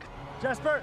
Ridley Scott brings the book-to-screen sci-fi thriller The Dog Stars with Jacob Elordi, Margaret Qualley, and Josh Brolin about survivors of a deadly pandemic battling their way through a dangerous landscape. I met this girl called Emily. The rom-com Finding Emily follows a lovesick musician given the wrong digits for his dream girl and is joined by a psychology student in his search for her. I mean, what are we doing? The Gen Z horror It Ends brings an existential road trip movie with a group of grads contemplating their new reality on a terrifying, never-ending drive. For an unhinged horror comedy slasher, meet Buddy, a star of a classic children's TV show whose twisted side is unleashed after one kid refuses to play along. The cast includes Kristen Milioti and Keegan-Michael Key voicing Buddy. On streaming, Joel Edgerton and Jennifer Connelly lead Apple TV's Dark Matter Season 2, with the Dessons forced back on the run through alternate realities. It's okay. While Netflix has crime thriller The Whisper Man about a crime writer searching for his 8-year-old son, uncovering a connection to a decades-old serial killer case. And the way of the future is coming to cleaning. When we return, how the landscape of home hygiene is changing. You're live from the Charlotte Motor Speedway. We're watching Positively Charlotte. We'll be right back.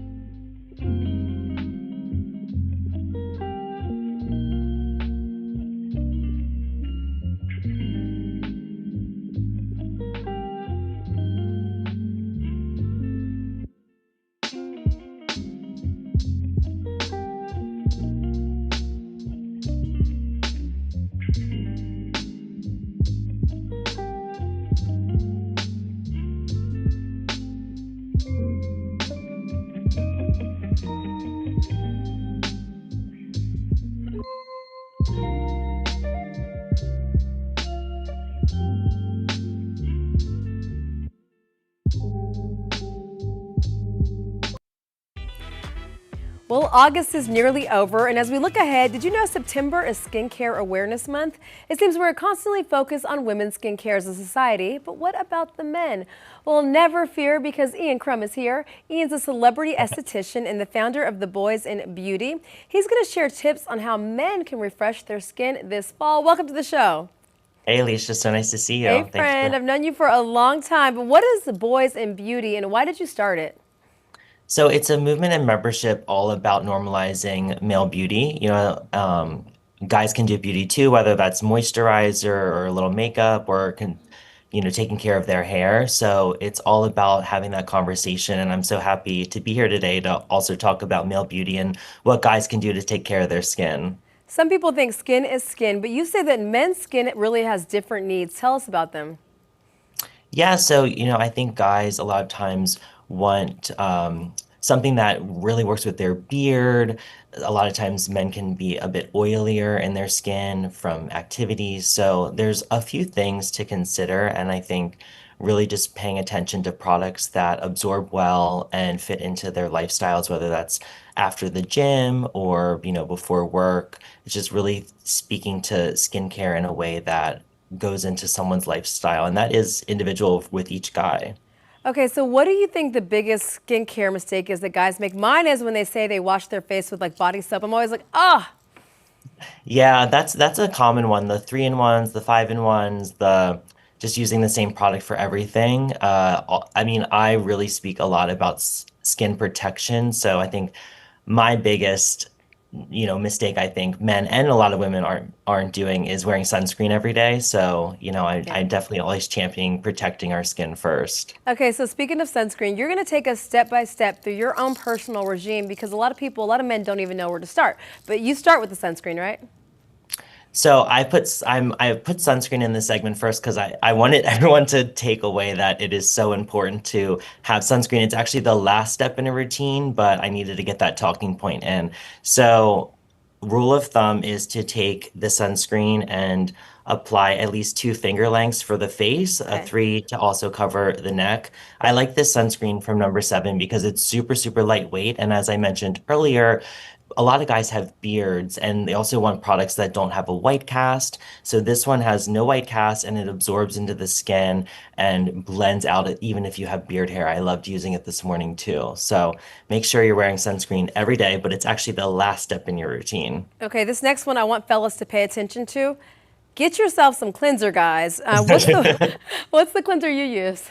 So I love La Roche-Posay. This is the Hydrating Gentle Cleanser. It's really universal. This is normal to dry. I think it's universal across all types of skin. My skin is quite dry. So a lot of people aren't really washing their face adequately. You want to make sure you're washing your face in the morning and at night.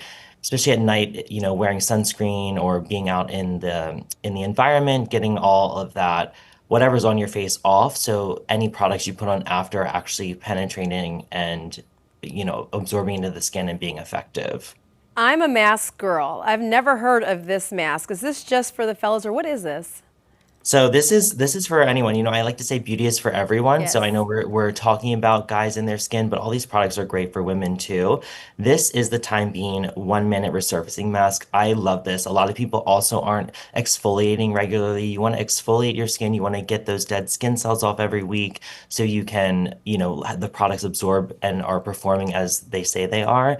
This has a couple very gentle skin acids in it, kojic acid, a few others that really gently break off the dead skin from the top layer of your skin, so then you can wipe it off. And it actually comes with a little cloth, so after you leave it on for 1 minute, you just do a gentle wipe and you will feel very, very fresh. We've got a couple seconds left, but take us through the rest of your routine. There's a serum, and I'm big on moisturizing. Tell us about them.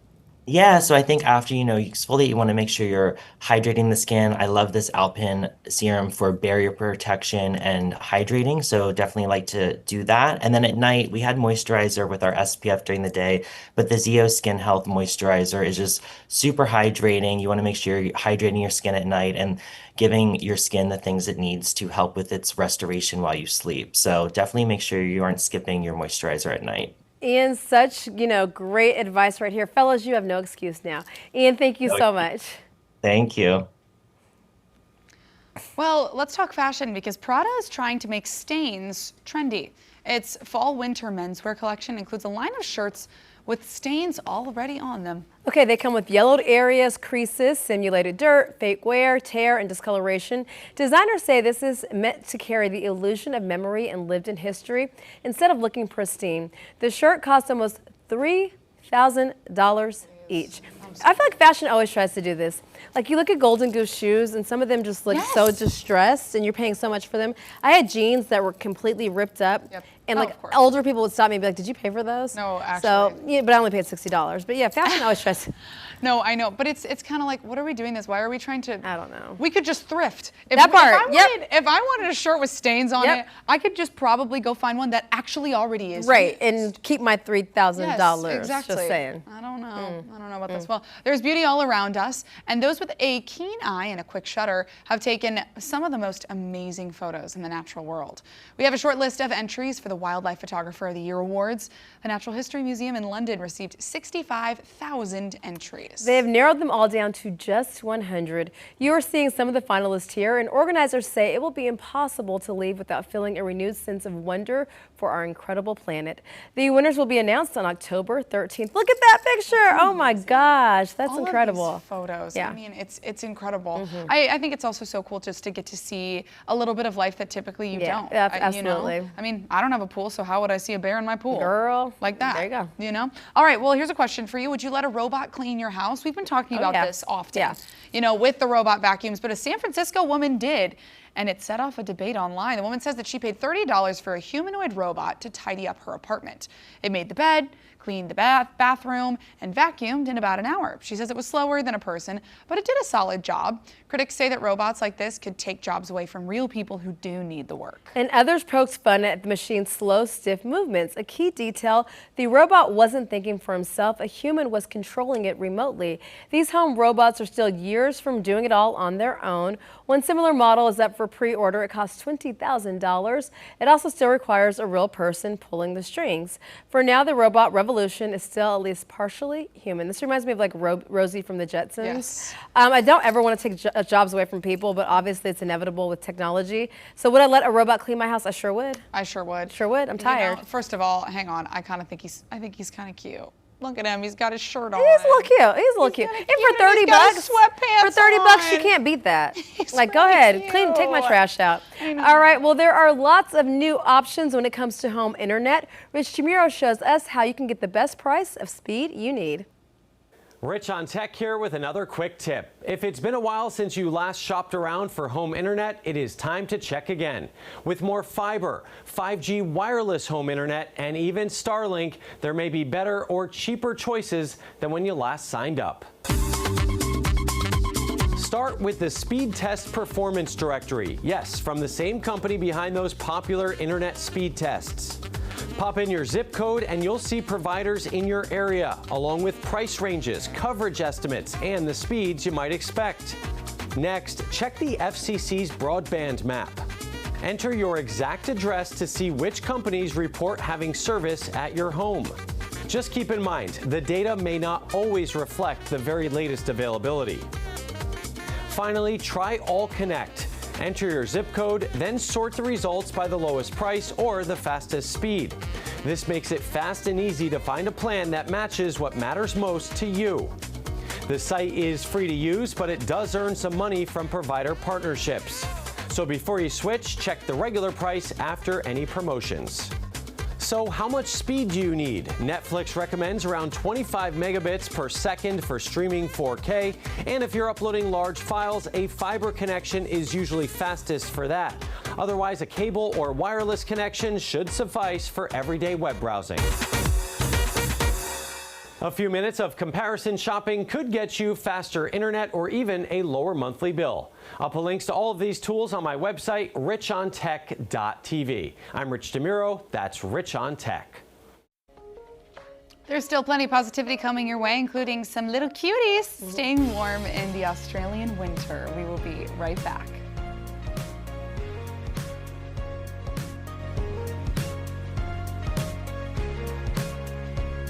More influential local creators, Charlotte Chef-approved food trends, and not-so-secret hotspots near you. Follow Positively Charlotte on Instagram.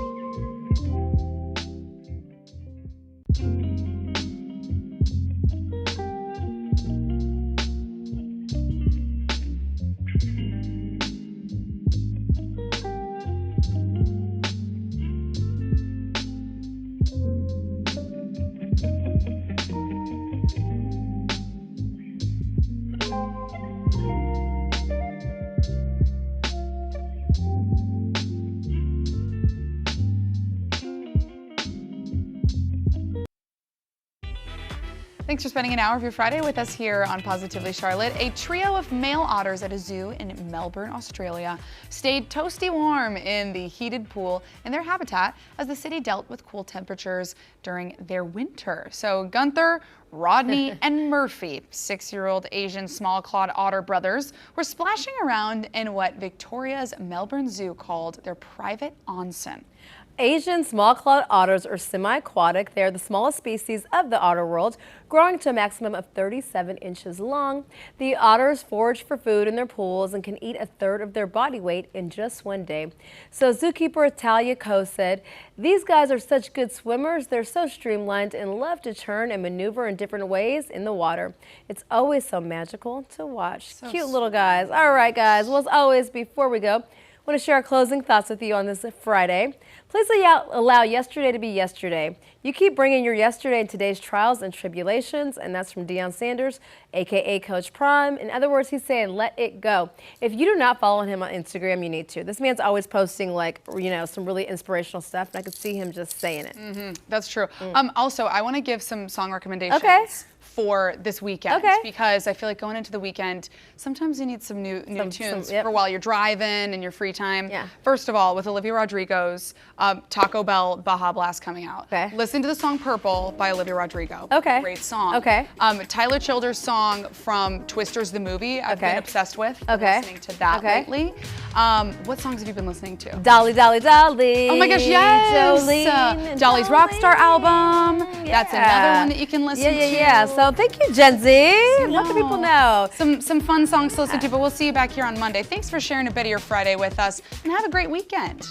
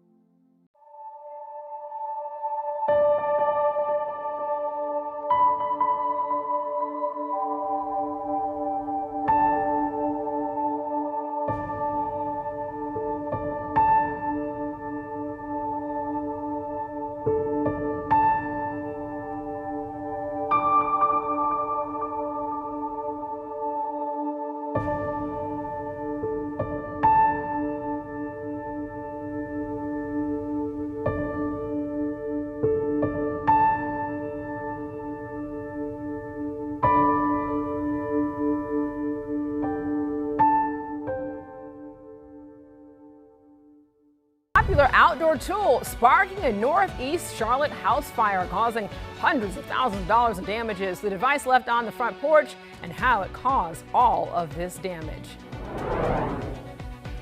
And we're tracking a warm and humid afternoon across the Carolinas. You could see some showers and storms this evening. Got my full forecast coming up at noon. Plus, help is on the way to the local efforts to help Nepal as the death toll in the region rises and the search for survivors continues after devastating flooding. Good afternoon to you. I'm Alicia Barnes. Queen City News at noon starts right now.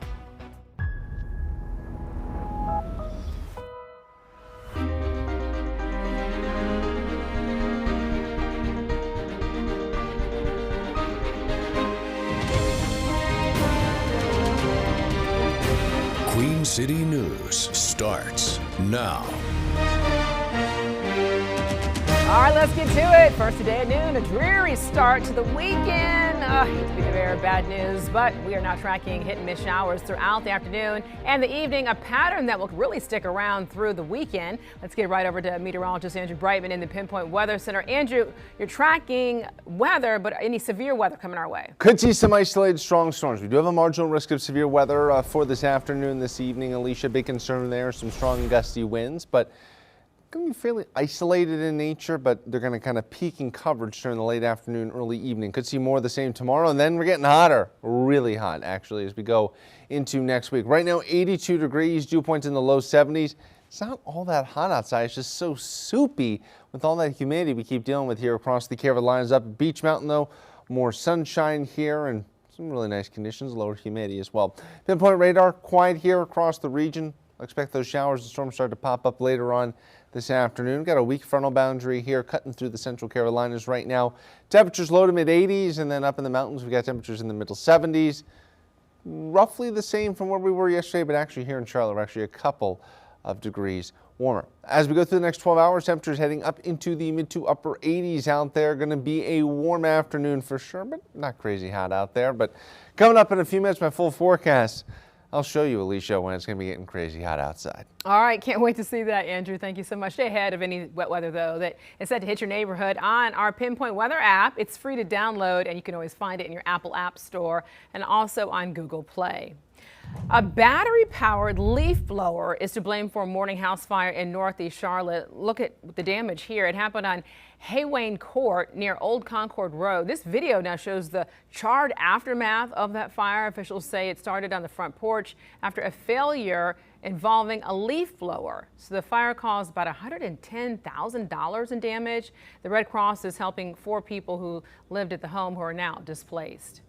Gastonia police say they've now caught 5 drivers passing school buses since the start of the new school year. The department released video of one of the incidents, which shows a vehicle passing a bus with its lights flashing. Authorities have also issued 60 speeding tickets, with the fastest driver clocked at 62 miles per hour in a 25 mile per hour school zone. Come on. Authorities in 2 separate school districts are investigating incidents of weapons on campus. Now, this is happening in Mint Hill. A woman is accused of pulling a gun on another driver in a road rage incident. That started during the morning drop-off at Mint Hill Middle School. And a student at South Rowan High School was also accused of bringing a BB gun to campus. Both incidents now happened Thursday, and both suspects are facing charges. This afternoon, Charlotte-Mecklenburg school officials are now set to be able to give an update on the first week of class. So the district rolled out a new bus tracking app and opened several new schools. We'll have an update on the first week recap starting today on Queen City News at 4. Overseas, crews in Nepal, now in China, continue to search for survivors days after a catastrophic flash floods hit neighboring countries. So nearly 600 people are confirmed dead and nearly 2,500 others are still missing, including about 90 Americans. Well, today, rescuers have been pulling out survivors caked in dark brown mud, with helicopters lifting them to safety. Well, the Queen City's Nepali community is united, and they are collecting aid and money to send disaster relief to their home country. And Queen City News reporter Shakira Speaks details all the efforts. I was very uneasy and then uncomfortable that whole day. Leaders of the Greater Charlotte Nepalese Association met Thursday to organize relief efforts for family and friends half a world away after a flash flood hit the South Asian country on Wednesday.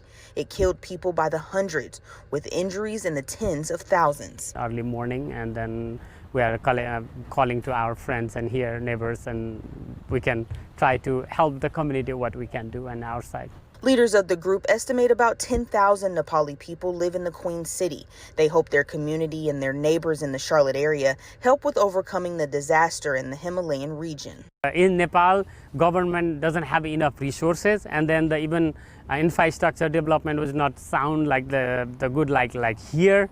They have a very limited resources, and then you saw that the videos and pictures over there, all the road, the bridge, everything gets wiped out. The last natural disaster of this magnitude in Nepal was a 2015 earthquake that killed more than 9,000 people. Leaders of the Charlotte group say the country was still recovering from that catastrophe. $1 goes to like 150 rupees in Nepal. And that's good. Yeah, that's good. That's good. So that makes the difference. So even today, you donate like $20 here, right? They will get like almost like more than 2,000 rupees over there. Everything is expensive, but that makes the difference. In Concord, Shakir Speaks, Queen City News. A landmark social media settlement could get even bigger. So Meta's warning to other social media companies after this week's ruling. Plus, North Carolina health leaders surrounding and sounding off about a popular way people cool off in this summer heat. How a swim in fresh water led to a teen's fight for their life. And your monthly expenses could soon get even more expensive, depending on where you park in the Queen City. The $100 fine that will soon be enforced if your car sticks out of your driveway. Andrew. And we're tracking a few hit and miss showers and storms this afternoon. I've got the latest on what we can expect with my pinpoint forecast next. All right, stay close. You're watching Queen City News at noon, the most honored and the most local news in Charlotte.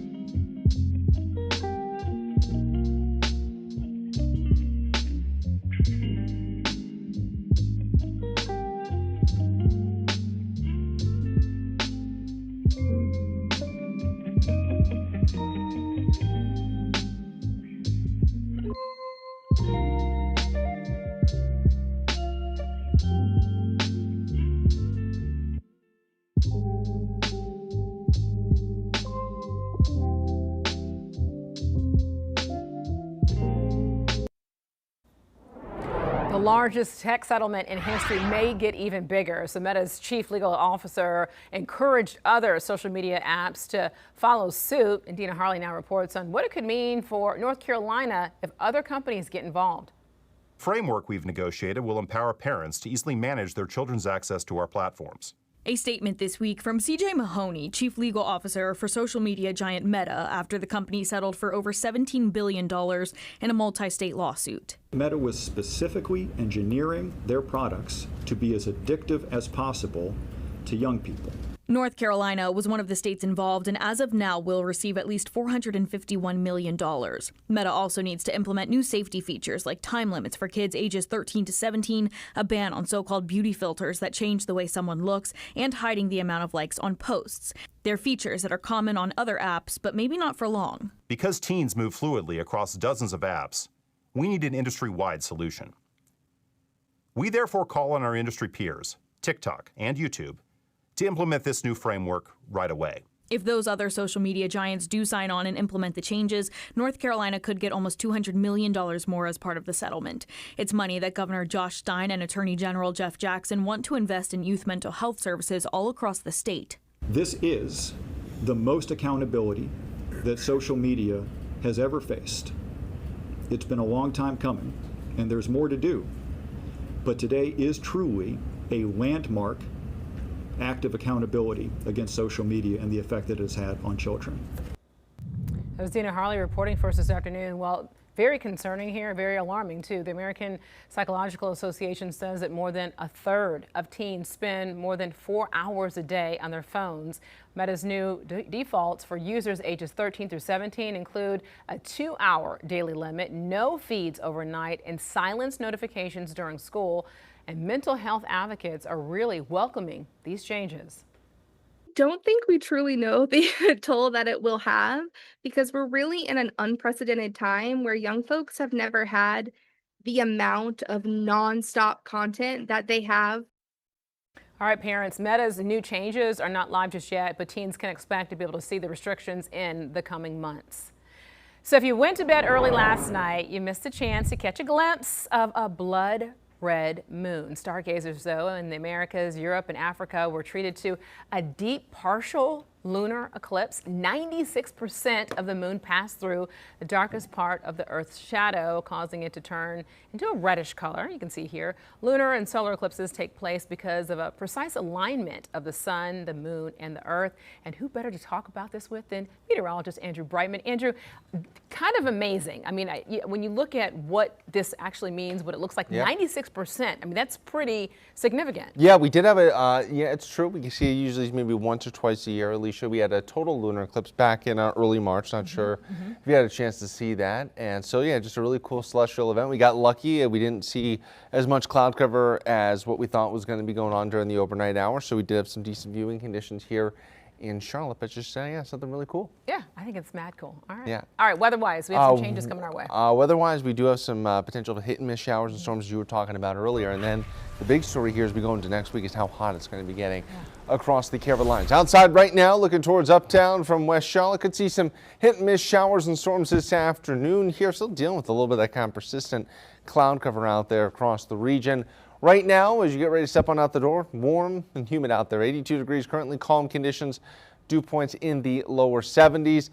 Boone camera, seeing the cloud cover, the sun, partly cloudy skies out there. Pinpoint radar, a little bit of hit and miss shower activity as we head on up into the mountains. As we zoom out here, watching a little bit of this cloud cover starting to pop up kind of right along the frontal boundary. You see some of that low cloud cover. Then on the flip side, get a little bit more sunshine. Humidity, unfortunately, that is not going to be dropping anytime soon. Got to deal with the soupiness across the Carolinas for the foreseeable future. Severe weather risk. We do have a marginal risk, a tier 1 out of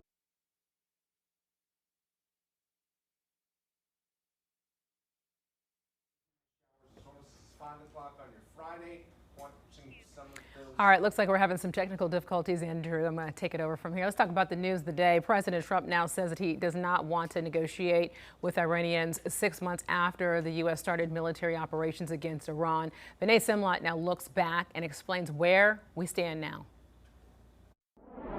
President Donald Trump said he launched this war with Iran to make sure the Iranians never get a nuclear weapon. But 6 months later, there's no nuclear deal with Iran. And right now, focus has turned to the Strait of Hormuz and the energy economy.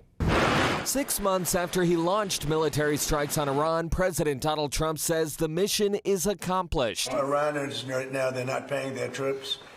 They're in deep trouble. The U.S. and Israel started the operation in February. President Trump argued Iran was weeks away from a nuclear weapon. They will never have a nuclear weapon. Democrats said Iran wasn't. There was no imminent threat. The Pentagon says the U.S. hit Iranian weapons and nuclear sites. The Israelis say they killed Iran's supreme leader, Ayatollah Ali Khamenei. The new supreme leader is Ali Khamenei's son, Mojtaba Khamenei, and is believed to have more hardline views. This is not a so-called regime change war, but the regime sure did change. Iran responded to U.S. and Israeli strikes with attacks on Gulf countries with U.S. bases.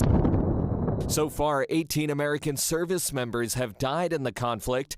In June, President Trump signed a memorandum of understanding. It mostly stopped military strikes, but both sides continue to battle over the Strait of Hormuz. Iranian threats have essentially stopped traffic through the strait, leading to inflation and higher gas prices at home. But President Trump insists The Strait of Hormuz is open. U.S. Central Command says it cleared all of the sea mines out of the strait. The Pentagon said Iran was putting those in there to try to stop traffic from getting through the Strait of Hormuz. Still, right now, gas prices are hovering around $4.09 on average per gallon, up from $2.98 before the war. Vinay Simlat, News Nation, Washington. Thank you, Vinay, for that. Congress returns from August recess next week, and House Republicans are now set to take up legislation on a looming federal hemp ban. So the Senate already voted to push the effective date from November 12th to December the 11th. And then under the new rule, any hemp product with more than 0.4 milligrams of THC becomes illegal. So business owners in the Tar Heel state say it would create their industry and it would really crater their industry. So right now the North Carolina House is also set to be able to vote on a state hemp ban later on this year.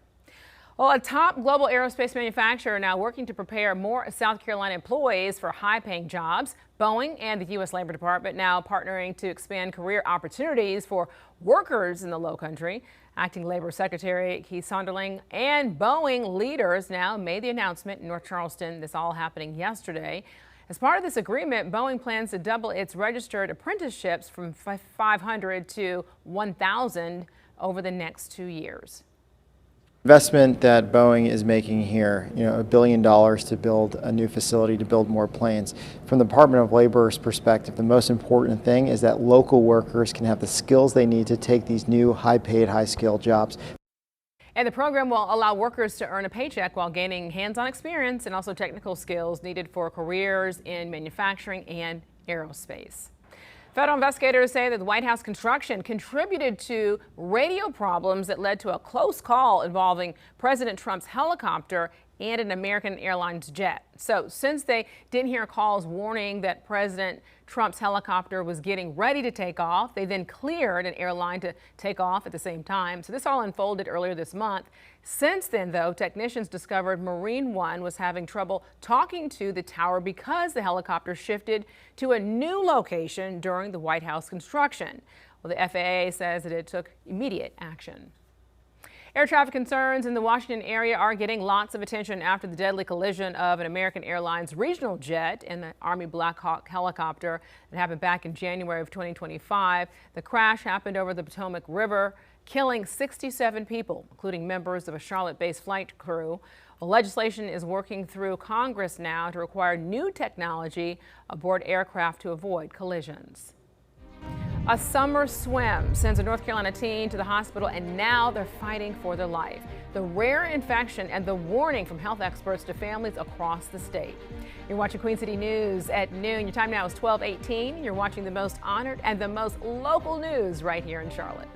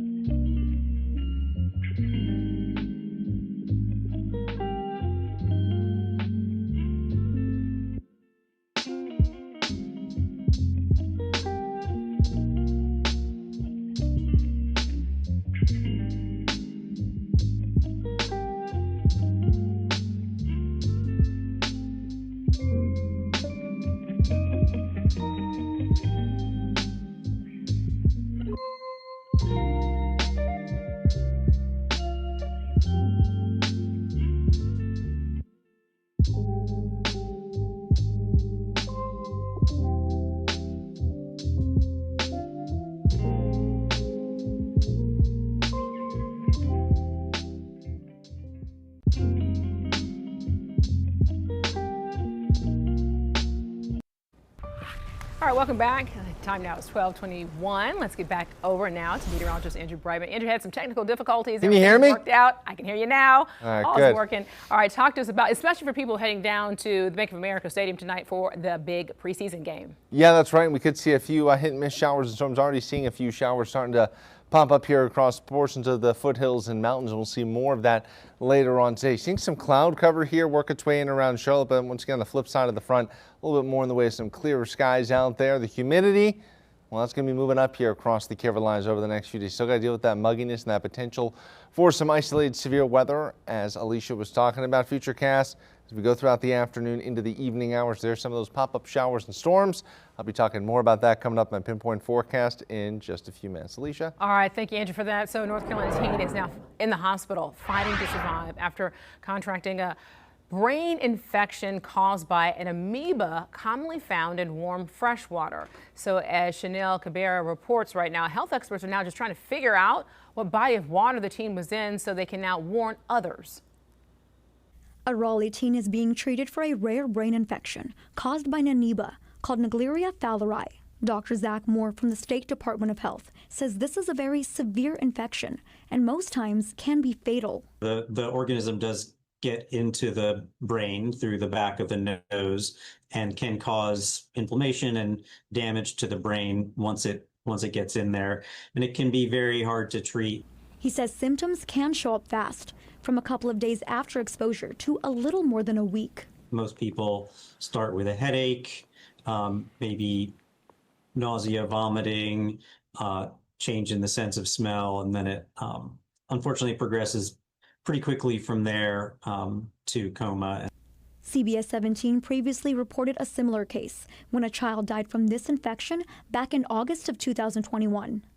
But it really takes sort of, honestly, just very bad luck, very bad combination of circumstances for people to have the water containing the organism go up their nose in just the right way that it leads to this infection.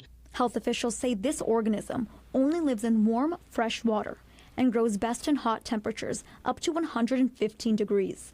It doesn't survive in salt water, so you can't get exposed to this from being at the beach. And there's never been any cases of people exposed from swimming pools that were being properly maintained. And once a case is confirmed to a specific body of water, Moore says there isn't much that can be done beyond preventative measures, such as avoiding putting your head underwater. There is no way to eradicate this organism from a lake or a pond. It's a very common organism. It's in the soil, it's in the water, it's in sort of the silt at the bottom of lakes and ponds. But he stresses people should not panic, saying that the amoeba can't be ingested orally or transfer person to person. It primarily occurs when it's forced up the nose into the brain, like jumping, diving into the water. There have been cases where people have gotten infections from using neti pots. That was Chanel Cabrera reporting for us this afternoon. Well, anyone who plans to swim in ponds or lakes, while is now still urged to be able to pinch their nose and not dive into the water, especially if it's hot outside. Well, the cyclosporiasis outbreak linked to iceberg lettuce and thousands of illnesses nationwide, now expanding. Cases of the stomach parasite that causes explosive diarrhea were recently identified in Georgia, Tennessee, and Texas. More than 11,000 illnesses in total have been reported all across 20 states, including right here in the Carolinas. So as of this week, health officials in the Tar Heel State have identified 940 cyclosporiasis cases since May. 80 cases have been reported in South Carolina. A once beloved New Orleans hospital badly damaged by Hurricane Katrina now getting a new lease on life. Tulane University plans to redevelop Charity Hospital into a medical research hub. So the facility had a rich history of helping some of the community's most vulnerable people before it was forced to close in the aftermath of Hurricane Katrina in 2005. Construction, though, is expected to begin this fall. Queen City residents could soon be ticketed for parking their cars in their own driveway. So the fine you could be forced to pay up for blocking sidewalks. Plus, a case of deja vu, why shoppers could soon see a repeat of the pandemic era toilet paper panic. You're watching Queen City News, the most honored and the most local news right here in the Queen City.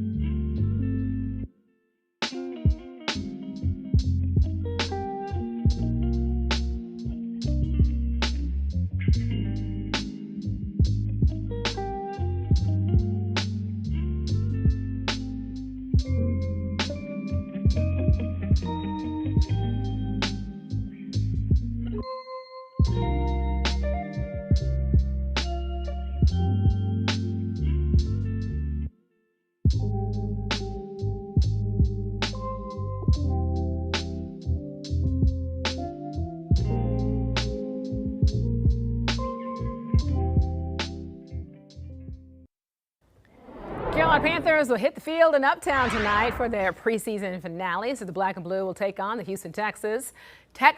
And the two teams had joint practice Wednesday. Kickoff for tonight's game is set for 7.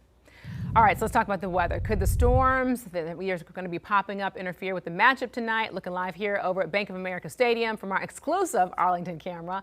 Lots of clouds out there right now, and showers and storms, of course, possible throughout the day, as Andrew mentioned earlier. Let's get over to meteorologist Andrew Brightman in the Pinpoint Weather Center. Andrew, so anything that Panthers fans really need to know before they go out tonight?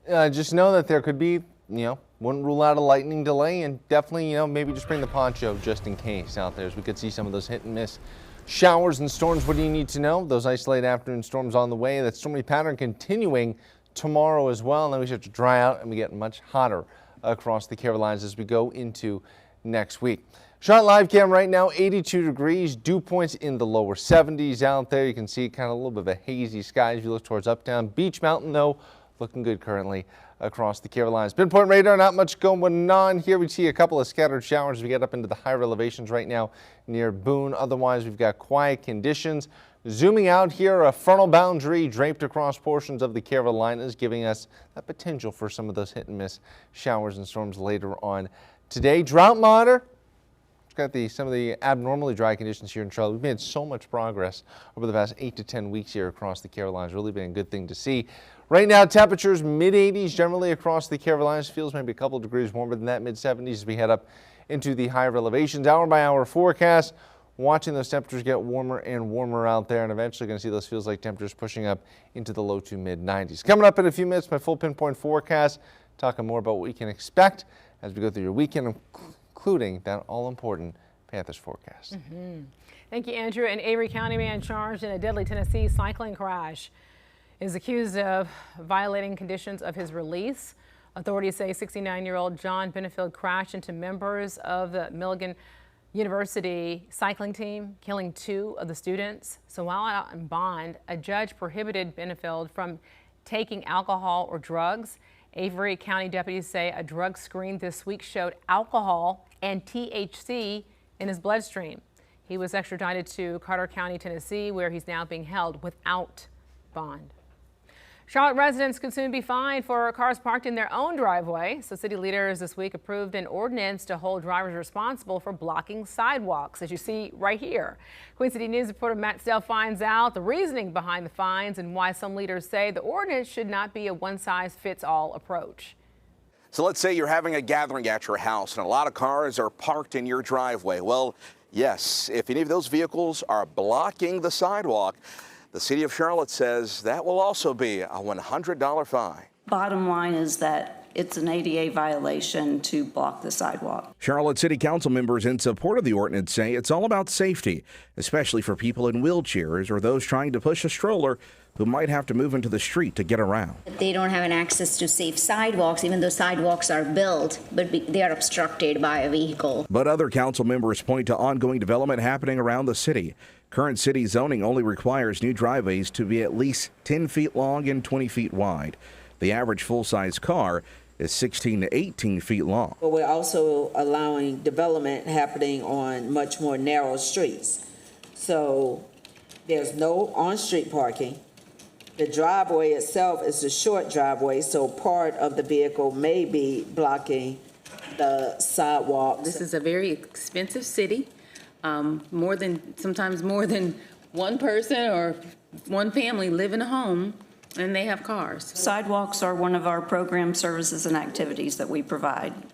If we provide a sidewalk, we should be making sure that those sidewalks are not obstructed. But after some healthy discussion, all in favor, please raise your hand.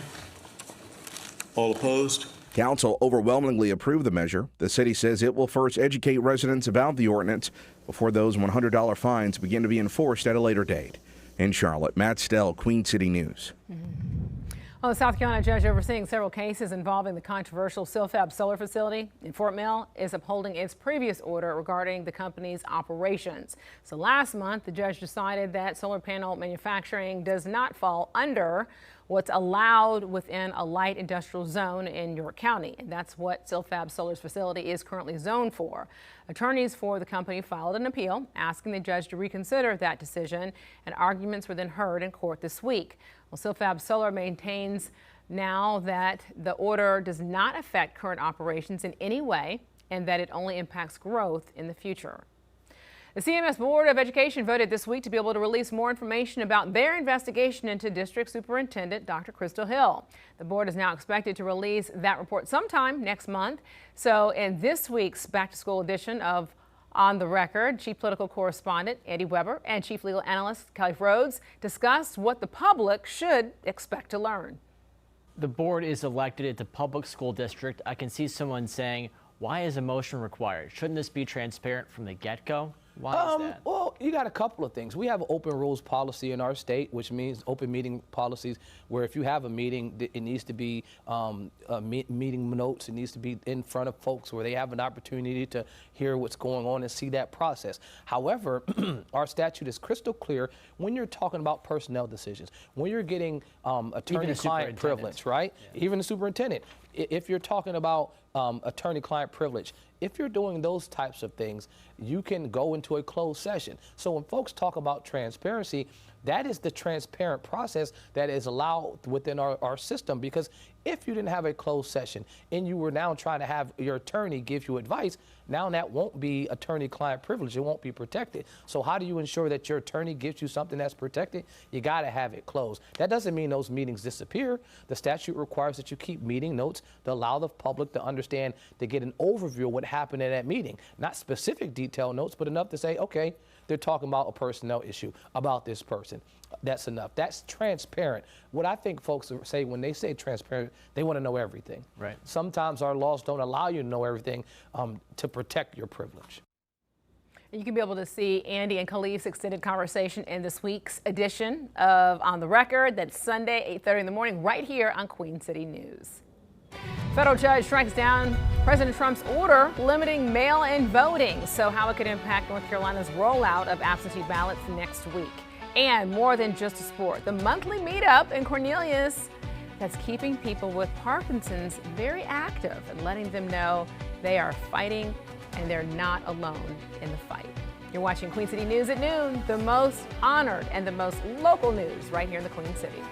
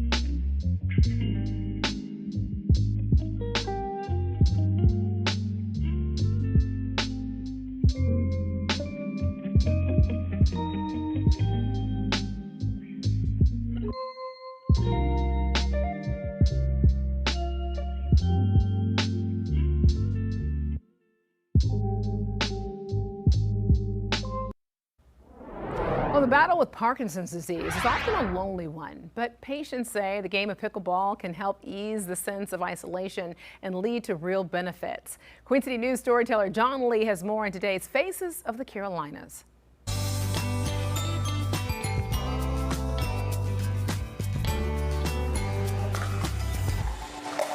Even when they play against each other, they are here for each other. My symptoms could be totally different from somebody else's, but we still got the same disease.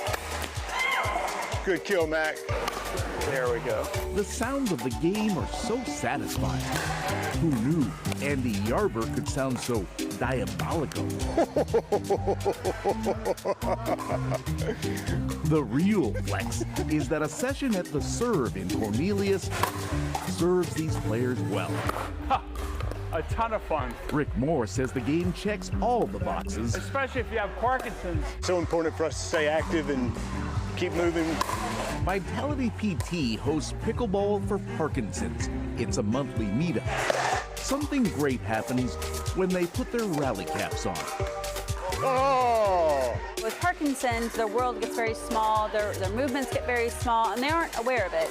So in order to reach for that ball, they have to reach more out of what they feel like is their range. Simple game, simple game.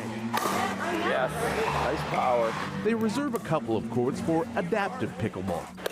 Oh, so sorry, Susan. I wish I discovered it before I got Parkinson's. Patricia Popko has a hard time with her balance and can't see in one eye. You know that phrase, use it or lose it. She leans on volunteer Louis Framarini. I'm her support.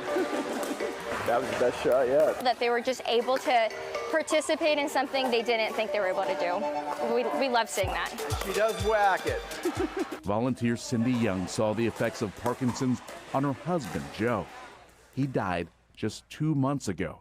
They were married 47 years. My husband loved pickleball, and I felt like this was something that I wanted to do to give back. The impact of Parkinson's isn't just physical. We see a lot of individuals with Parkinson's eventually feel like they can't contribute into everyday activities, and so they'll withdraw. This is a time to lock arms, figuratively. I like it too.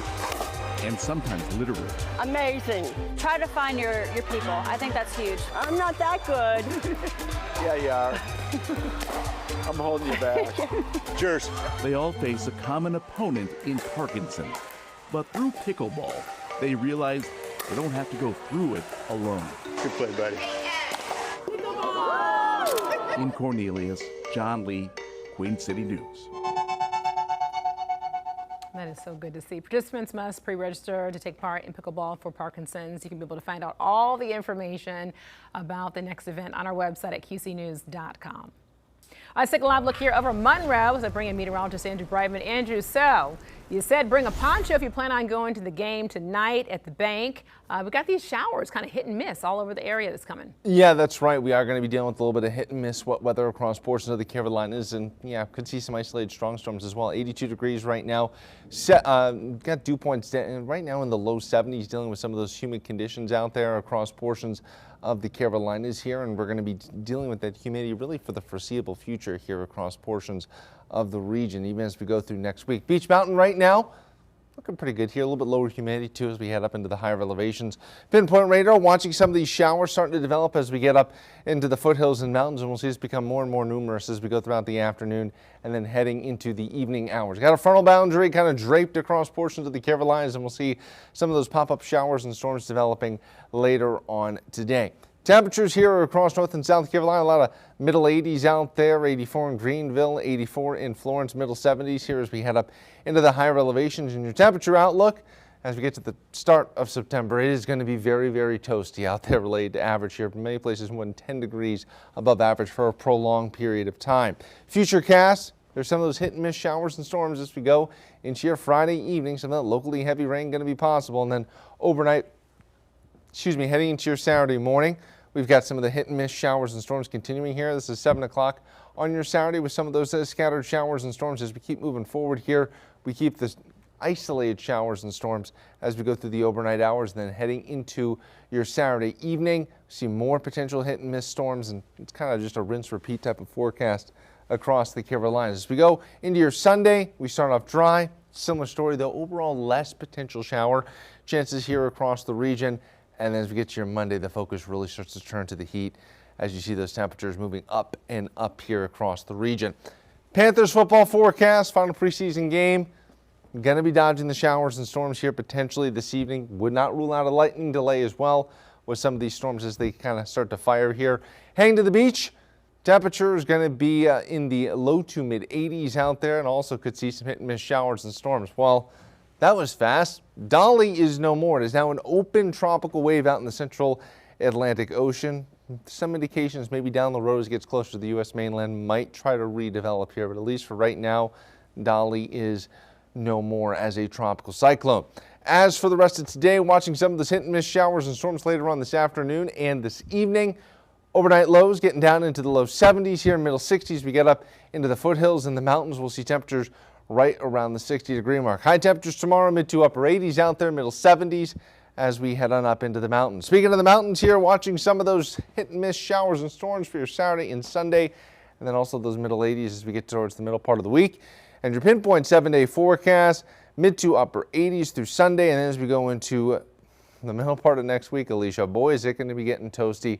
Going to be seeing those high temperatures up into the mid to upper 90s. All right, thank you, Andrew, for that. It's going to get hot, as Andrew just said. All right, so North Carolina Congressman Chuck Edwards is calling for his House colleagues to reconsider an ethics investigation that then found that he engaged in inappropriate conduct with female staffers. Well, the House Ethics Committee released their findings earlier this month, recommending the censure of the Hendersonville Republican. The report detailed gifts Edwards gave to these women, including jewelry, vacations, guns, and one-on-one dinners. The committee also found that he engaged in persistent, unprofessional, and inappropriate conduct. Well, Edwards' letter asked lawmakers to distinguish between unconventional conduct and sexual harassment. In the letter, Edwards wrote, quote, "An affectionate friendship is not a sexual proposition. A gift is not sexual misconduct. A compliment is not sexual misconduct. Poetry is not sexual misconduct." End quote. House lawmakers could vote as soon as next week on whether to censure Edwards. He ended his run for re-election after the report came out.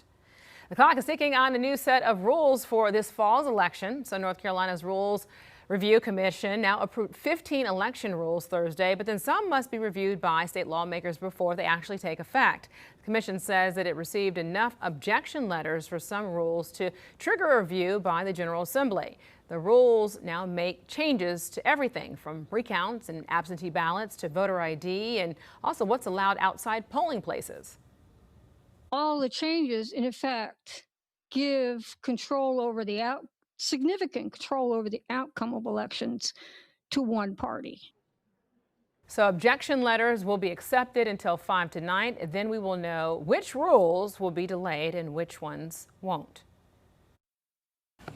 A federal judge is now halting President Trump's limited mail-in voting executive order just 1 week before North Carolina's absentee ballots for the midterm election are now sent out. So the order required states to create a list of voters eligible for mail-in voting, and then that list was to be shared with the Postal Service, and then workers were directed to reject ballots from people whose names were not on that list. So the president now has long targeted mail-in voting, which he falsely blames for his 2020 election loss. An appeal, of course, is expected with this. Let's bring in Chief Legal Analyst Khalif Rhodes to talk about all this. Khalif, very important to lay this out, though. The timing of this, we'll talk about that in a moment, but the Supreme Court just weighed in earlier this week, but it did not decide whether Trump's policy itself was constitutional. So my question to you is this ultimately headed right back to the Supreme Court, and then how quickly could we get an answer? 100%. All roads lead back to the courthouse, and the courthouse in this case is the Supreme Court. When they kicked this one back to the lower court, overruling what the lower court had decided that President Trump couldn't do this mail-in ballot by executive order, make these types of changes. What they said in essence was that this is an issue that, yes, the federal government is supposed to stay out of, that Congress has authorized the state and Congress sometimes to dictate and direct how states run elections. And so the president trying to do that by executive order, yeah, they haven't addressed the constitutionality of it, but the likelihood of success of the states that brought this lawsuit is extremely high, that the president doesn't have authority. But what they did say, there was a ripeness issue. The court said that you're bringing this case before us, and it's not ripe. Just like bananas, just like avocados, court cases have to be ripe, but the court won't address it. That's what they did in this case. And they said, until there is an injury in fact, you guys don't have a case. Well, the United States Postal Service issues a formal rule acknowledging that they will do the very thing that the president is asking them to do. Now we have an injury in fact because the post office is now proposing that they will injure these states by doing and implementing this. And so I believe now they have ripeness issue has been satisfied. They went and refiled these cases and got it in front of a federal judge. Now that ripeness issue being addressed, the judge is saying, okay, I'll allow this to be paused for 2 weeks. That time frame is to give them an opportunity to appeal. That's all that's allowing that to do. So I suspect that, yes, this one gets in front of the Supreme Court and rather quickly. Okay, so my question for you is this. I mean, that's a lot to unpack. It is. Really get the analogy with the banana and it being right. But the question for you is the timing of this. We got to talk about that, because could I possibly have a mail-in vote thinking that I'm voting and my vote not count? 100%, and that's the argument that the state's attorney generals have made so far. They're saying you guys are trying to create something at the midnight hour to affect a change for an issue that's non-existent. Let's be clear. When you said falsely points to, voter fraud as an issue that's occurred in this 2020 election and is continuing to occur, there's no statistical data that supports that argument. And so when you talk about the likelihood of success, the government's going to have to point to a compelling interest, something that they're saying this is a reason that we want to do this, or at the very minimum, a legitimate issue or a legitimate interest. What is your rational basis for this thing that you're trying to do? And if you can't point to some statistics that say, hey, voter fraud is mass, mail-in ballot voter fraud is even worse. They don't have the numbers to support that. So that's why I say the likelihood of them succeeding in the long run is not going to happen. But this is, I think, the likelihood of confusion for voters is something that will happen. And that is what the state attorney generals have said a number of times. That's exactly my point. I mean, and that's the confusion that we're trying to be able to clear up, because my question is, could they get this case before the Supreme Court before ballots go out? Oh, ultimately, yes. I think this is a case that the Supreme Court will put on their emergency docket. They'll allow this to get, heard quickly. And there doesn't have to be any type of order that's behind it. They can say, listen, we agree or we disagree, and kick it back or uphold it. I think that's what's going to happen. Last thing I'll say is you mentioned time frame. Time frame is important because there is standing court cases, precedent that says courts can't take action on cases when they are really, really close to elections, and we're getting to that time frame as well. Carly Froese, appreciate your insight. Thank you. Americans could soon flush more money down the toilet. Literally, the bathroom essential that's about to get pricier. You're watching Queen City News. Look at this live look here over Lake Norman. Gorgeous outside, although it's very humid out there. 82 degrees, and you're watching the most honored and the most local news in Charlotte.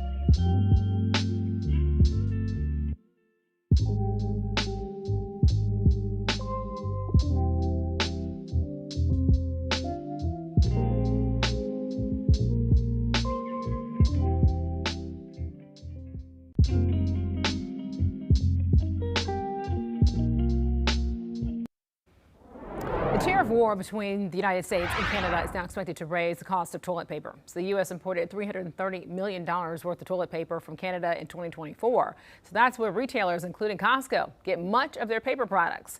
And Canada is now threatening to put tariffs between 25 and 50% on toilet paper and also tissues starting in 2 weeks. So the average American uses 2.5 rolls per week, the most in the world. President Trump signed an executive order yesterday renaming Lake Ontario as Lake America. It's the latest sign of the rapidly deteriorating relationship between the U.S. and Canada after a breakdown in trade talks led to a tariff fight. Despite the steep new tit-for-tat tariffs between both countries, leaders are now expected to eventually strike a deal to end the conflict.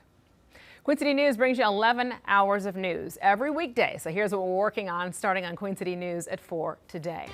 Why the creators of some of the largest artificial intelligence models in the world are now warning about the cybersecurity risks that we now face because of them.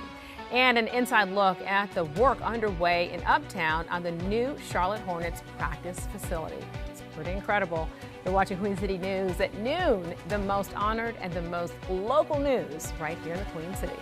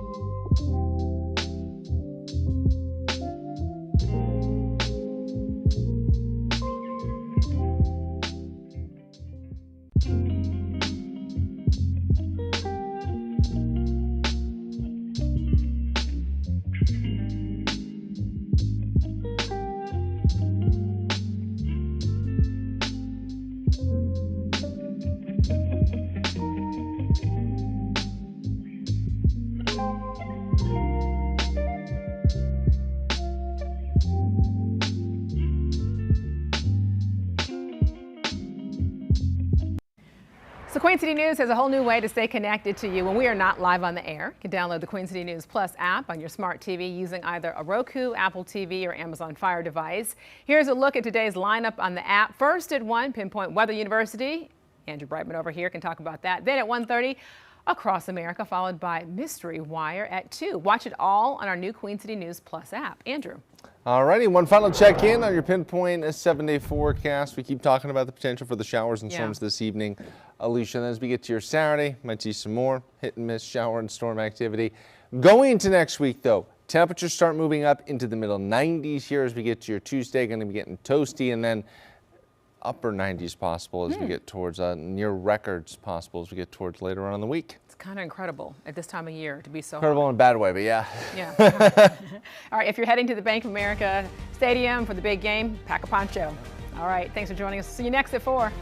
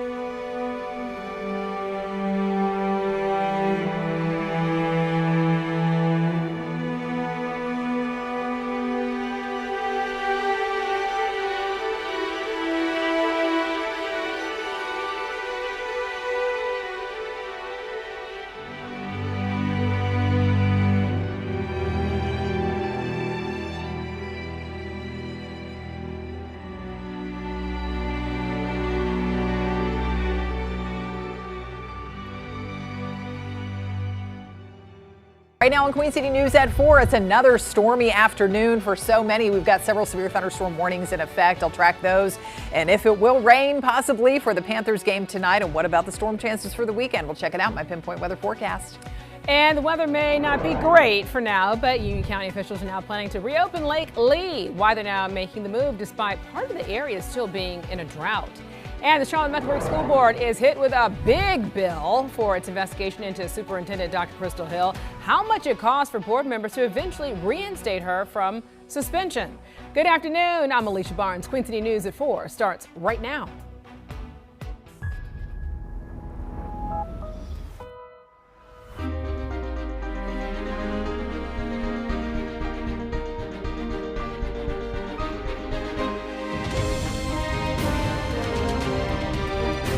Queen City News starts now. We begin the news at 4 with a live look here over Lake Norman from the Freedom Boat Club in Cornelius. So boating, not a great idea this evening as we now expect storms to roll through the Charlotte region.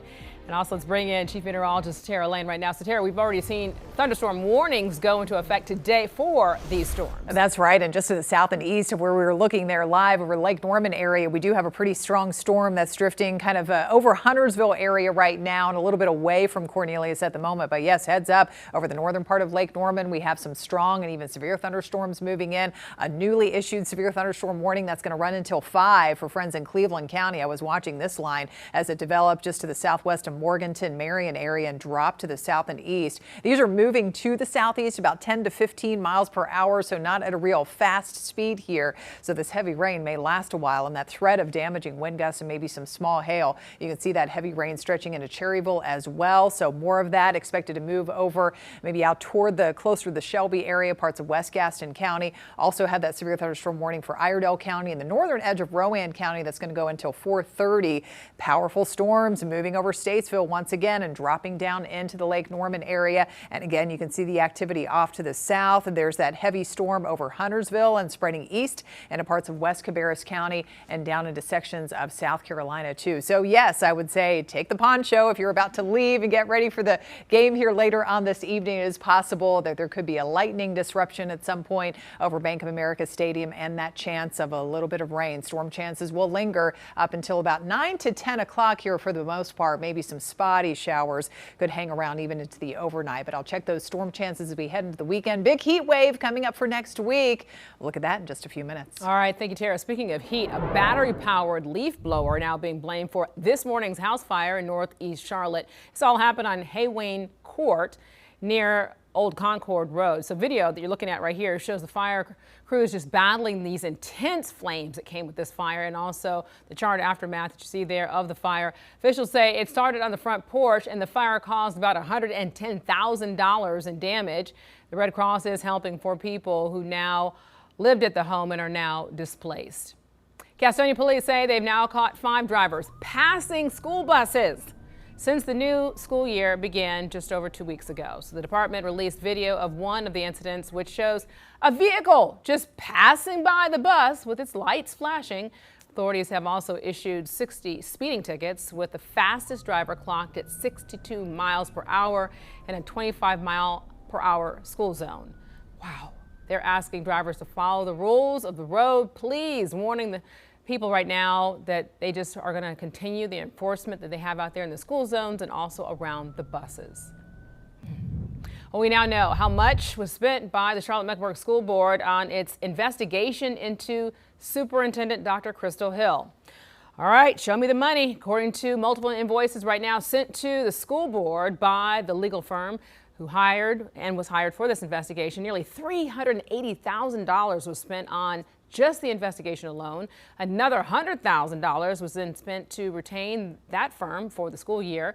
So Dr. Hill was on paid leave for 8 weeks amid what board members called a probe into her administrative and operational oversight. When Dr. Hill was reinstated, board members then told us that they would be addressing the investigation's findings directly with her. CMS Board of Education now voted this week to release more information about their investigation into Dr. Hill. So that report is expected to come sometime next month.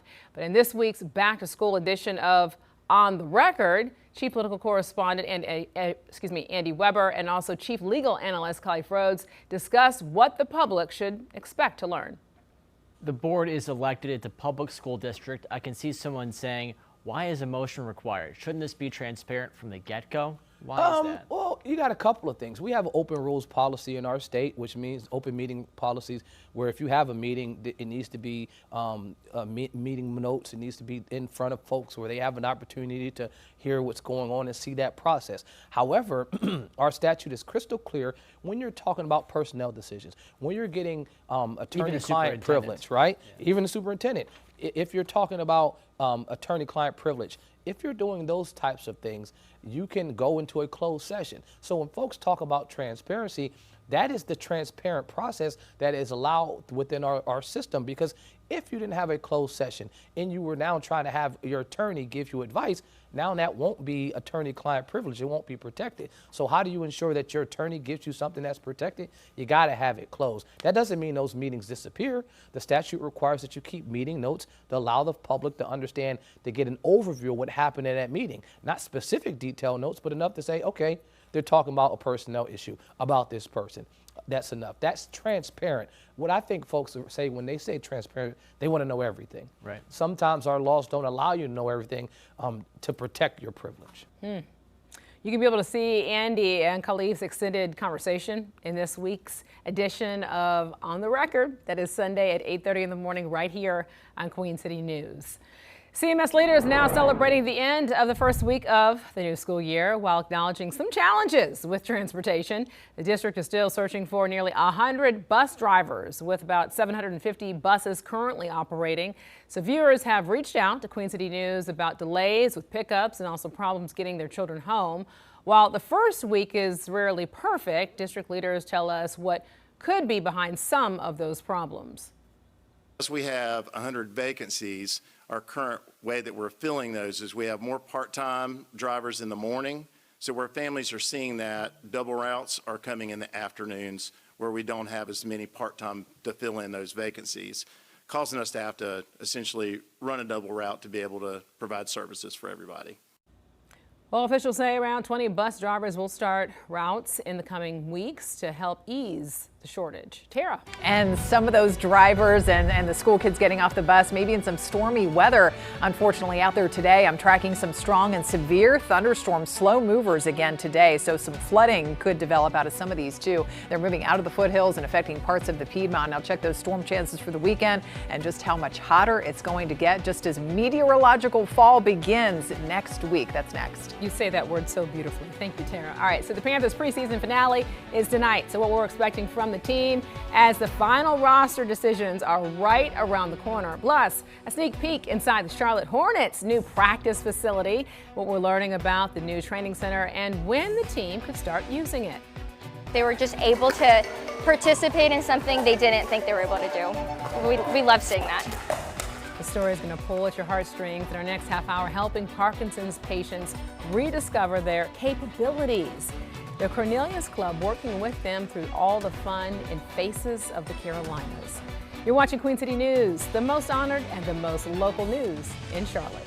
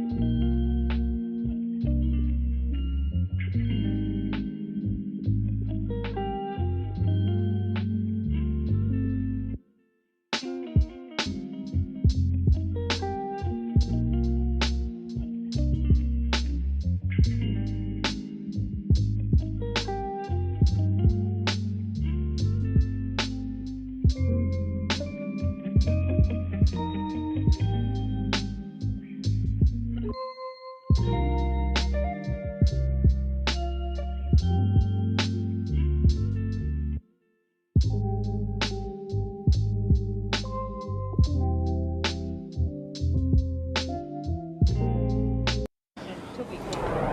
Panthers finish up the preseason tonight at Bank of America Stadium, and then the roster gets finalized. So our Joey Ellis joins us now live from the bank. So Joey, tonight we'll be focused now on figuring who makes the rest of the roster, right?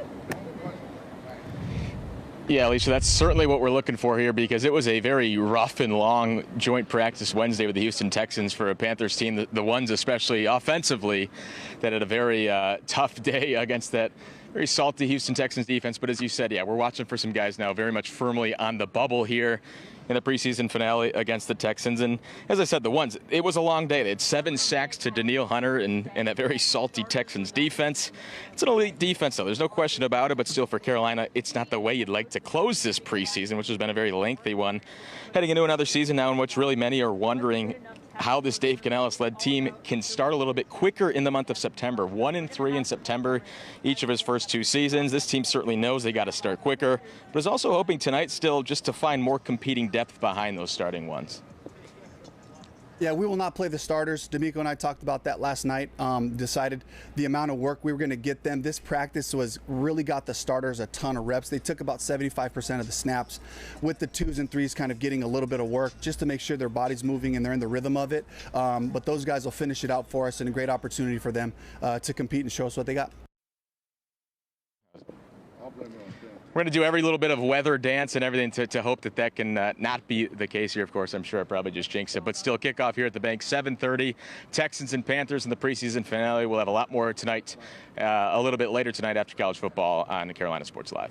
All right, thank you, Joey Ellis, for your coverage. And as we take a live look now over at Bank of America Stadium from our Arlington camera, so we're keeping an eye on the forecast above of where Joey is right now for tonight's Panthers game. So that's because we're expecting some storms to be able to move through this region this evening. Let's bring in Chief Meteorologist Tara Lane. So Tara, with what's coming our way, I know we're telling people if you're going out to the game to pack a poncho, but is that enough? Well, a poncho, sure. And of course, if there's any sort of lightning nearby or in the area, they're going to have to take shelter and, you know, put that alert up on the big screen. So that's possible. That could happen too. And so just know that, and hopefully, you know, you have that free Pinpoint weather app and you get those alerts sent to your phone saying, exactly. Yes, lightning could be in the area. Maybe stay in your car in that case for a little while if you haven't gone in quite yet. So we do have, really not terribly far away from Bank of America Stadium, some pretty heavy showers and storms. And as we're looking live here from our West Charlotte Tower camera, noticing some of those darker clouds in the distance and even west of here and out toward Gaston County, Cleveland County, under a severe thunderstorm warning right now. Let's pinpoint some of these areas here. You can see the activity kind of moving away from you all in the mountains and foothills and now affecting more of our Piedmont communities. So there's that severe thunderstorm warning going until 5 p.m. with the threat of damaging wind gusts. That's really the main concern here. And along with some quick developing flooding, we saw that last night over Indian Land and parts of Union County, even southeastern Mecklenburg County too, which is those slow moving downpours. These storms are just not getting out of here quickly, moving to the southeast only around, say, maybe at most 10 to 15 miles per hour. So a lot of lightning just north of Shelby,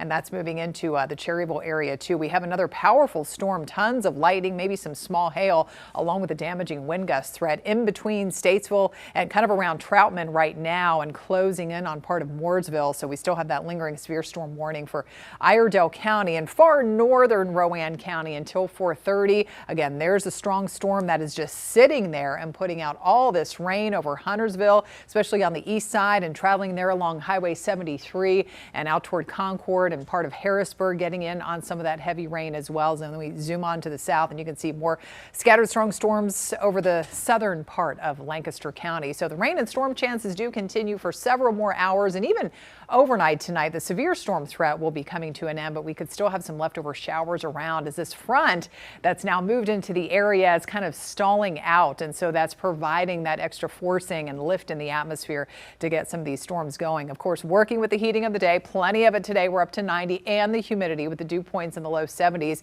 Got rain-cooled 70s up in the foothills right now. Mountains are still close to 80 up there at Moon.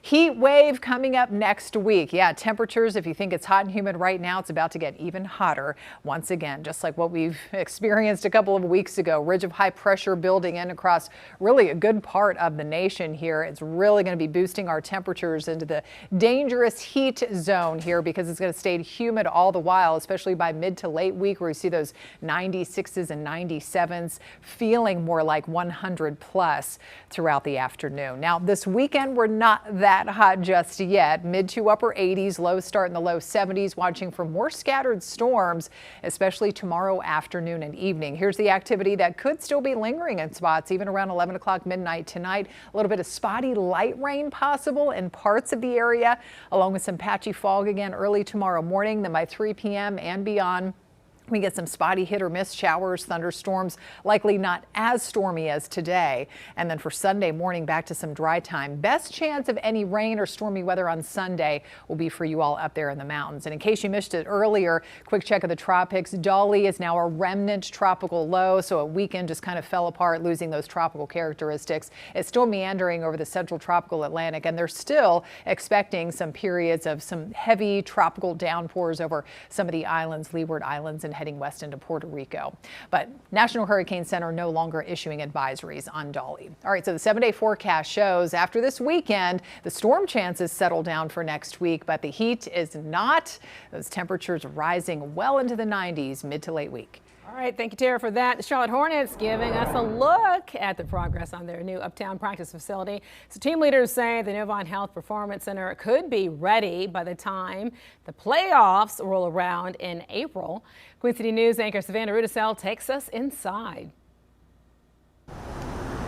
Construction crews are working daily to finish the 6-story, $150 million Novant Health Performance Center by next spring.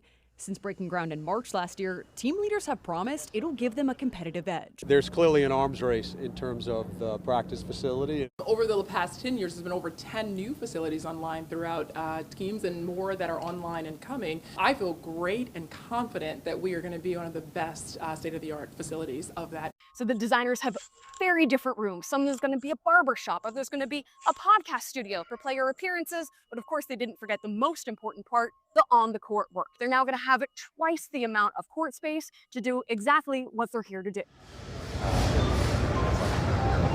The Hornets front office staff is moving their operations across the street, quite literally overlooking the training and recovery. And the center will also include a Novant Orthopedics and Sports Medicine clinic open to the public. Whether you're an NBA player, whether you're a young athlete, a weekend warrior type, sort of like me, or you're just somebody who wants to get back to doing the things that you love, we're going to have a lot of elements inside of here that are going to be able to create that comprehensive care delivery that I think people are really searching for. The city contributed $30 million to the project as part of a deal to keep the Hornets in Charlotte until at least 2045. We're excited about what this facility will do to momentum, walkability right here in this region, right in the corridor of Uptown.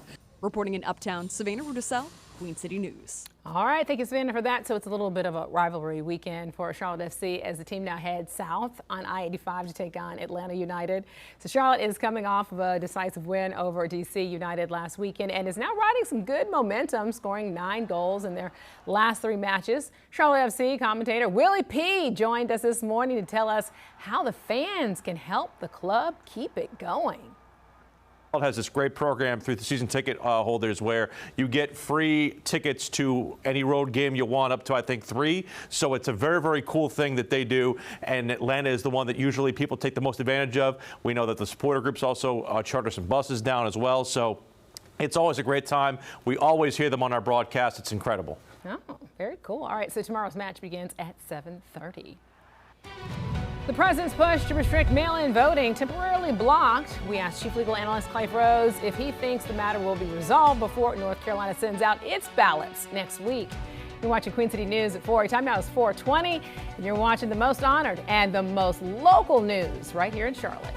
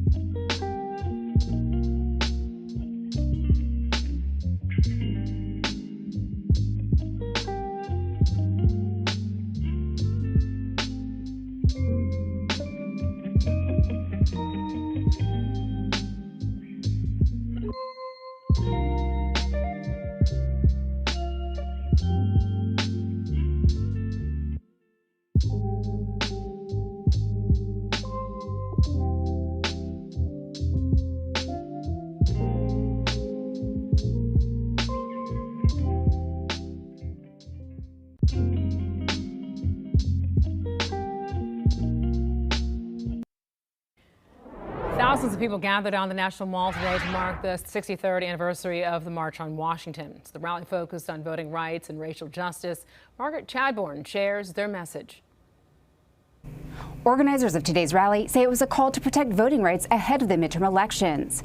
Activists are concerned about efforts by President Trump and his allies to change how elections are run, as well as a Supreme Court ruling they say weakened protections against racial discrimination at the polls. It's tragic that we have a mentality in this country, a leadership in this country that's thriving to go backwards. Ralph Canty of South Carolina was just 18 years old when he traveled to the National Mall for the historic March on Washington. 63 years later, he returned, worried the country is once again at a fraught moment. We have spent so much of our blood and sweat and time in pushing this country forward. Canty is one of thousands, and those leading this year's rally say it's intended to promote election integrity. Called the Defend the Vote March, it brought together civil rights groups, labor leaders, and some of the biggest names in progressive politics, including Bernie Sanders and Alexandria Ocasio-Cortez. Black political representation is under assault with Jim Crow-like tactics all throughout the South. Challenging times. Wickedness in high places. Much of the focus was aimed at President Donald Trump, with leaders pushing back on his efforts to change how elections are run, including mail-in voting and raising concerns that his policies are pushing voter suppression. Republicans say it's about fairness and election security. We don't need to divide this country based on race and congressional districts. It needs to be based on communities of interest. The president is pushing for more changes to election laws with the Save America Act. It would require proof of citizenship as well as voter ID at the polls. But he lacks the Republican support needed in Congress to get the bill passed. Margaret Chadbourne, News Nation, Washington. A federal judge is now halting President Trump's limited mail-in voting executive order. So just 1 week before North Carolina's absentee ballots go for the midterm elections are going to be sent out. And this order now required states to create a list of voters eligible for mail-in voting. So that list was to be shared with the Postal Service, and then workers were directed to reject ballots from people whose names who were not on the list. So the president now has long targeted mail-in voting, which he falsely blames for his 2020 election loss. Well, we did ask Chief Legal Analyst Clive Rhodes about this case and if it could actually get settled before ballots go out in just 7 days.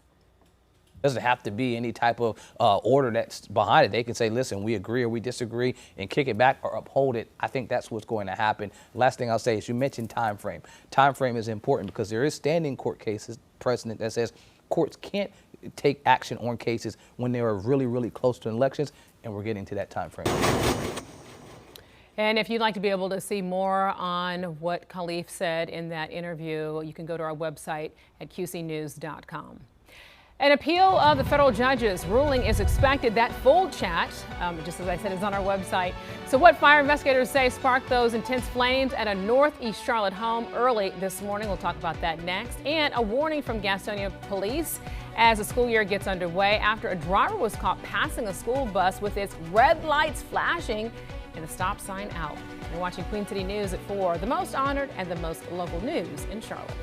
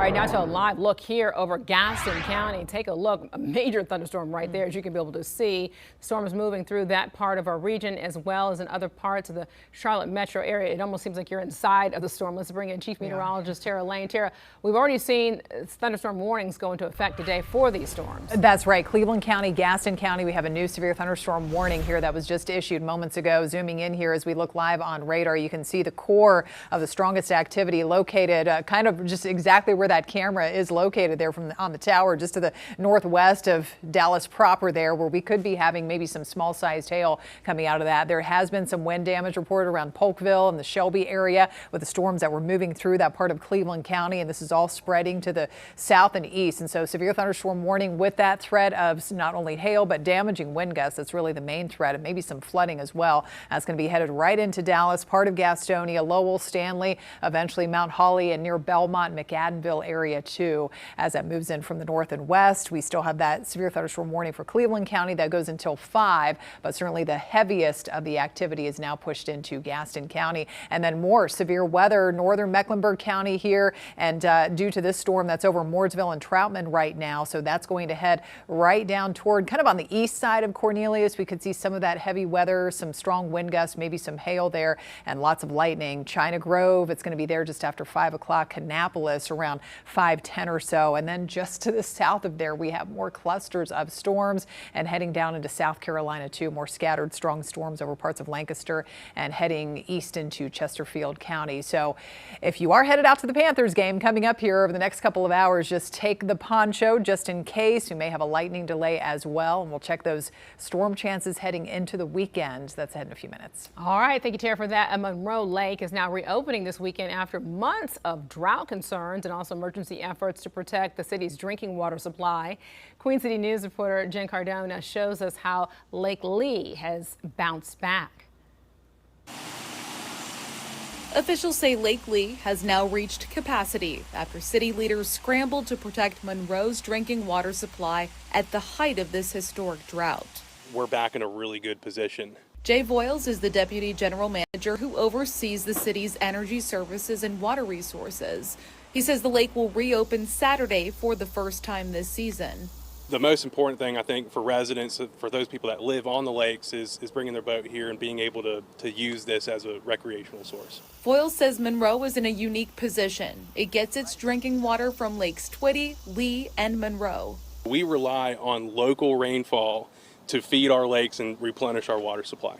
Officials tapped a nearby quarry, laying 6,500 feet of pipe to pump 2 million gallons of water a day into Lake Lee. Protecting that emergency water supply meant keeping boats and visitors off the lake. We did not want to invoke that risk while we were also managing a situation that we, quite frankly, didn't have control over. Lake Monroe is still nowhere near reopening, but Voiles hopes to continue public access for outdoor recreation. Lake Lee joins Lake Twitty in being open on weekends from 7 a.m. to 7 p.m. Jen Cardone, Queen City News. Well, a battery-powered leaf blower is now being blamed for this morning's house fire in Northeast Charlotte. This all happened on Haywayne Court near Old Concord Road. The video you're looking at here shows the fire that the fire crews were battling. And look how intense these flames were. The charred aftermath of the fire also, you can be able to tell there in that video. Officials say it started on the front porch and then the fire caused about $110,000 in damage. The Red Cross is helping the 4 people who lived at the home who are now displaced. Gastonia police now say they've caught 5 drivers. Look at that, just passing school buses since the new school year began just over 2 weeks ago. The department released video of one of the incidents, which then shows a vehicle passing a bus with its lights flashing. Authorities have also issued 60 speeding tickets. Wow, look at that. With the fastest driver clocked at 62 miles per hour in a 25 mile per hour zone. So they're now asking drivers to follow the rules, please, of the road, warning that they plan to be able to continue their enforcement in school zones and also around buses. We now know how much was spent by the Charlotte-Mecklenburg School Board on its investigation into Superintendent Dr. Crystal Hill. So according to multiple invoices sent to the school board by the legal firm hired for the investigation, nearly $380,000 was spent on just the investigation alone. Then another $100,000 was spent to retain that firm for the school year. And then Dr. Hill was also on paid leave for 8 weeks amid what board members called a probe into her administrative and operational oversight. So when Dr. Hill was reinstated, board members told us that they would be addressing the investigation's findings directly with her. Well, the CMS Board of Education voted this week to release more information about their investigation into Dr. Hill, and that report is expected to come sometime next month. So in this week's Back to School edition of On the Record, Chief Political Correspondent Andy Weber and Chief Legal Analyst Khalif Rhodes discuss what the public should expect to learn. The board is elected at the public school district. I can see someone saying, why is a motion required? Shouldn't this be transparent from the get-go? Why is that? Well, you got a couple of things. We have an open rules policy in our state, which means open meeting policies, where if you have a meeting, it needs to be meeting notes. It needs to be in front of folks where they have an opportunity to hear what's going on and see that process. However, our statute is crystal clear when you're talking about personnel decisions, when you're getting attorney-client privilege, right? Yeah. Even the superintendent. If you're talking about attorney-client privilege, if you're doing those types of things, you can go into a closed session. So when folks talk about transparency, that is the transparent process that is allowed within our system, because if you didn't have a closed session and you were now trying to have your attorney give you advice, now that won't be attorney-client privilege. It won't be protected. So how do you ensure that your attorney gives you something that's protected? You got to have it closed. That doesn't mean those meetings disappear. The statute requires that you keep meeting notes to allow the public to understand, to get an overview of what happened in that meeting. Not specific detailed notes, but enough to say, okay, they're talking about a personnel issue about this person. That's enough. That's transparent. What I think folks say when they say transparent, they want to know everything. Right. Sometimes our laws don't allow you to know everything to protect your privilege. You can see Andy and Khalif's extended conversation in this week's edition of On the Record. That is Sunday, 8:30 in the morning, right here on Queen City News. Alicia, I'm tracking several severe thunderstorm warnings in effect, including over parts of the Charlotte Metro, west over Cleveland and Gaston County. All these storms moving slowly to the southeast. How long that storm threat will last into the night as well as into the weekend. Pinpoint weather forecast is next. All right, North Carolina in the international spotlight, why the Tar Heel State was selected to host multiple G20 summits next week, and why the creators of some of the largest artificial intelligence models in the world are now warning about the cybersecurity risks we face because of their own designs. You're watching Queen City News, the most honored and the most local news in Charlotte.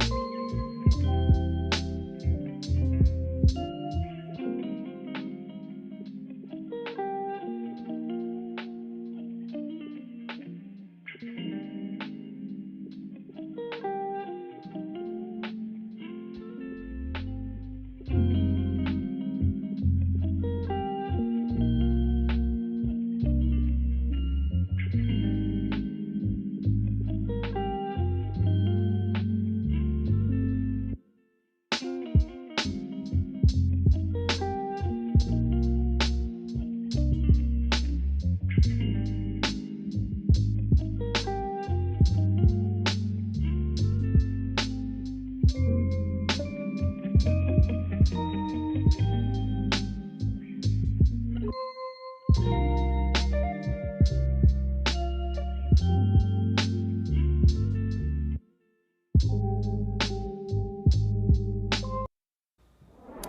back. Hundreds of world leaders are coming to North Carolina for a pair of two G20 meetings. So that's the international group, including the globe's 20 largest national and union economies. Shabnam Dinesh tells us why the Tar Heel state is getting the world's attention.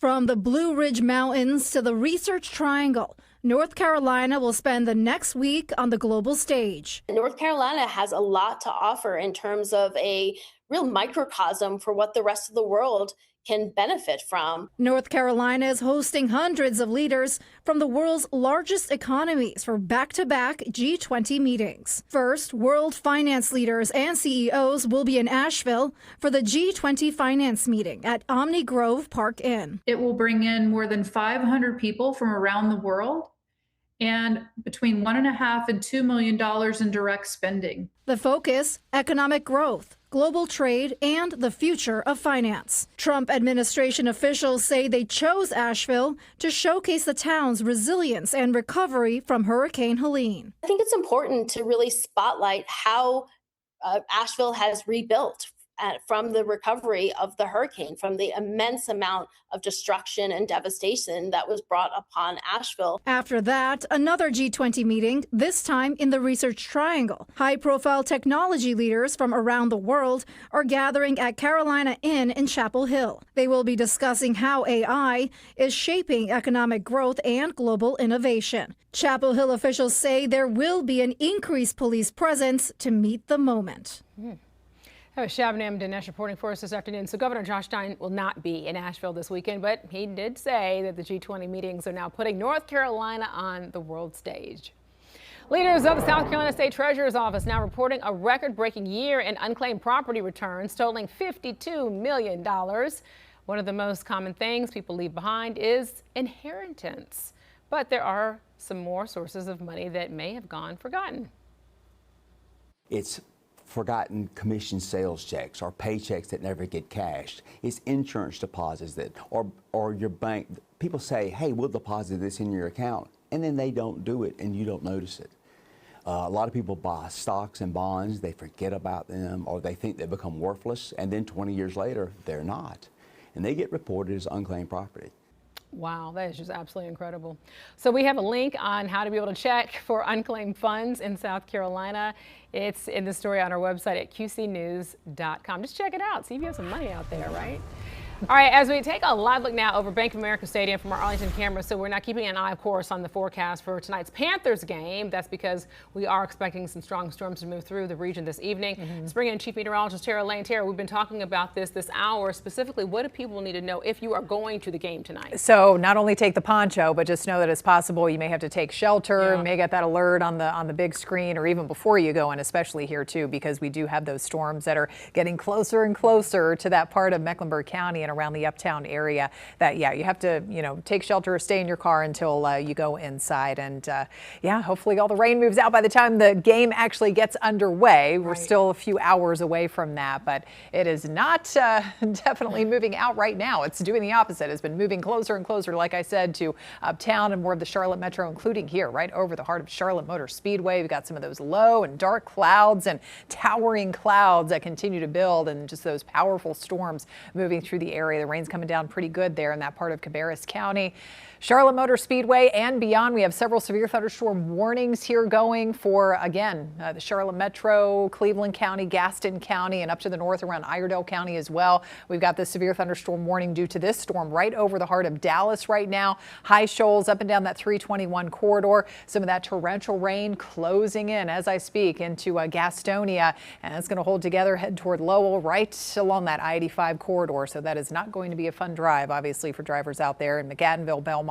Mount Holly would be in the zone as well. Damaging wind gusts and hail possible with these storms. That severe thunderstorm warning was just canceled for Cleveland County, but it did produce some wind damage around the Shelby area, Polkville, and now Boiling Springs getting in on some of that torrential rain once again. And then we've got that severe thunderstorm warning for northern Mecklenburg County, Iredell County, Rowan, and that northwest corner of Cabarrus County until 5:30. Just scattered scattered storms. I mean, pretty much everywhere, especially here in between Kannapolis and Concord. Could see some strong wind gusts out of that, maybe some small hail. The storm over Mooresville right now, and that's headed right toward Kannapolis and eventually closer to part of the Concord area. So it's going to be heading into China Grove just after 5 o'clock, which is why the warning is also in effect for that part of Rowan County and Kannapolis just after 5:10. Again, more storms getting closer and closer to uptown. You can see some of that heavy rain just to the north over northern Mecklenburg County and then down into South Carolina too. We just have slow moving downpours that continue over parts of Lancaster County.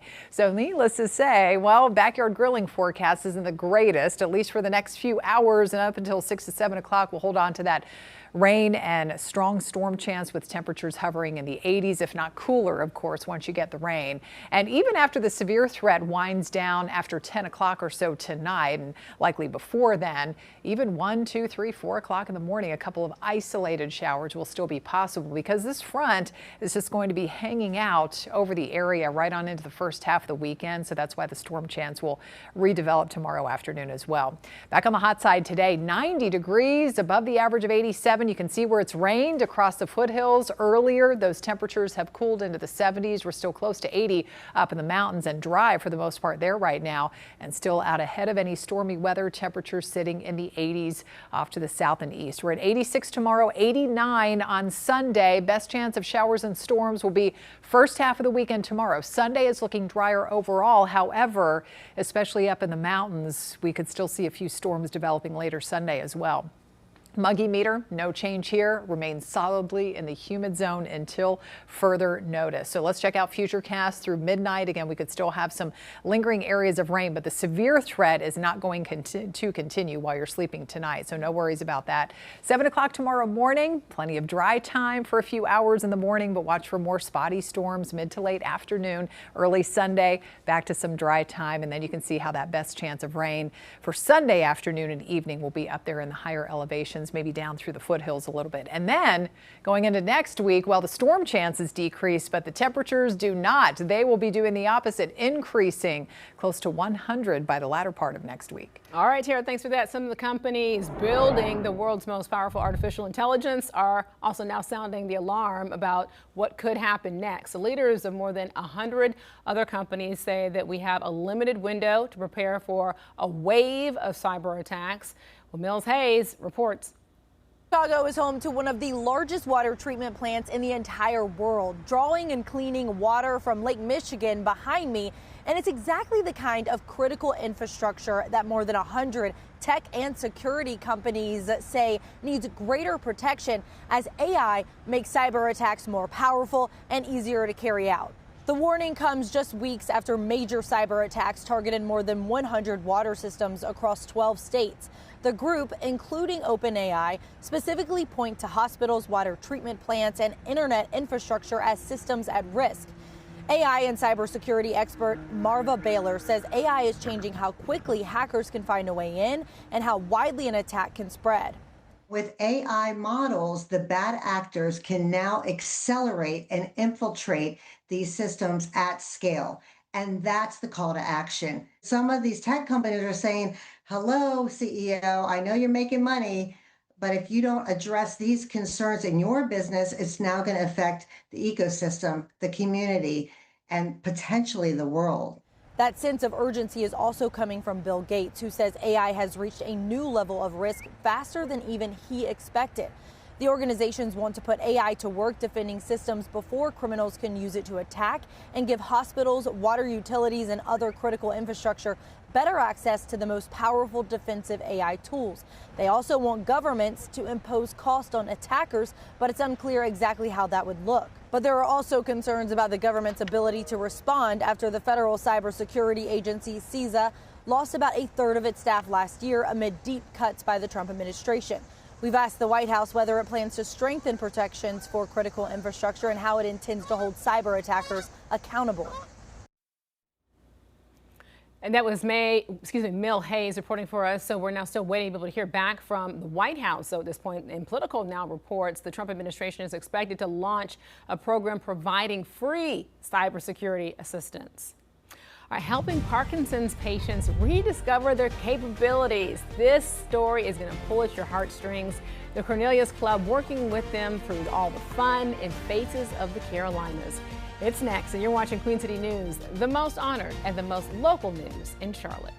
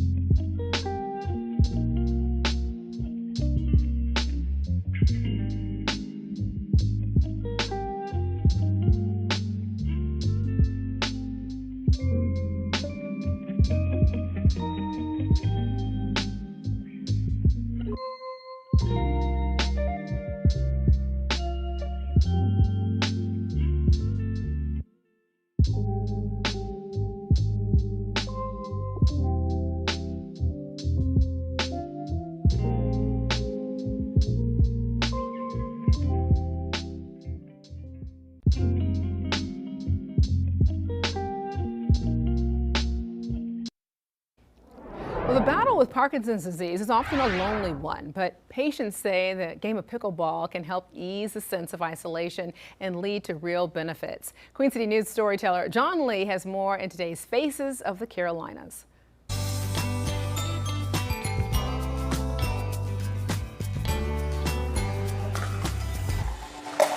Even when they play against each other, they are here for each other. My symptoms could be totally different from somebody else's, but we still got the same disease. Good kill, Mac. There we go. The sounds of the game are so satisfying. Who knew Andy Yarber could sound so diabolical? The real flex is that a session at the Serve in Cornelius serves these players well. Ha! A ton of fun. Rick Moore says the game checks all the boxes. Especially if you have Parkinson's. So important for us to stay active and keep moving. Vitality PT hosts Pickleball for Parkinson's. It's a monthly meetup. Something great happens when they put their rally caps on. Oh! With Parkinson's, their world gets very small, their movements get very small, and they aren't aware of it. So in order to reach for that ball, they have to reach more out of what they feel like is their range. Simple game, simple game. Yes, nice power. They reserve a couple of courts for adaptive pickleball. Oh, so sorry, Susan. I wish I discovered it before I got Parkinson's. Patricia Popko has a hard time with her balance and can't see in one eye. You know that phrase, use it or lose it. She leans on volunteer Louis Framarini. I'm her support. That was the best shot yet. That they were just able to participate in something they didn't think they were able to do. We love seeing that. She does whack it. Volunteer Cindy Young saw the effects of Parkinson's on her husband, Joe. He died just 2 months ago.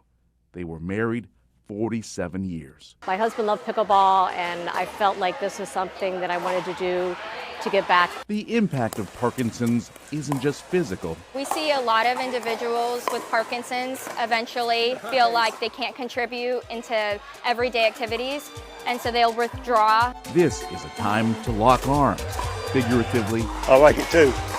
And sometimes literally. Amazing. Try to find your people. I think that's huge. I'm not that good. Yeah, you are. I'm holding you back. Cheers.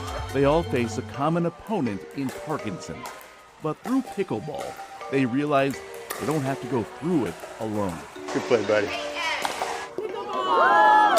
In Cornelius, John Lee, Queen City News. Oh, I just love this story. I'm holding you back. No, you're not. Participants must pre-register to take part in pickleball for Parkinson's, so you can be able to find out all the information. Just go to our website at qcnews.com.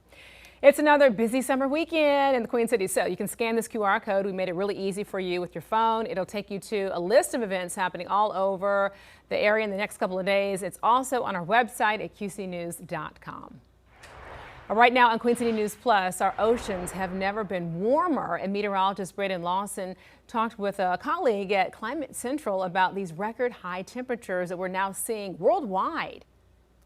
Big headline is that we just crossed a threshold that has never been crossed in terms of our records for ocean heat. And when we're talking about ocean heat, we're talking globally. So on August 22nd, we were able to break the global ocean record temperature. So that record right now, we just hit, stands at 21.1 degrees Celsius, or about 70 degrees Fahrenheit for the global average temperature. The bigger, more alarming thing is, one, how long we've been in record territory. When you're looking at this graphic, you can see that dark white line. That's this year, and you can see how long it's coming up on like 100 days that we've seen record ocean warmth. Now, for this all-time record, though, the previous record was only set 2 years ago. We can be able to watch the full episode of Pinpoint Weather University right now for free on the Queen City News Plus app. You can download it on your Roku, Apple TV, or Amazon Fire device. On Queen City News at 5, what fire investigators say sparked these intense flames at a northeast Charlotte home early this morning. And a warning from Gastonia police as the school year gets underway. Look at this! After a driver was caught passing a school bus with its red lights flashing and the stop sign out. That means kids are on board, right? You're watching Queen City News at 4. That's going to do it for me. I'm Alicia Barnes. Jen Cardone is up next at 5, and you're going to watch the most honored and the most local news right here in the Queen City.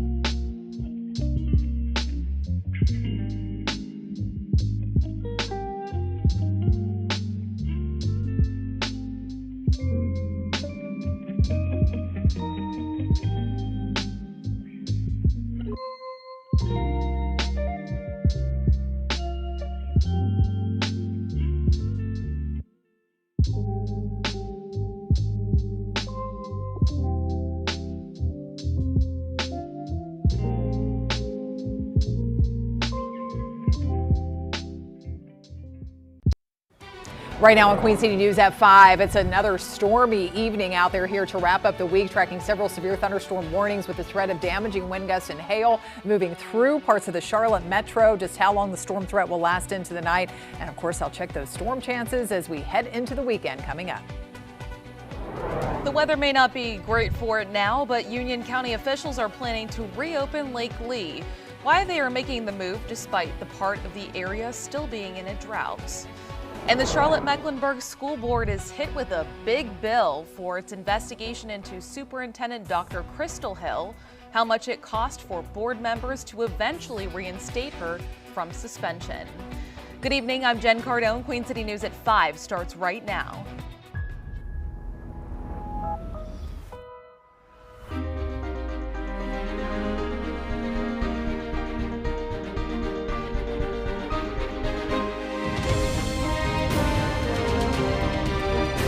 Queen City News starts now. We begin with a live look over the skies of Gastonia. You can see it's raining pretty hard there. The wind speeds have picked up as well. Storms are all over the Charlotte region as we track the risk of severe weather this evening. Let's bring in Chief Meteorologist Tara Lane. Tara, the thunderstorm warnings are in effect for some of these storms, and we've heard the thunder happening right here over our Queen City News studios as well. I know, Jen. And once again, there's slow movers out there today. So they're just kind of sitting over some of these neighborhoods and dumping all of this rain. So that's why some quick developing flooding will continue to be one of the main threats as well, along with possible damaging wind gusts. These storms have had a history of producing some wind damage up toward Mooresville. We saw that a little bit ago with that storm moving through in parts of Cleveland County. So let's pinpoint where we have the warnings right now. And this one recently issued for southeastern Rowan County and Cabarrus County. This storm has been sitting over the Rockwell area. Like I said, slow mover. If anything, it's drifting to the south at about 5 miles per hour, and that's about it. So just watch for some ponding on the roads that definitely could be developing down that way and approaching Mount Pleasant and that Highway 73 corridor. So that's why that severe storm warning will go for you all in that eastern portion of Cabarrus County as well. But then we've got this line here in clusters of storms getting slowly closer to uptown, where people are getting ready for the game here in a couple of hours, the Panthers-Texans game. So this is moving slowly away from Huntersville and Cornelius. And then severe thunderstorm warning continues until 5:30 for, as we were looking, downtown Gastonia, Gaston County, Stanley especially getting maybe some strong wind gusts and possibly some hail too. There's signs, and according to the radar imagery here, that we've been seeing possibly as large as 1-inch hail coming out of that storm around Dallas and around the Stanley area, especially just a few minutes ago. So coming up in my pinpoint weather forecast, I'll show you just how much longer these storm chances will last into tonight. And like I said, the storm chances heading into the weekend as well before a big heat wave arrives next week. That's in a few minutes. Thank you, Tara. Well, Monroe Lake is reopening this weekend after months of drought concerns and emergency efforts to protect the city's drinking water supply. I got a look at how Lake Lee has bounced back. Officials say Lake Lee has now reached capacity after city leaders scrambled to protect Monroe's drinking water supply at the height of this historic drought. We're back in a really good position. Jay Voiles is the deputy general manager who oversees the city's energy services and water resources. He says the lake will reopen Saturday for the first time this season.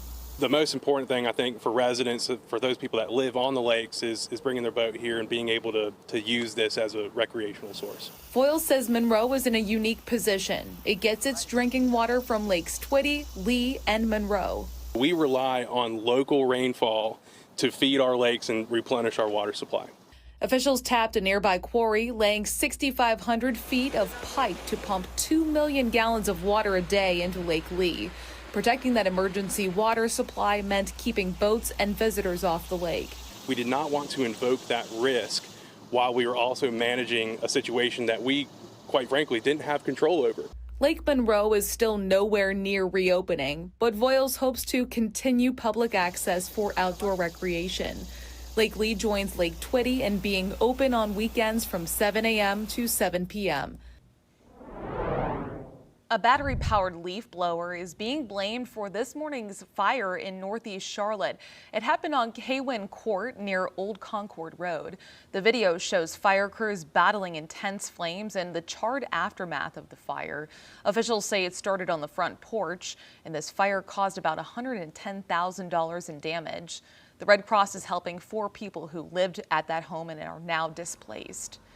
In Gastonia, police say they've caught 5 drivers. You see, they're passing school buses since the new school year began just over 2 weeks ago. The department released video of one of the incidents, which shows a vehicle passing a bus with its lights flashing.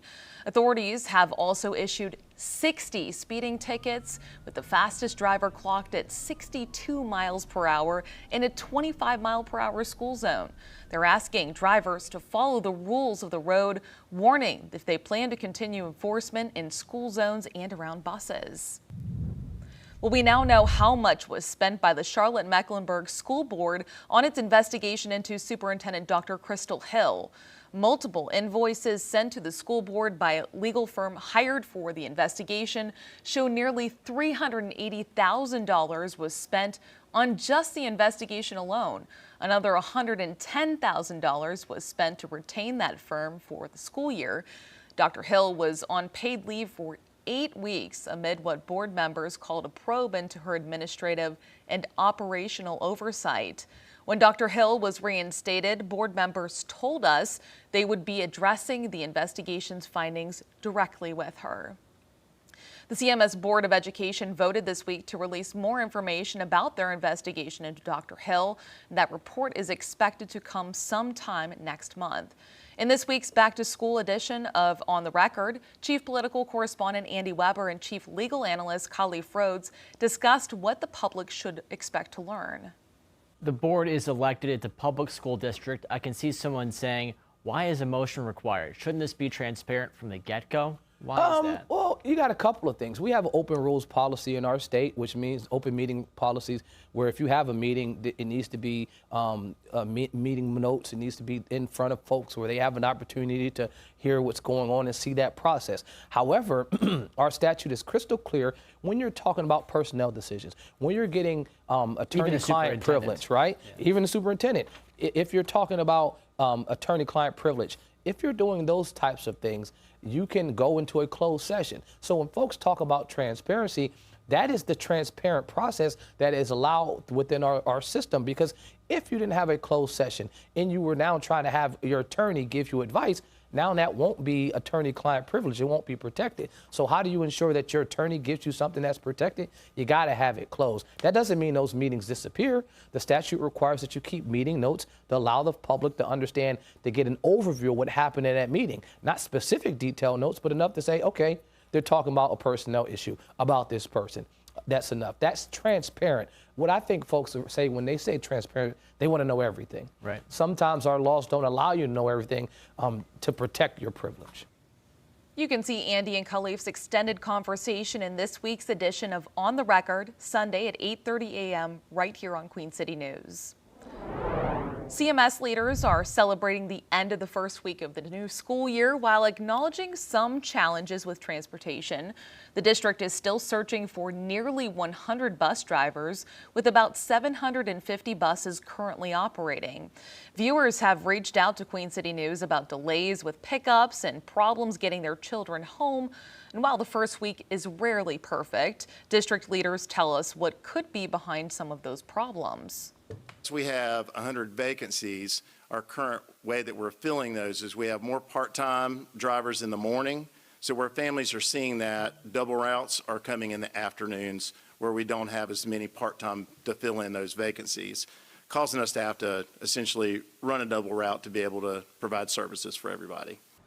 Officials say around 20 bus drivers will start routes in the coming weeks to help ease the shortage. Tara. And CMS's first week of school ending on a pretty stormy note, too. In fact, right over the heart of Mecklenburg County, we have a severe thunderstorm warning that was just issued. The storm moving over parts of North Charlotte, heading right into uptown with a threat of damaging wind gusts, possibly some hail as this overall line drifts slowly to the south and east. Watch for some developing flooding in parts of the area as well. How long this threat will last into the night?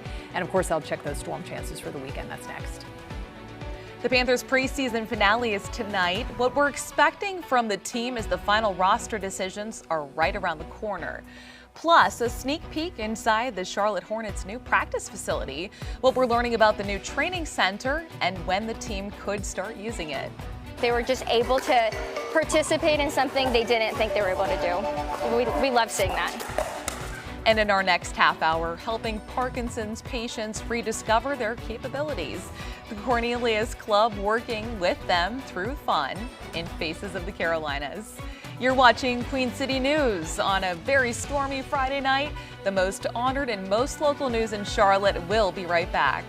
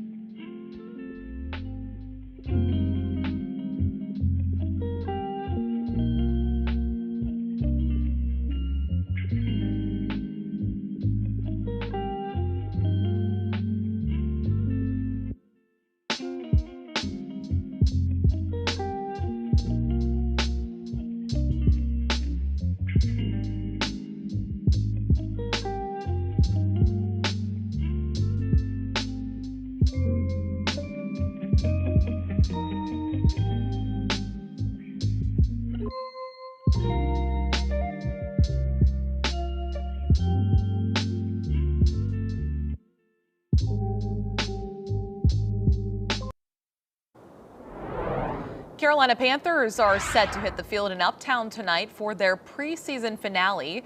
The Black and Blue will take on the Houston Texans, and we're keeping an eye on who is hitting the field tonight as the team looks to finalize their roster over the next several days heading into the first regular season practices. Tonight's game is scheduled to start at 7 o'clock, but storms in the forecast could push that back. And here's Chief Meteorologist Tara Lane. We're seeing a ground stop at Charlotte Douglas International Airport until 5:30 p.m. And it's certainly raining over our studios here right now. What can people expect if they have to go out? Yeah, so obviously, we're still about, what, 2 hours out or just under that from the start of the football game. So we get this line through now and things will be settling down. There's not much more to the north, but it's just taking its sweet time moving through the area. So this rain is coming down for, a long time in some cases here. So that's why we're talking about the threat of flooding too. And boy, look at those dark clouds in the distance. People driving along and maybe seeing that, especially approaching uptown here where we've got that torrential rain. And look at that lightning strike, that lightning continuous at times over parts of the area. So we've had this line that's formed and several, obviously, severe thunderstorm warnings here to talk about. And these storms have produced, I've been seeing reports of wind damage around parts of the Mooresville area, trees and power lines down, parts of Cleveland County as well to the north. And so now all of this is slowly dropping to the south. So severe thunderstorm warning right over the heart of Mecklenburg County right now. Torrential rain, North Charlotte moving away from Huntersville and right over uptown right now. And this is going to be advancing, as I said, slowly to the south, eventually getting into the, say, Matthews Mint Hill area around 5:30, 5:35, Pineville around 5:45 or so, and then Indian Trail around 5:45. So again, all of that pushing to the south. Off to the west, the rain intensity letting up a little bit, at least over downtown Gastonia. It's still coming down pretty good there just to the south of that 85 corridor, but that official warning morning. Severe thunderstorm warning will go until 5:30. But again, that storm has gotten weaker. And then here we've got just pounding rain that's been sitting there nearly stationary over Rockwell right now. So Rowan County and parts of eastern Cabarrus County also under this severe thunderstorm warning until 5:45. So again, storm chances, rain chances start to decrease as we head into Panthers game time here tonight. But obviously people are thinking, if you're thinking of heading out there anytime soon, just want to hold off. And people, I'm sure, maybe trying to do some tailgating, sitting in the car, obviously, and waiting this out here. So rain and storm chances will remain highest over the next few hours, and they start to decrease. There could still be a few leftover showers overnight, but the severe threat coming to an end here after this evening and over the next couple of hours. All of this with the daytime heating and all this humidity, moisture to work with again, and with a lingering front that's stalled across the area. So that's giving us that extra lift to get some of these storms going today. We've got 87 degrees. You can see where it's rained. We've got the cooler spots in the 70s up to the north and west. It's going to be anything but cool going into next week. We're talking about the return of a big heat wave under a ridge of high pressure baking much of the nation, really. So this weekend, not that hot just yet, still just as humid, but look at this. We're going to be talking about potentially dangerous levels of heat, especially with the humidity factored in, heat indices, those feels like temperatures 100 plus. Once you factor in the actual air temperatures rising through the mid and upper 90s, especially the middle and latter part of next week. We're at 86 tomorrow, 89 on Sunday. Sunday is overall looking like the drier half of the weekend. Again, as for tonight, here we are at about midnight, late tonight, early tomorrow. Still some leftover showers around, but the severe threat will have ended by then. 8 o'clock tomorrow morning, we get some dry time. Watch for more just hit or miss spotty storms getting going through the afternoon and evening. Sunday morning, back to some dry conditions again for several hours and likely staying dry for most neighborhoods. If you have some outside plans on Sunday, best chance of some of that rain will be up toward the mountains and foothills. And a quick check of the tropics in case you missed it earlier. Dolly actually dissipated here. We are still looking at some possible heavy tropical rain affecting some of the islands, Puerto Rico and some of the Leeward Islands over the next few days as that leftover moisture moves in. But National Hurricane Center no longer issuing advisories on that system. All right, so the 7-day forecast shows rain chances decreasing next week, but those temperatures increasing back in the 90s will go. Thank you, Tara. The Charlotte Hornets are giving us a look at their progress on their new Uptown practice facility. Team leaders say the Novant Health Performance Center could be ready by the time the playoffs roll around in April. Queen City News anchor Savannah Roussel takes us inside. Construction crews are working daily to finish the 6-story, $150 million Novant Health Performance Center by next spring. Since breaking ground in March last year, team leaders have promised it'll give them a competitive edge. There's clearly an arms race in terms of the practice facility. Over the past 10 years, there's been over 10 new facilities online throughout teams and more that are online and coming. I feel great and confident that we are going to be one of the best state-of-the-art facilities of that. So the designers have very different rooms. Some there's going to be a barber shop, others going to be a podcast studio for player appearances. But of course, they didn't forget the most important part, the on-the-court work. They're now going to have twice the amount of court space to do exactly what they're here to do. The Hornets front office staff is moving their operations across the street, quite literally overlooking the training and recovery. And the center will also include a Novant Orthopedics and Sports Medicine clinic open to the public. Whether you're an NBA player, whether you're a young athlete, a weekend warrior type, sort of like me, or you're just somebody who wants to get back to doing the things that you love, we're going to have a lot of elements inside of here that are going to be able to create that comprehensive care delivery that I think people are really searching for. The city contributed $30 million to the project as part of a deal to keep the Hornets in Charlotte until at least 2045. We're excited about what this facility will do to momentum, walkability right here in this region, right in the corridor of Uptown. Reporting in Uptown, Savannah Roussel, Queen City News.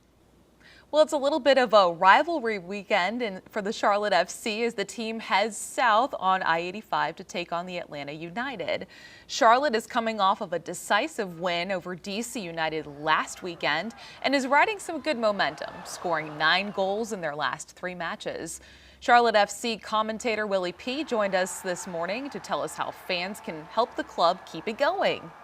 has this great program through the season ticket holders where you get free tickets to any road game you want, up to I think 3. So it's a very, very cool thing that they do, and Atlanta is the one that usually people take the most advantage of. We know that the supporter groups also charter some buses down as well, so it's always a great time. We always hear them on our broadcast. It's incredible. Tomorrow's match begins at 7:30. Coming up, the president's push to restrict mail-in voting is temporarily blocked. We asked Chief Legal Analyst Khalif Rhodes what he thinks the matter will be resolved before North Carolina sends out its ballots next week. You're watching Queen City News, the most honored and the most local news in Charlotte. We'll be right back.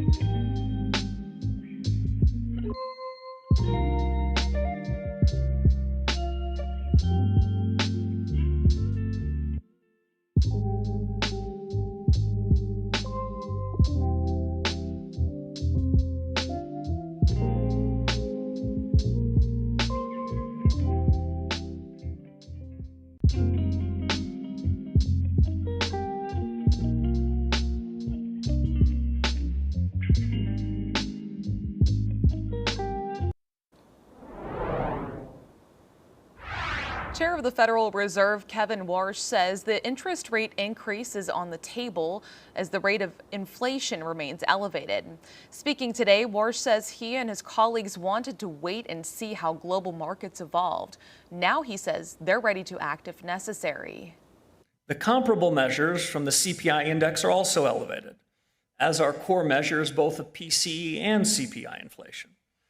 None of these measures are perfect, but they all tell a similar story. Inflation is running above our 2% target. So the Fed's predominant focus right now should be on prices. Federal Reserve governors will meet on September 15th and 16th, where they are expected to make a rate decision. Warsh's remarks don't necessarily signal that the central bank will raise rates then. His speech indicated that rates may not be high enough now to bring inflation down to the Fed's 2% target. Thousands of people gathered on the National Mall today to mark the 63rd anniversary of the March on Washington. The rally focused on voting rights and racial justice. Margaret Chadbourne tells us what the main message was from the leaders at the rally.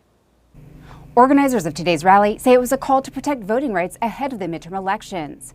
Activists are concerned about efforts by President Trump and his allies to change how elections are run, as well as a Supreme Court ruling they say weakened protections against racial discrimination at the polls. It's tragic that we have a mentality in this country, a leadership in this country that's thriving to go backwards. Ralph Canty of South Carolina was just 18 years old when he traveled to the National Mall for the historic March on Washington. 63 years later, he returned, worried the country is once again at a fraught moment. We have spent so much of our blood and sweat and time in pushing this country forward. Canty is one of thousands, and those leading this year's rally say it's intended to promote election integrity. Called the Defend the Vote March, it brought together civil rights groups, labor leaders, and some of the biggest names in progressive politics, including Bernie Sanders and Alexandria Ocasio-Cortez. Black political representation is under assault with Jim Crow-like tactics all throughout the South. Challenging times. Wickedness in high places. Much of the focus was aimed at President Donald Trump, with leaders pushing back on his efforts to change how elections are run, including mail-in voting and raising concerns that his policies are pushing voter suppression. Republicans say it's about fairness and election security. We don't need to divide this country based on race and congressional districts. It needs to be based on communities of interest. The president is pushing for more changes to election laws with the Save America Act. It would require proof of citizenship as well as voter ID at the polls. But he lacks the Republican support needed in Congress to get the bill passed. Margaret Chadbourne, News Nation, Washington. A federal judge is halting President Trump's limited mail voting executive order just 1 week before North Carolina's absentee ballots for the midterm election are sent out. The order required states to create a list of voters eligible for mail-in voting. That list was to be shared with the Postal Service, and workers were directed to reject ballots from people whose names were not on those lists. The president has long targeted mail voting, which he falsely blames for his 2020 election loss. We asked chief legal analyst if the case could be settled before the ballots to go in just 7 days. Doesn't have to be any type of order that's behind it. They can say, listen, we agree or we disagree and kick it back or uphold it. I think that's what's going to happen. Last thing I'll say is you mentioned time frame. Time frame is important because there is standing court cases precedent that says courts can't take action on cases when they are really, really close to elections, and we're getting to that time frame. An appeal of the federal judge's ruling is expected. That full chat with Khalif is on our website, qcnews.com. What fire investigators say sparked these intense flames at a northeast Charlotte home early this morning. And a warning from Gastonia police says the school year gets underway after a driver was caught passing a school bus with its red lights flashing and stop signs out. You're watching Queen City News, the most honored and most local news in Charlotte.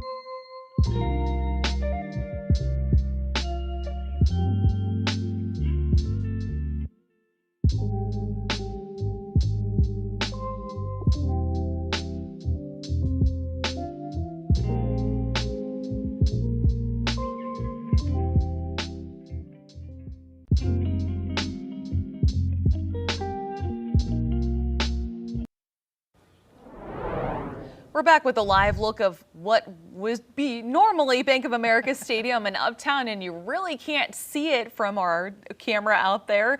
It's not a great sight for Panthers fans ahead of tonight's game. As you can see, it is pouring over the Queen City, and we're tracking storms all over the region. We'll bring in Chief Meteorologist Tara Lane. Tara, when can we expect it to clear up? Will it happen in time for the Panthers game? So that's the thing. And what time is kickoff? Supposed to be right around 7 o'clock or so, right? So we've got the activity moving through now and early enough to where you can see there's not much more coming in behind it. So as long as we don't get another quick developing pop-up downpour here, we should be clear by the time that game is supposed to get underway. But obviously it's just a holy washer out there right now. The severe storm warning continues here with a threat of damaging wind gusts and maybe some hail here in parts of the area with this line of storms here. Lots of lightning too, moving obviously right over the heart of Uptown and spreading to the south and west. That's why they've had that ground stop out at Charlotte Douglas International Airport as well. All that turbulent weather in the area and stretching to the north and east. And so as this line of storms slowly moves to the south, eventually it will be getting into the Mint Hill Matthews area, not until about, well, over the next 5 to 10 minutes or so, really. Pineville around 5:45 and Indian Trail and heading into that part of Union County if it holds together right around 5:45. Then we've got more storms dropping down from Gaston County into York, South Carolina here, approaching Hickory Grove. Torrential rain, some strong storms there, getting ready to get into York proper, and also severe thunderstorm warnings off to the east of here, eastern Cabarrus County. Slow moving, just torrential rain again, finally starting to let up a little bit over parts of Rockwell and Rowan County, but now we've got Stanley County under that severe thunderstorm warning with the threat of damaging wind gusts with this line that will continue to slowly move in from the north and west into New London, eventually Albemarle, Baden Lake area, and that warning going until 6 p.m. These storms have already produced some wind damage over parts of Iredell County around Mooresville earlier and Cleveland County as well, and that will continue to be the main threat, along with some flooding because of the slow movement of these downpours here. Rain and storm chances will continue for another few hours. That's when they're at their highest, but then kind of settle down as we get later into the night. The severe storm threat will come to an end overnight before you go to bed, but we could still have some leftover showers around. Coming up, my Pinpoint Weather forecast. I'll show you when and where you could run into some stormy weather if you're out and about this weekend. That's ahead in a few. Thank you, Tara. Well, Monroe Lake is reopening this weekend after months of drought concerns and emergency efforts to protect the city's drinking water supply. I got a look at how Lake Lee is bouncing back. Officials say Lake Lee has now reached capacity after city leaders scrambled to protect Monroe's drinking water supply at the height of this historic drought. We're back in a really good position. Jay Voiles is the deputy general manager who oversees the city's energy services and water resources. He says the lake will reopen Saturday for the first time this season.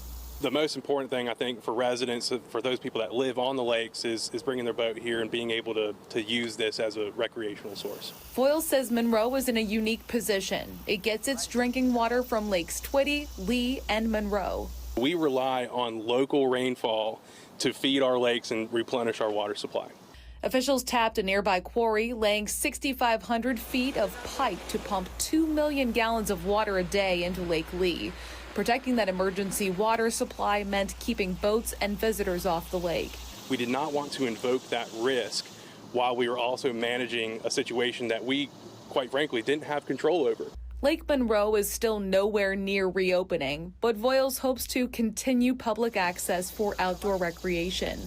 Lake Lee joins Lake Twitty in being open on weekends from 7 a.m. to 7 p.m.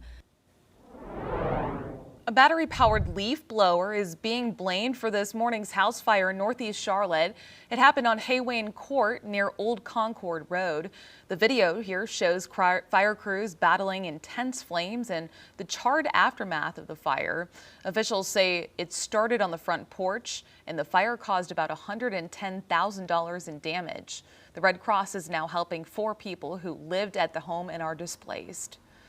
Gastonia police say they've caught 5 drivers passing school buses since the new school year began about 2 weeks ago.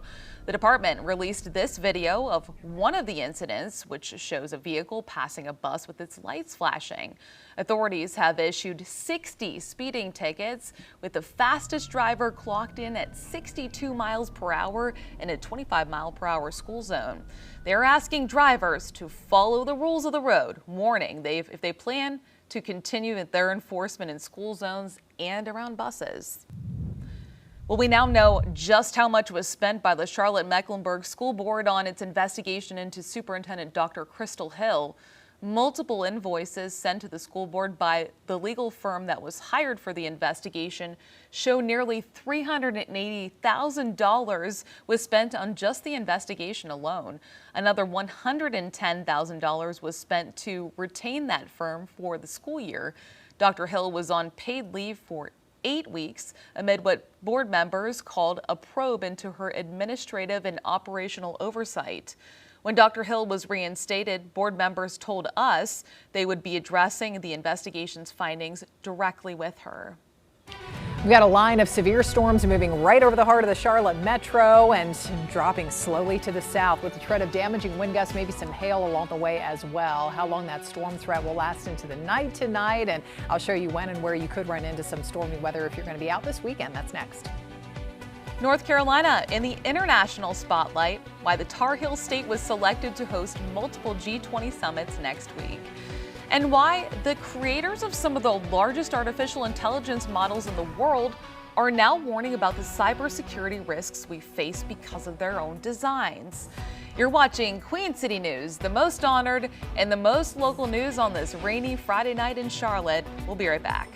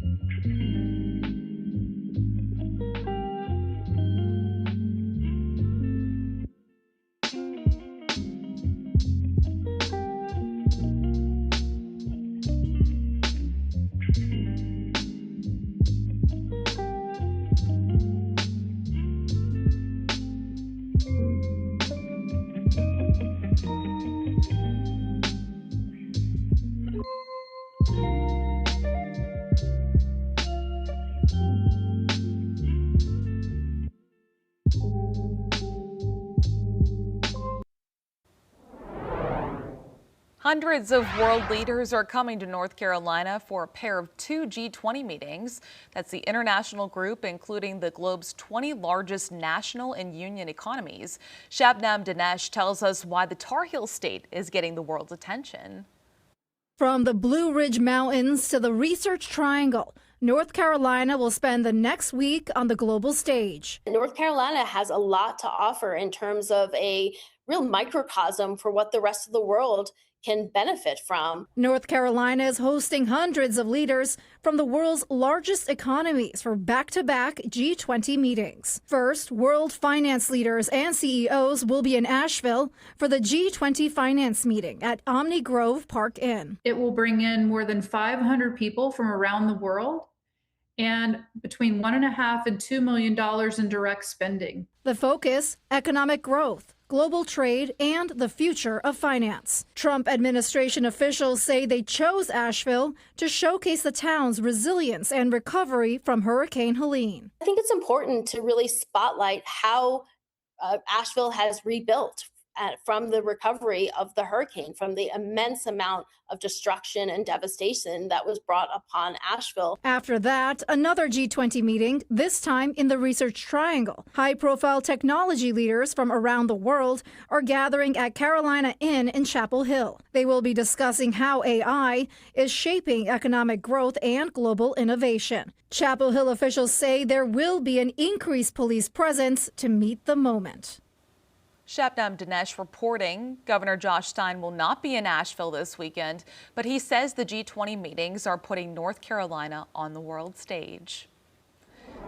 Leaders of the South Carolina State Treasurer's Office are reporting a record-breaking year in unclaimed property returns, totaling $52 million. One of the most common things people leave behind is inheritance, but there are more sources of money that may have been forgotten. It's forgotten commission sales checks or paychecks that never get cashed. It's insurance deposits that, or your bank. People say, hey, we'll deposit this in your account, and then they don't do it and you don't notice it. A lot of people buy stocks and bonds, they forget about them, or they think they become worthless, and then 20 years later, they're not. And they get reported as unclaimed property. We have a link on how to check unclaimed funds in South Carolina. It's on this story on our website, qcnews.com. Taking a look at a time lapse of video from about 30 minutes ago showing, oh my goodness, just how much this rain and the storm has been dropping on our station in West Charlotte. It hit the height of the afternoon commute, so hopefully people were able to take their time and get where they needed to be safely. We'll now take a live look at Bank of America Stadium, where we can actually see the bank now from our Arlington camera as we're keeping an eye on the forecast for tonight's Panthers game, and that's because we are expecting those storms to continue moving through the region this evening. Here's Chief Meteorologist Tara Lane to tell us all about what we're expecting. Is it going to stay this way for the rest of the night? So we've got this line moving through now, so there's still time to get some of the games in there. We got things happening at Truist Field right across the way out there as well. So yeah, by the time 7 o'clock rolls around, it looks like that will have moved out. Okay. So that is some good news. Some safety there. Oh, right. And people are taking their time out there. Yes, they are. So that is good. I mean, it's not difficult to do that because it's just so, oh my goodness, that rain just coming down so heavily in so many parts of the area here. I-77 at Nations Ford Road in the Queen City, and you can still see that it's raining pretty heavily there. And look at all the water on the opposite side of the highway there. Those cars heading in the opposite direction, just kicking up all that water on the roads. And that's been another issue here that we've been watching for, kind of like last night that developed over Indian Land there and down into South Carolina. Some quick developing flash flooding because these downpours here today are such slow movers. They're not whipping through quickly. They're moving slowly, only around, say, 5 to 15 or so miles per hour. So that's why this heavy rain is lasting for so long. Severe thunderstorm warning does continue here right over the Queen City, heading down toward Pineville and Matthews. And Matthews area, it's going to be closing in there shortly here by around 5:55. Some of that heavy rain, lots of thunder and lightning. Perhaps you're already hearing that. Fort Mill, as we get closer to the top of the 6 o'clock hour, Marvin and Wesley Chapel, once we hit 6:15, 6:30 or so, as it heads in from the north and west. And then we look down to York, South Carolina, York County, Hickory Grove area. We've got some strong storms closing in there and downtown York. Some moderate to heavy rain moving in from parts of Gaston and Cleveland County, and severe storm warnings continue here with that threat of damaging wind gusts and maybe some hail. It's mainly been a damaging wind gust issue here as the storms have been moving through and up to the north and west. We had some earlier wind damage over parts of Mooresville and parts of Cleveland County as well. So now we've got that torrential rain over Meisenheimer heading right toward New London, Albemarle, Baden Lake area, and heavily raining over Mount Pleasant, that part of Cabarrus County. So Stanley County also under a severe thunderstorm warning until 6 p.m.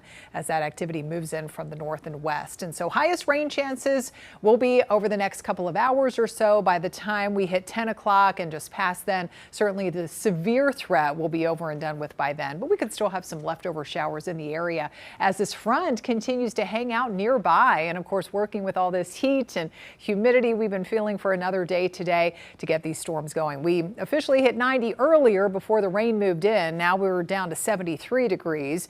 Rain-cooled temperature there. We've got the upper 60s in Shelby and Gastonia, but still in the hot 80s off to the south and east where it hasn't quite rained yet. But that could change over the next couple of hours. Mid-70s up there in the mountains. We're at 86 tomorrow, 89 on Sunday. Best chance of rain out of the 2 weekend days will come on Saturday. So tomorrow, as the weather remains warm and humid, the humidity level on the Mungie meter does not change until further notice, staying solidly in the humid zone. In fact, next week it gets even hotter outside. Let's check out Futurecast. You can see through about 9, 10, 11 o'clock this evening, still a couple of areas of rain out there. Spotty, lighter showers possible through wee hours of tomorrow morning, but then we'll get plenty of dry time latter part of the morning to do things outside before those hit or miss, only spotty storms start to get going by mid to late afternoon tomorrow. It's not going to be nearly as stormy as what we've seen out there today.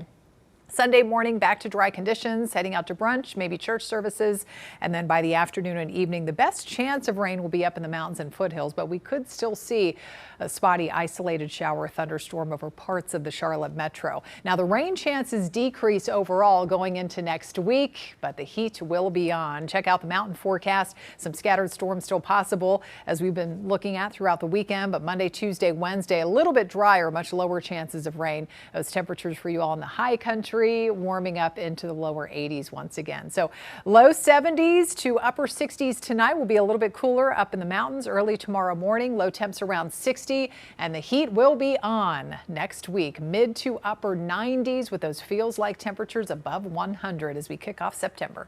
The heat's back. Thank you, Tara. Crews in Nepal and China continue to search for survivors days after catastrophic flash floods hit the neighboring countries. Nearly 600 people are confirmed dead and nearly 2,500 others are still missing. This includes about 90 Americans.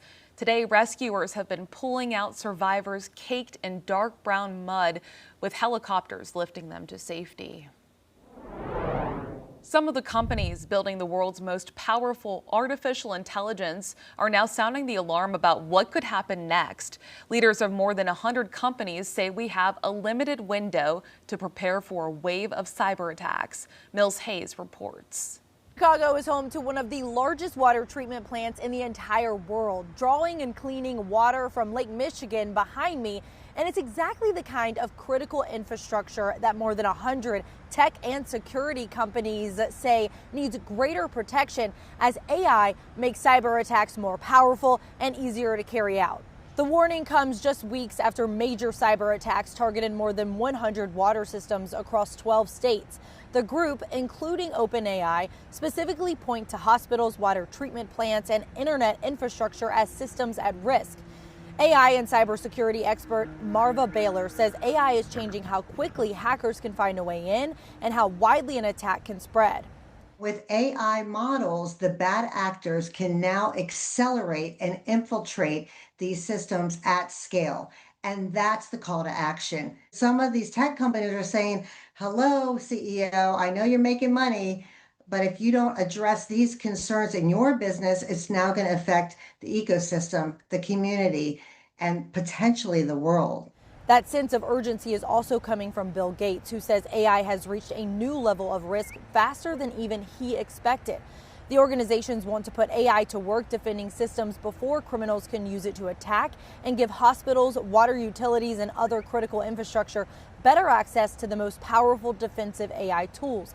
They also want governments to impose cost on attackers, but it's unclear exactly how that would look. But there are also concerns about the government's ability to respond after the federal cybersecurity agency, CISA, lost about a third of its staff last year amid deep cuts by the Trump administration. We've asked the White House whether it plans to strengthen protections for critical infrastructure and how it intends to hold cyber attackers accountable. Mills Hayes reporting. We're still waiting to hear back from the White House. Politico reports that the Trump administration is expected to launch a program providing free cybersecurity assistance. Coming up, helping Parkinson's patients rediscover their capabilities. The Cornelius Club working with them through fun in Faces of the Carolinas. You're watching Queen City News, the most honored and most local news in Charlotte. We'll be right back.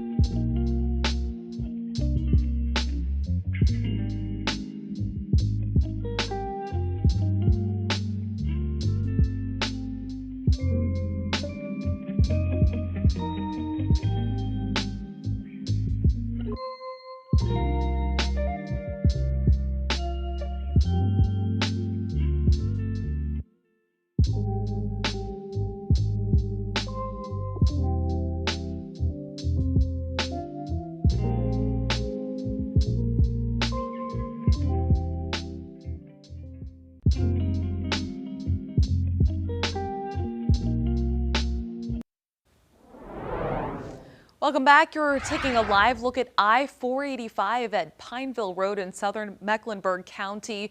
You can really see that rain falling on the highway, and the wind is even rocking the camera that's out there. Well, the battle with Parkinson's disease is often a lonely one, but patients say the game of pickleball can help ease the sense of isolation and lead to real benefits. Queen City News storyteller John Lee has more in today's Faces of the Carolinas.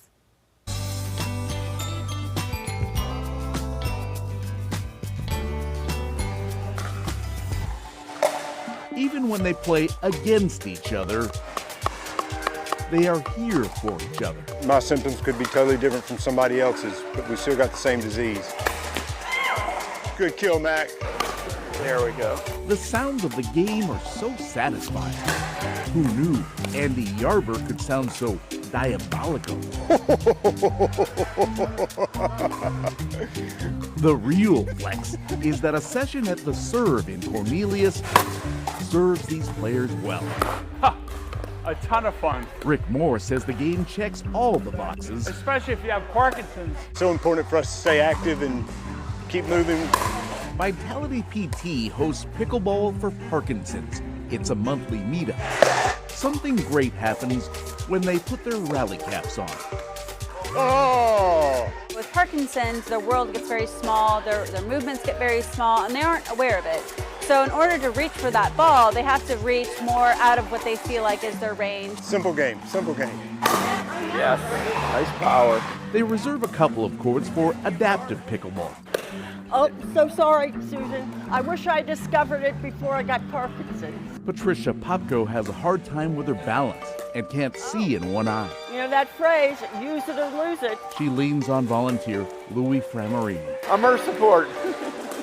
That was the best shot yet. That they were just able to participate in something they didn't think they were able to do. We love seeing that. She does whack it. Volunteer Cindy Young saw the effects of Parkinson's on her husband, Joe. He died just 2 months ago.